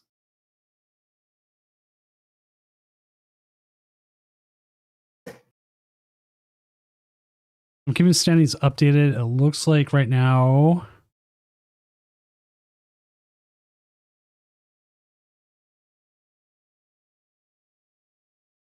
no 7-2s will make it.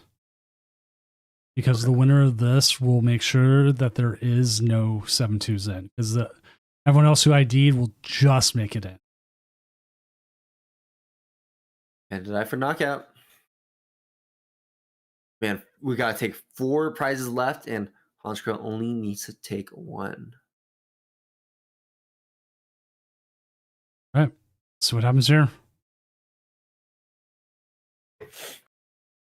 60 on to the Honchkrow. If we cannot take the KO against this Dragapult, then that's where things get really scary because that is a double KO on the Honchkrows. There's the Ariana. God. Always have it. Always have it. Well, to be fair, we didn't get hand disrupted that turn. Yeah, we did. Wait, you're right. My bad.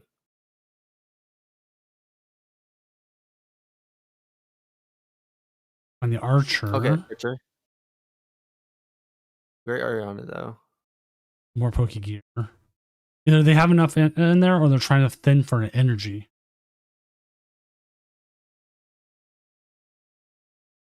More archers. Okay. There's the energy. Is there enough in the deck? You need what, 6?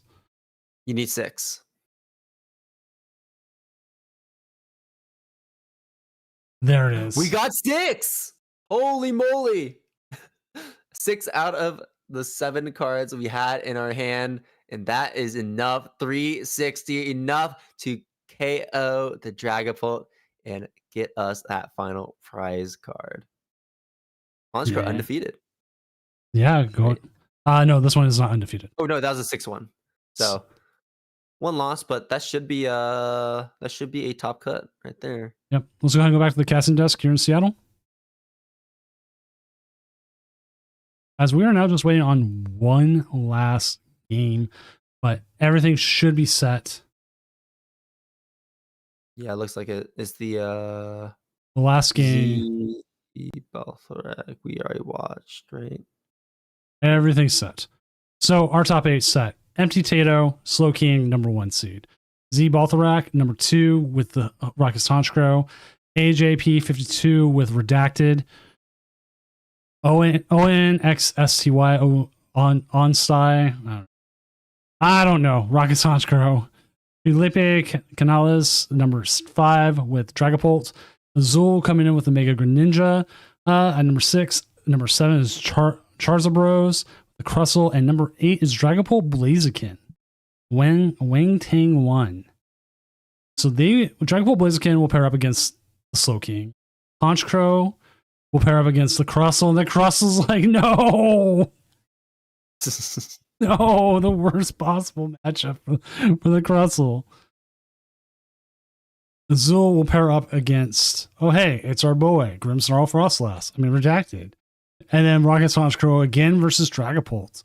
So we'll see the full bracket here in just a moment as we wait for this last match to finish up, which can or cannot have cut implications because someone can win and it could push someone up. It has happened. We had someone go from 10th to 8th because their opponent won because they were all that close together. An opponent resistance. The opponent won, so it kicked their resistance up, but because their opponent, the person above them, their opponent lost to that person. So they essentially flipped places. And they couldn't control it. Yeah, no. Opponent win percentage is sometimes feels bad like that. But it's finished. I'll do one more update. There it is. Set and round. And we will sweet. pair next, and we'll reach out to every game and see who can do it. So, unfortunately, well, that was the end of the 9 rounds there. It's probably going to have to be the end of me tonight. Completely understand. Like I said, thanks. Yeah. Thanks for having me on tonight. It's been a pleasure. I know that I got a little bit tired there towards those last rounds. Been trying to keep my composure, but it's hard. It is currently 2:30 a.m. on my side, and then been on for 4 hours. So once again, thank you for having me on. Hopefully everyone in the chat enjoyed the commentary. I'll definitely want to try and reach out later if possible. Hop on for another one, and then continue practicing. I'm wanting to keep this going for as long as possible. But I'm going to leave you be, let you take care of this final top 8 as it is looking really good. Awesome. Thank you. And we will, again, so thank you already. I'm stumbling over my words because I'm tired. I'm going to find ourselves a game. All right. Sounds good. Well, everyone, y'all take care. And I'll wake up in the morning and see what the results are by then. Okay, let's see.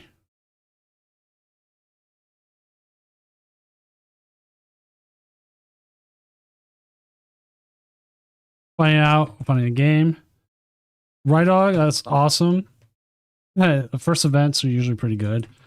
Like this, if there was an event to have your first event, I would definitely say my events, but that's also me being what's the word I'm looking for here? Tooting my own horn, I guess. So I'm reaching out to every matchup. We're gonna hopefully find ourselves a matchup. So send everyone off to Azul for the night. Oh, Charizard Bros says they could.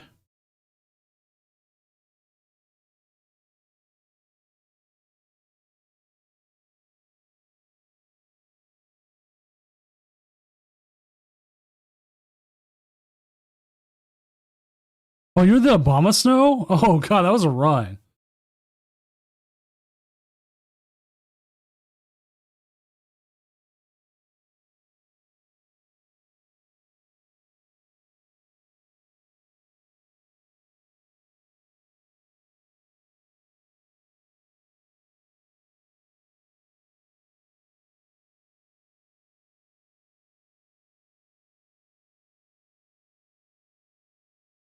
Okay, working on it.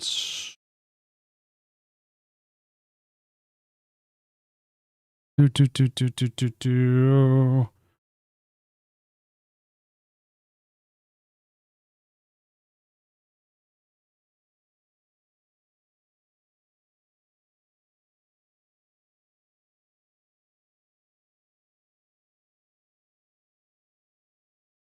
I gotta sing the Doom song now.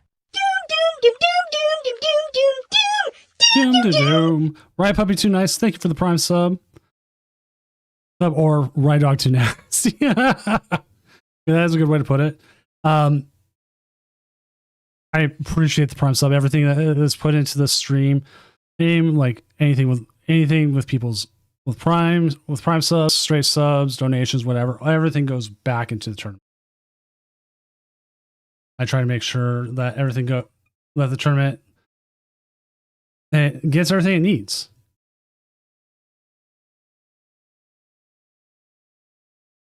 Jax had a mental list, yeah.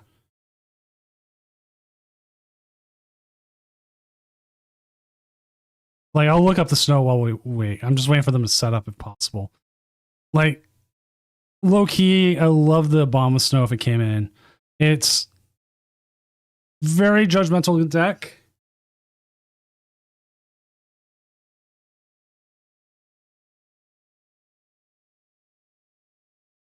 Like I don't think I've seen a deck more judgmental than Obama Snow. But when it goes off, oh my gosh! Like sometimes your opponents have to be careful about trying to set up too fast because then like bad things happen. All right, looks like we got a game. I am going there now. So we will have Z-Balthorek again, but they're going up against Charizard Bros, which I have no idea how this game's going to go. This was Crustle, which we went almost the entire night without Crustle. And now we are going to watch Crustle, which will be hilarious. And once they've shared, which it looks like they have. There it goes. Let's go ahead and get game one going.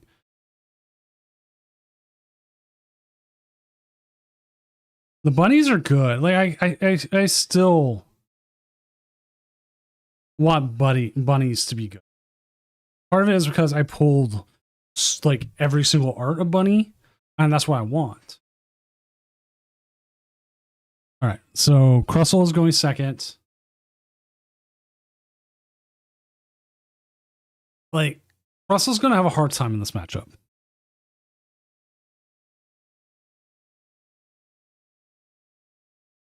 I'm trying to think how Crustle plays this one out.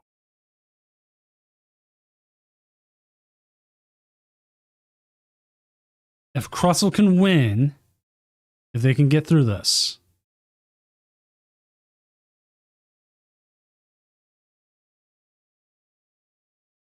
Like Crustle 100% hit the worst possible match.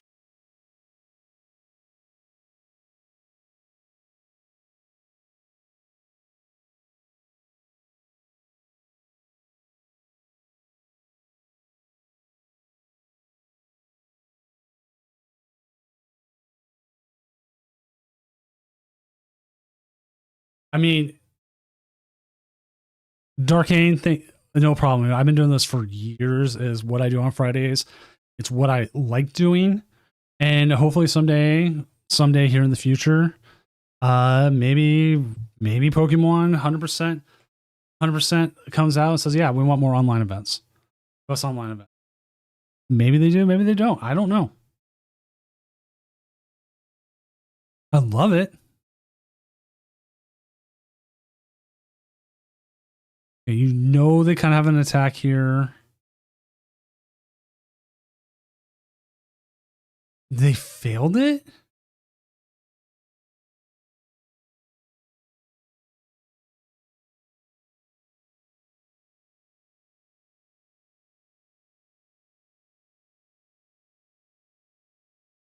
Well, let them figure this out.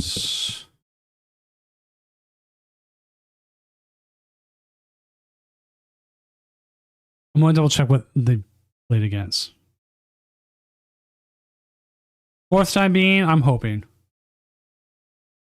Dude, this is probably the best tournament to play in. Like, if you actually look, we do actually have a rule book, like we go to. We try to keep things a little bit loose with the rules, not in the sense like, oh, we hate rules. We want them to be loose. We keep them loose specifically so we can deal with a temperamental client. This client is so temperamental that we have idea what it's going to do half the time. There was issues tonight, well before we started.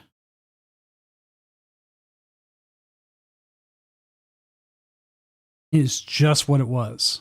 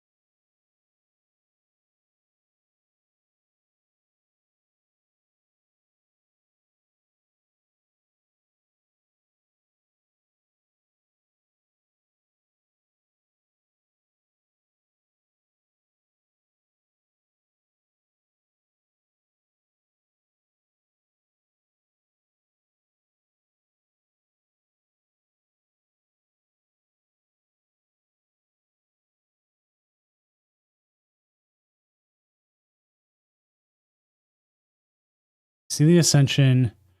This could be a quick game one, which sucks, but I mean, that is just what it is.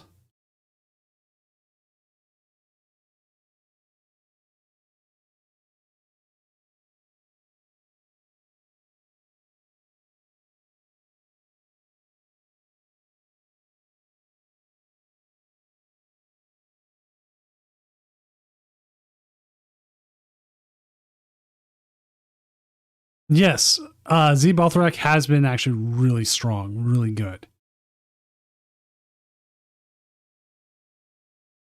I believe, I don't remember how well they did recently. And one of it, you know, one of the ways things I could check? I could check the Doom Champion Series and see where they're at in the rankings, which is the whole, like, talking about giving Pokemon like a thing to like look at and be like, yeah, this is what you should be doing. This is it. Like, they're the whole thing. I will actually just post it in Twitch if you want to see their the records here in the Doom events as they take game one. I'll also pop it up on stream here for a second while they set up game two.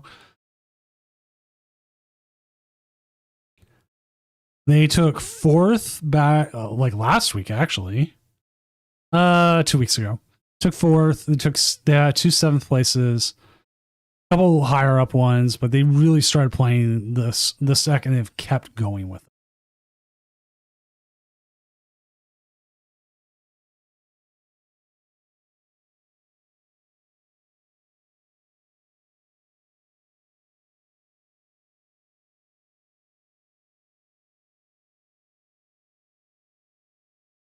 So Z-Balthrax up 1-0.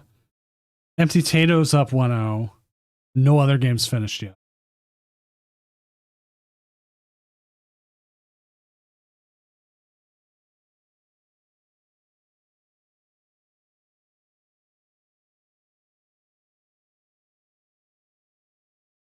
What do you mean look at it for yourself? For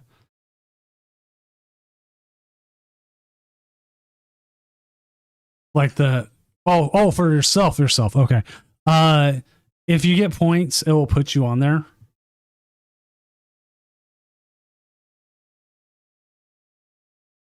So if you go into it, if you follow the link, you can go to the series leaderboard, and I believe you got points tonight. Let me double check. Let's see. Yeah, 40th should get you points. I'll have to update tonight, and it should put you on there. Yeah, I have to update the standings still.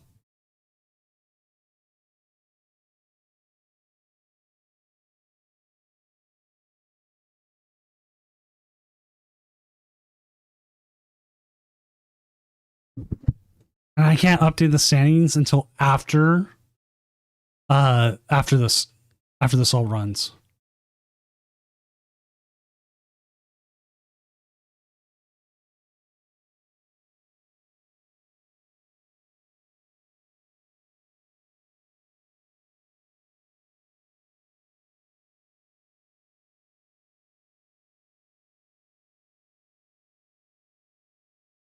What do the points do? Absolutely nothing.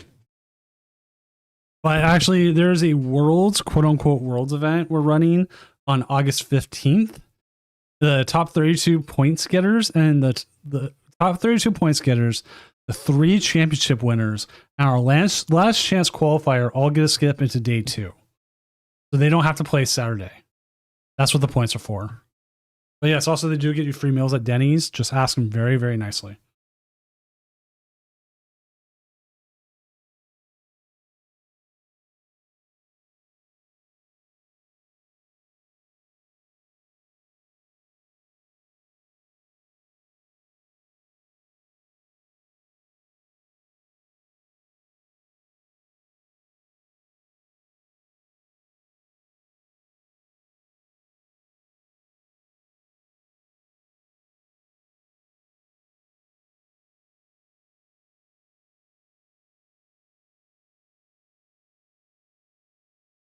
As we do see Rocket's Factory get used here. We have the ice cream.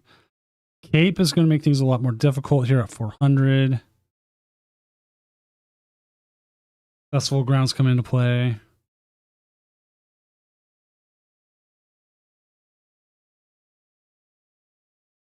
And then pass.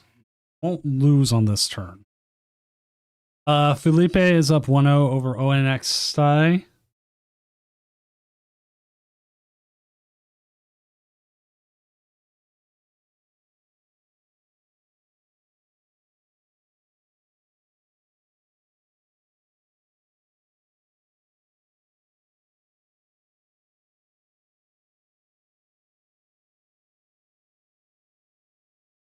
And as Zul and AJP have not finished game 1 yet.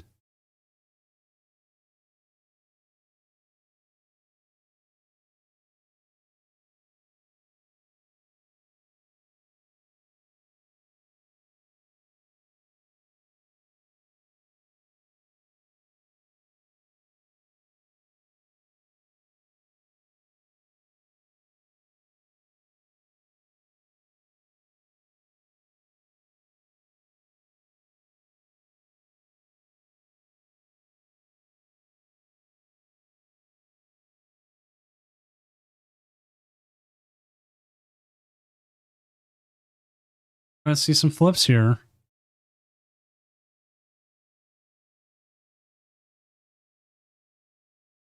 Question is, what is the most effective time to Erie? What's the most effective time to Zoro? Zoro 6, we're going to see Erie here. They've got energy. They've got a lot, but I did not see the Haunch Crow.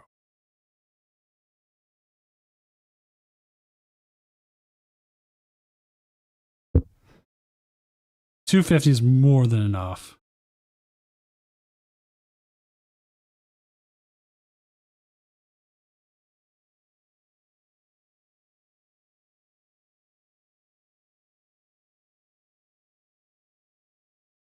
Like, part of me wants them to set up the Crustles, but I don't know if Crustle is even the right move.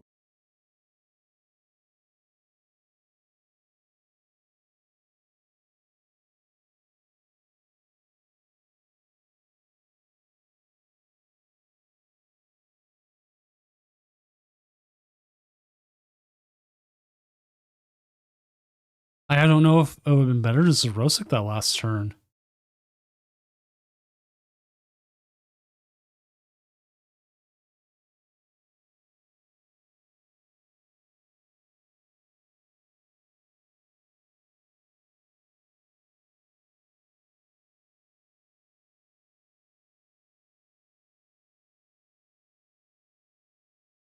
Miss on the Roto Stick.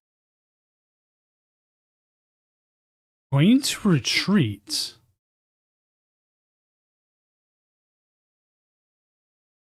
We know they have Ariana in hand.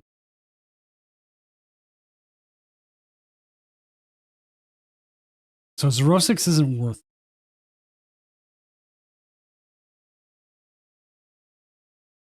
But you know what? Actually, now I'm thinking about it, maybe Zerosix is worth it. I'm actually not sure. Oh, we're going to see the Zerosix. I'm not sure. Charizard Bro says, yes, I'm sure.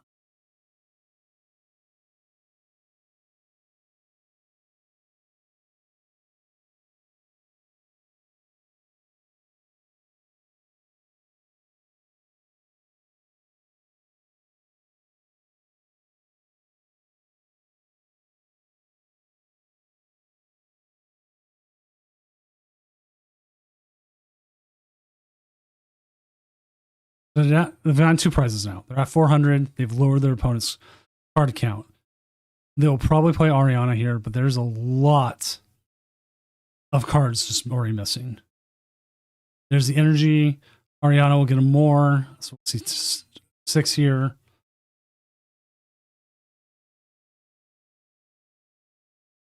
Another Honchkrow down.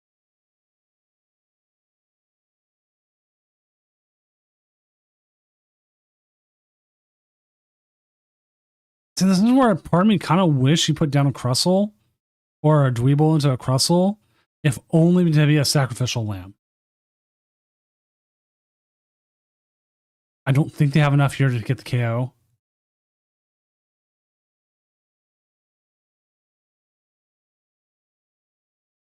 And it definitely feels like they're trying to play for their out of taking a 1-hit KO. Yeah, so we see another retreat.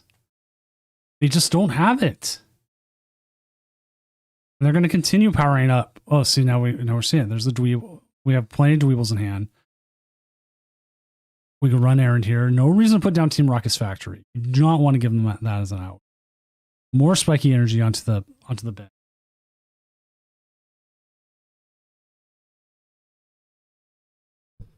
I don't know if Airy gets you what you want.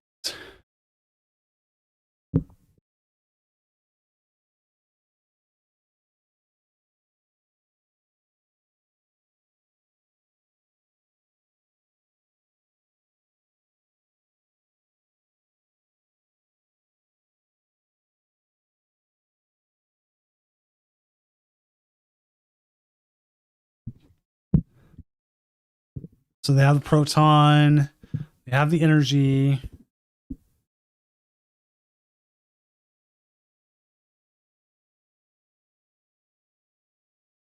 No matter how much we flip, we're just taking care.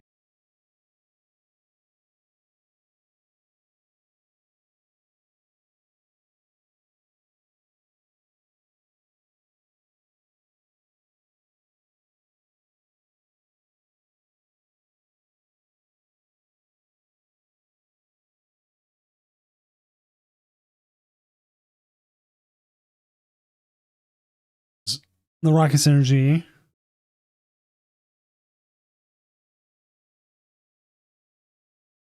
Miracle Headset, get a couple more.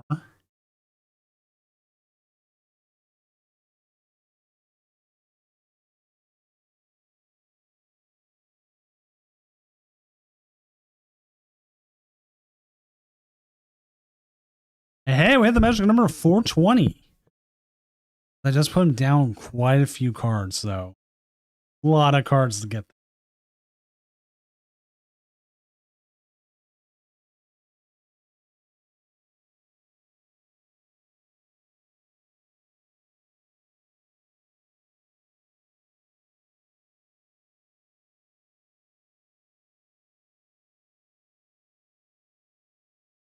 Wisely going after the Porygon, because at this point there has to be more than enough cards in that discard pile that the Porygon is going to start taking care.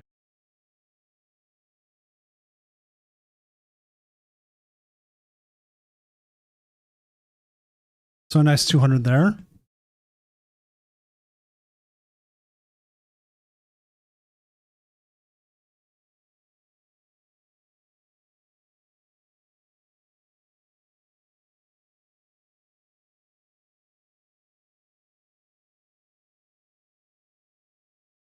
As they are debating what they want to do.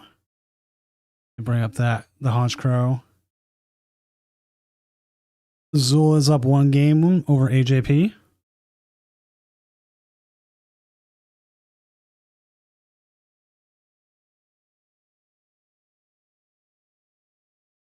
There comes the Porygon again. Do we have any more bosses orders? Ariana, gonna get more cards. Need 6 from Rocket Feathers here to win.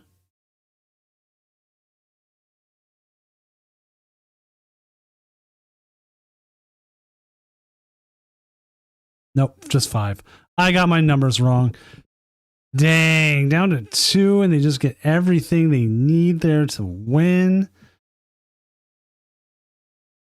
Rocket's Honchkrow. Legit, maybe?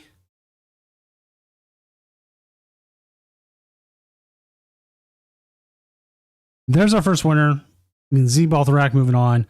Let's go ahead and we'll have watch Azul's game as they're going into game 2. Just go ahead and steal him while we wait, because there's a possibility.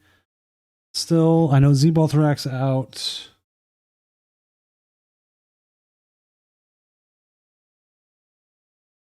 I will ask around next round, but I don't know who can, who can't. So this might be another week where we just don't have it. Which, I mean, sucks, but it happens.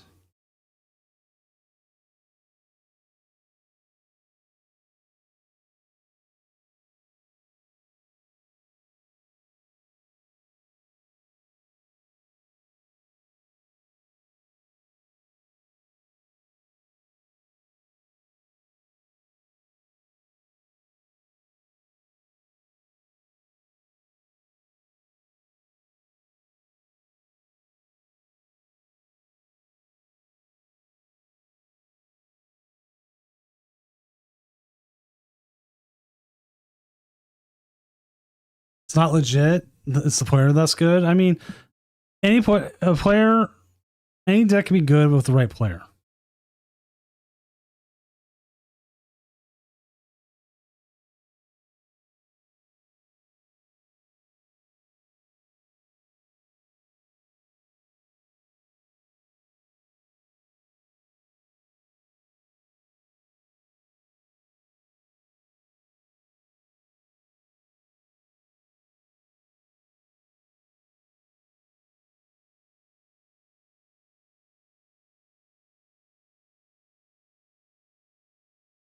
Felipe Canales is up as 1-2-0 as well. So Dragon Ball did beat Rocket's Honchkrow.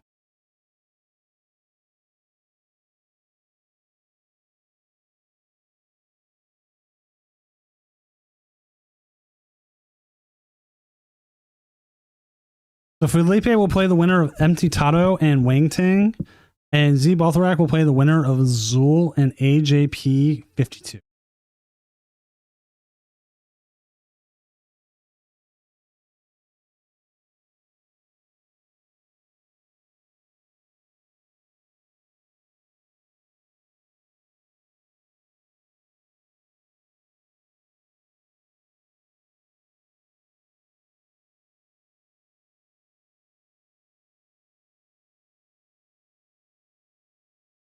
As in this game, we see the Buddy Buddy pop in. It looks like they're going to also use a spike method to get a little bit more set up here. I still need a theme on those.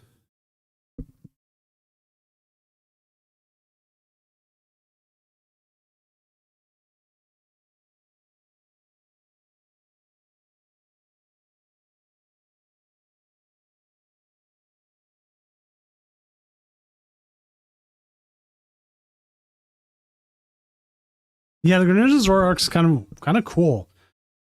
Greninja's been doing pretty well.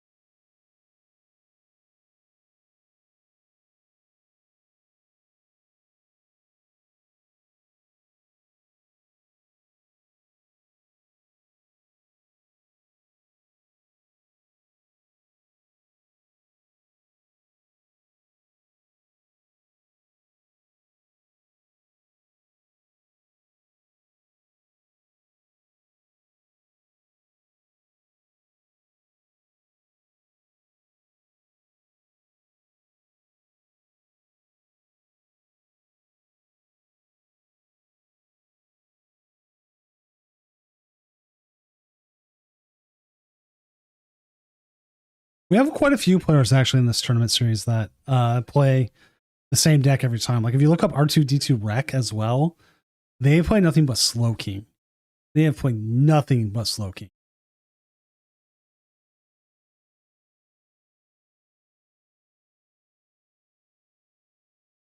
Empty Tato and Wang Tang are currently tied at 1-1.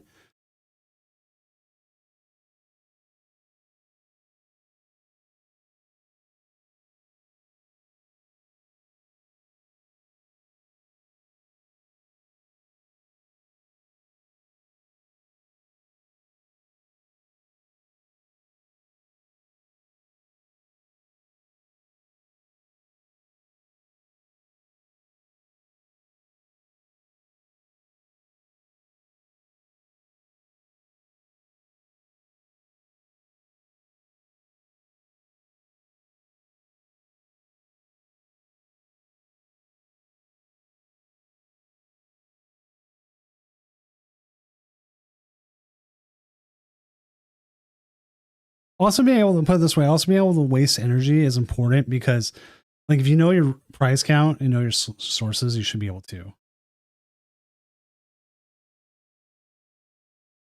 What is pricing for top 8? Prize codes, and if you make finals pack of dual spec sleeves, which the code cards will be distributed through Limitless. I should have them distributed sometime tomorrow.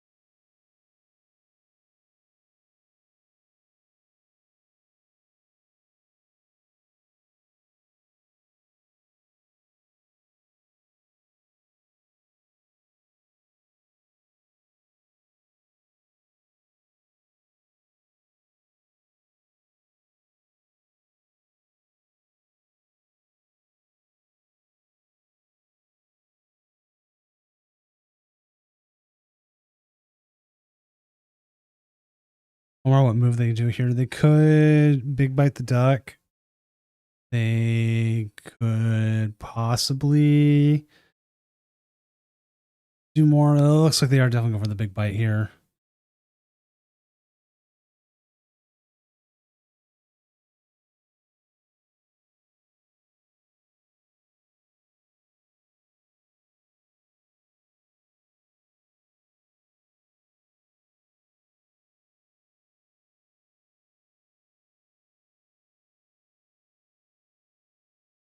Well, they're sitting on the buses order. They have Dawn as well.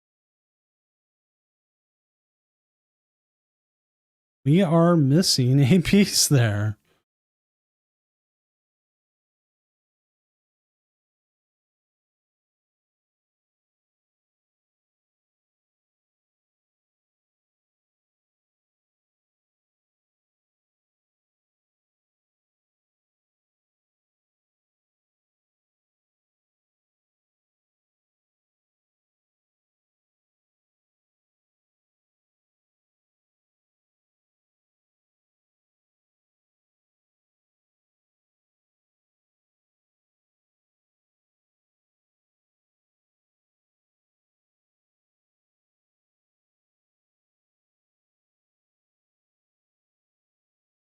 Continuing with the big bite. Keep it interesting here.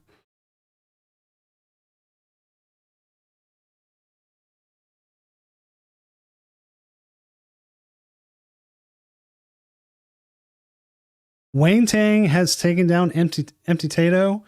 So we are just waiting on these matchups here.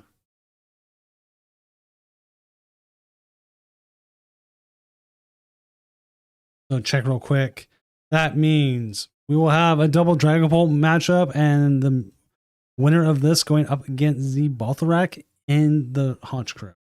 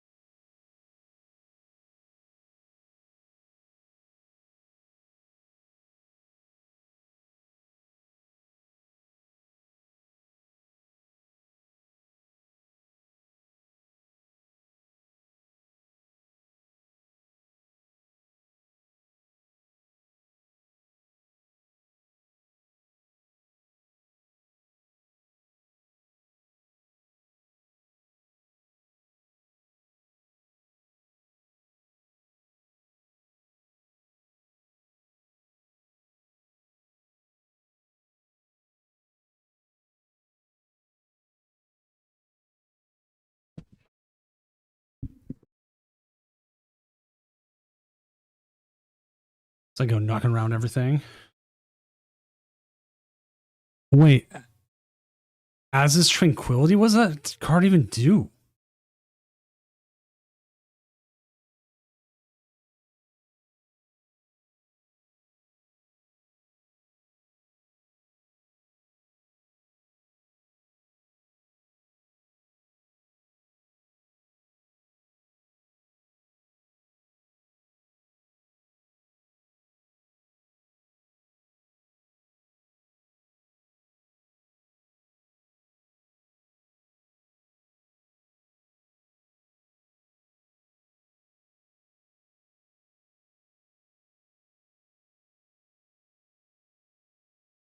The pivot and heal? Okay. I had no idea what it did. It's one of those cards that got printed and I never seen it.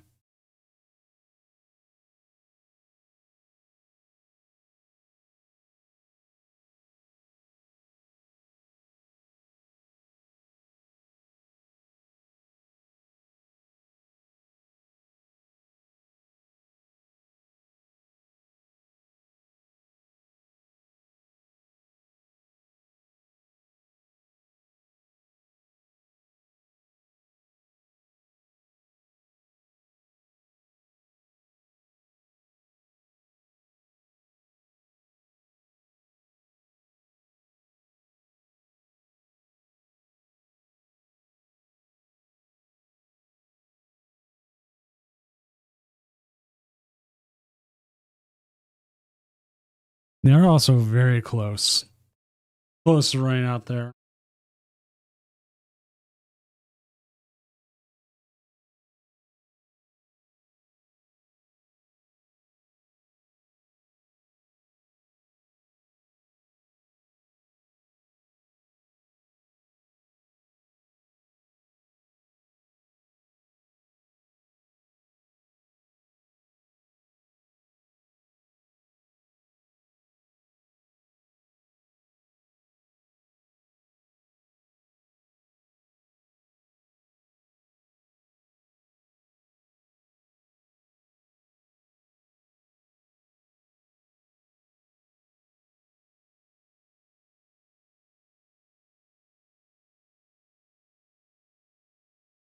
We'll see the knockout here with the Greninja.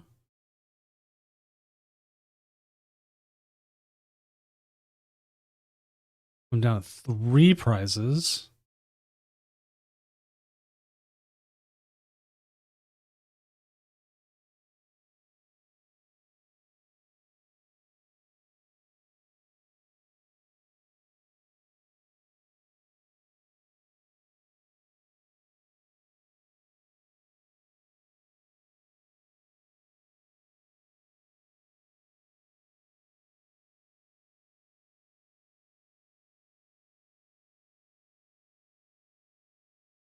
We see the red card, but red card just doesn't do so well against trade.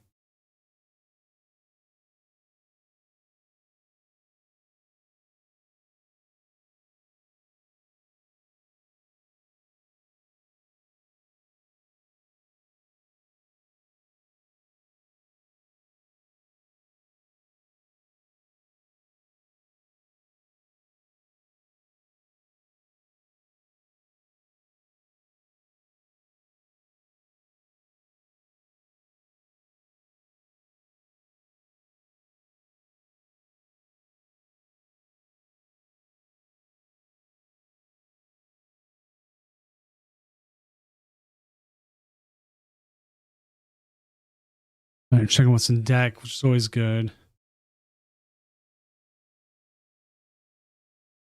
One of the big issues coming in here is where does Azul take the last prizes from? Wally's Compassion. Okay. We do not find what we're looking for.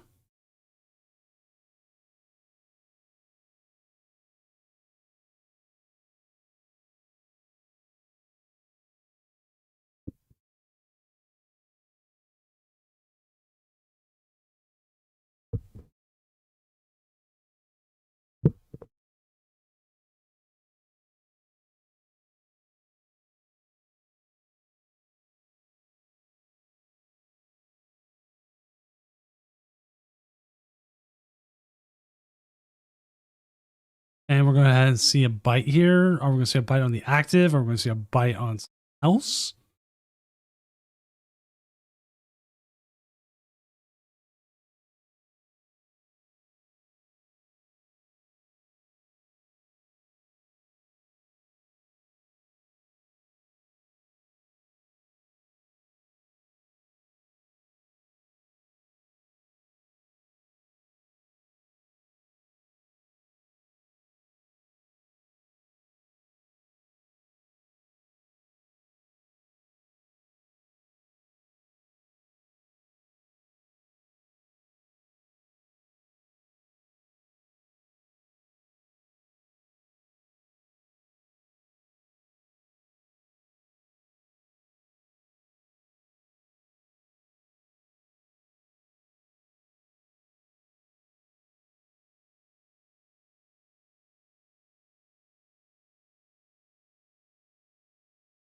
Thinking.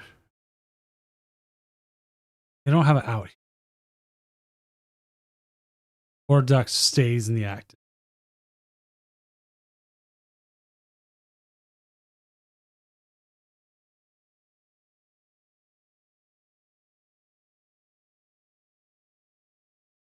Definitely feels like Azul's deck takes time.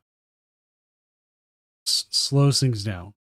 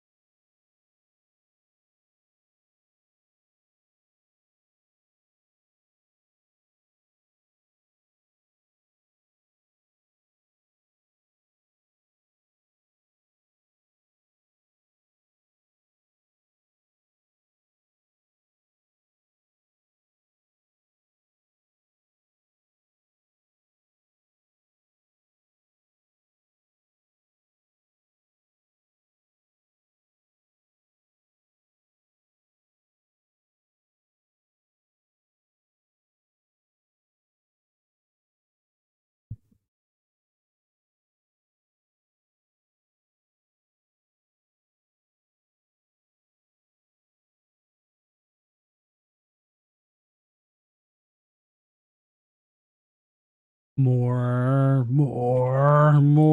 damage counters.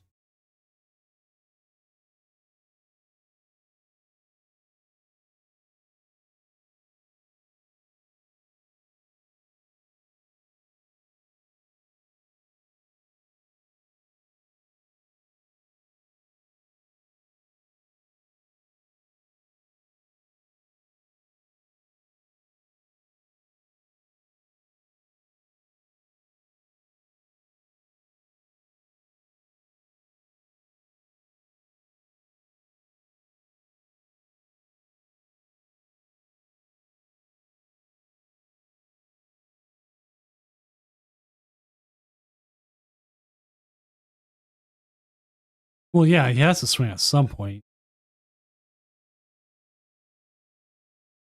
Got the Wally though now.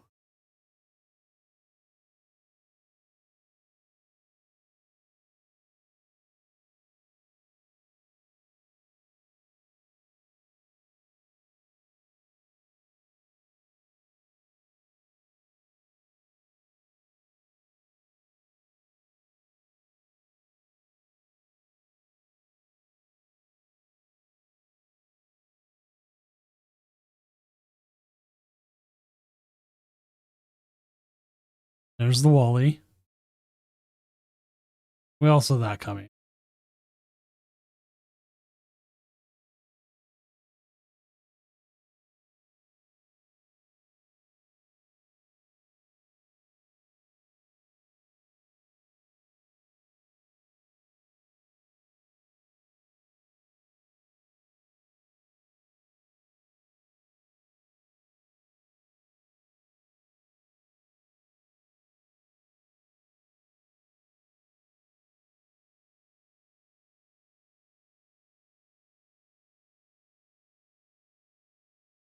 Yo, one last prize is all they need.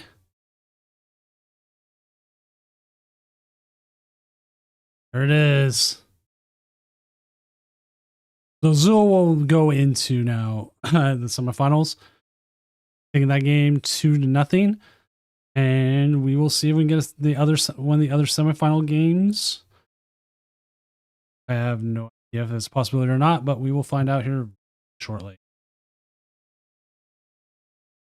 Because I know Z-Ball Thorak can't stream, so we wouldn't see the other side. That. But I will ask Wing Tang if they're able to.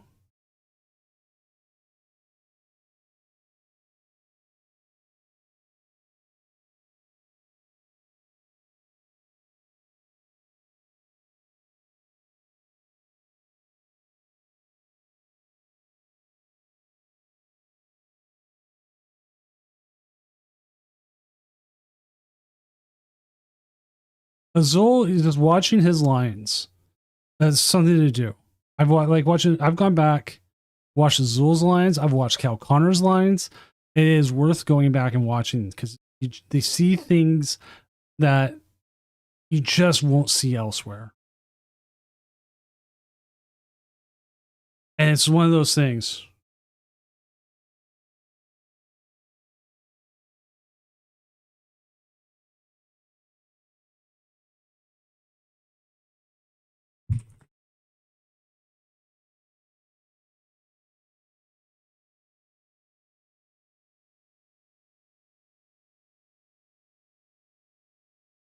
So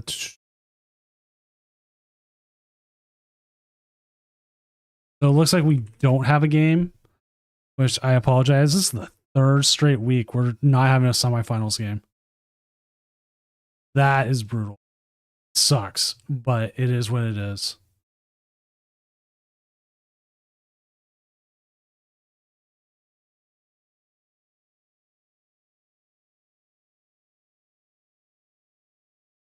So with that, it sucks. I'm going to call it a night. Go ahead. I'm just going to shut the stream down tonight. Thank you for everyone coming out tonight who did. I know Azul's been playing tonight, which was always a good thing. If you want to continue watching, jump over to his stream. I'm not going to worry about rating. We will be back next Friday, which will be still in this format because we are not moving to new format until July 17th. But it looks like we're going to definitely have a Dragapult in the finals, and then it's either Mega Greninja or Rocket Honchkrow. Again, thank you for everyone coming out tonight. Also, a big thank you to Salty Boy tonight for coming and casting. He carried very well composed. Yeah, thank you for everyone playing. I'm Senior Doom, tournament organizer, professional illustrator, and man who is, well, it's always weird not having something to talk about during these things, but it happens. But yeah, fantastic showing from everyone. Great thing. Large amount of players. How many did we end up with tonight? 376 players. This is the largest tournament in a while. It was the largest tournament, what? Double the closest amount of players. So huge tournament again. Have a great night, hey, or morning, or wherever you're at, and hopefully I will see you next Friday.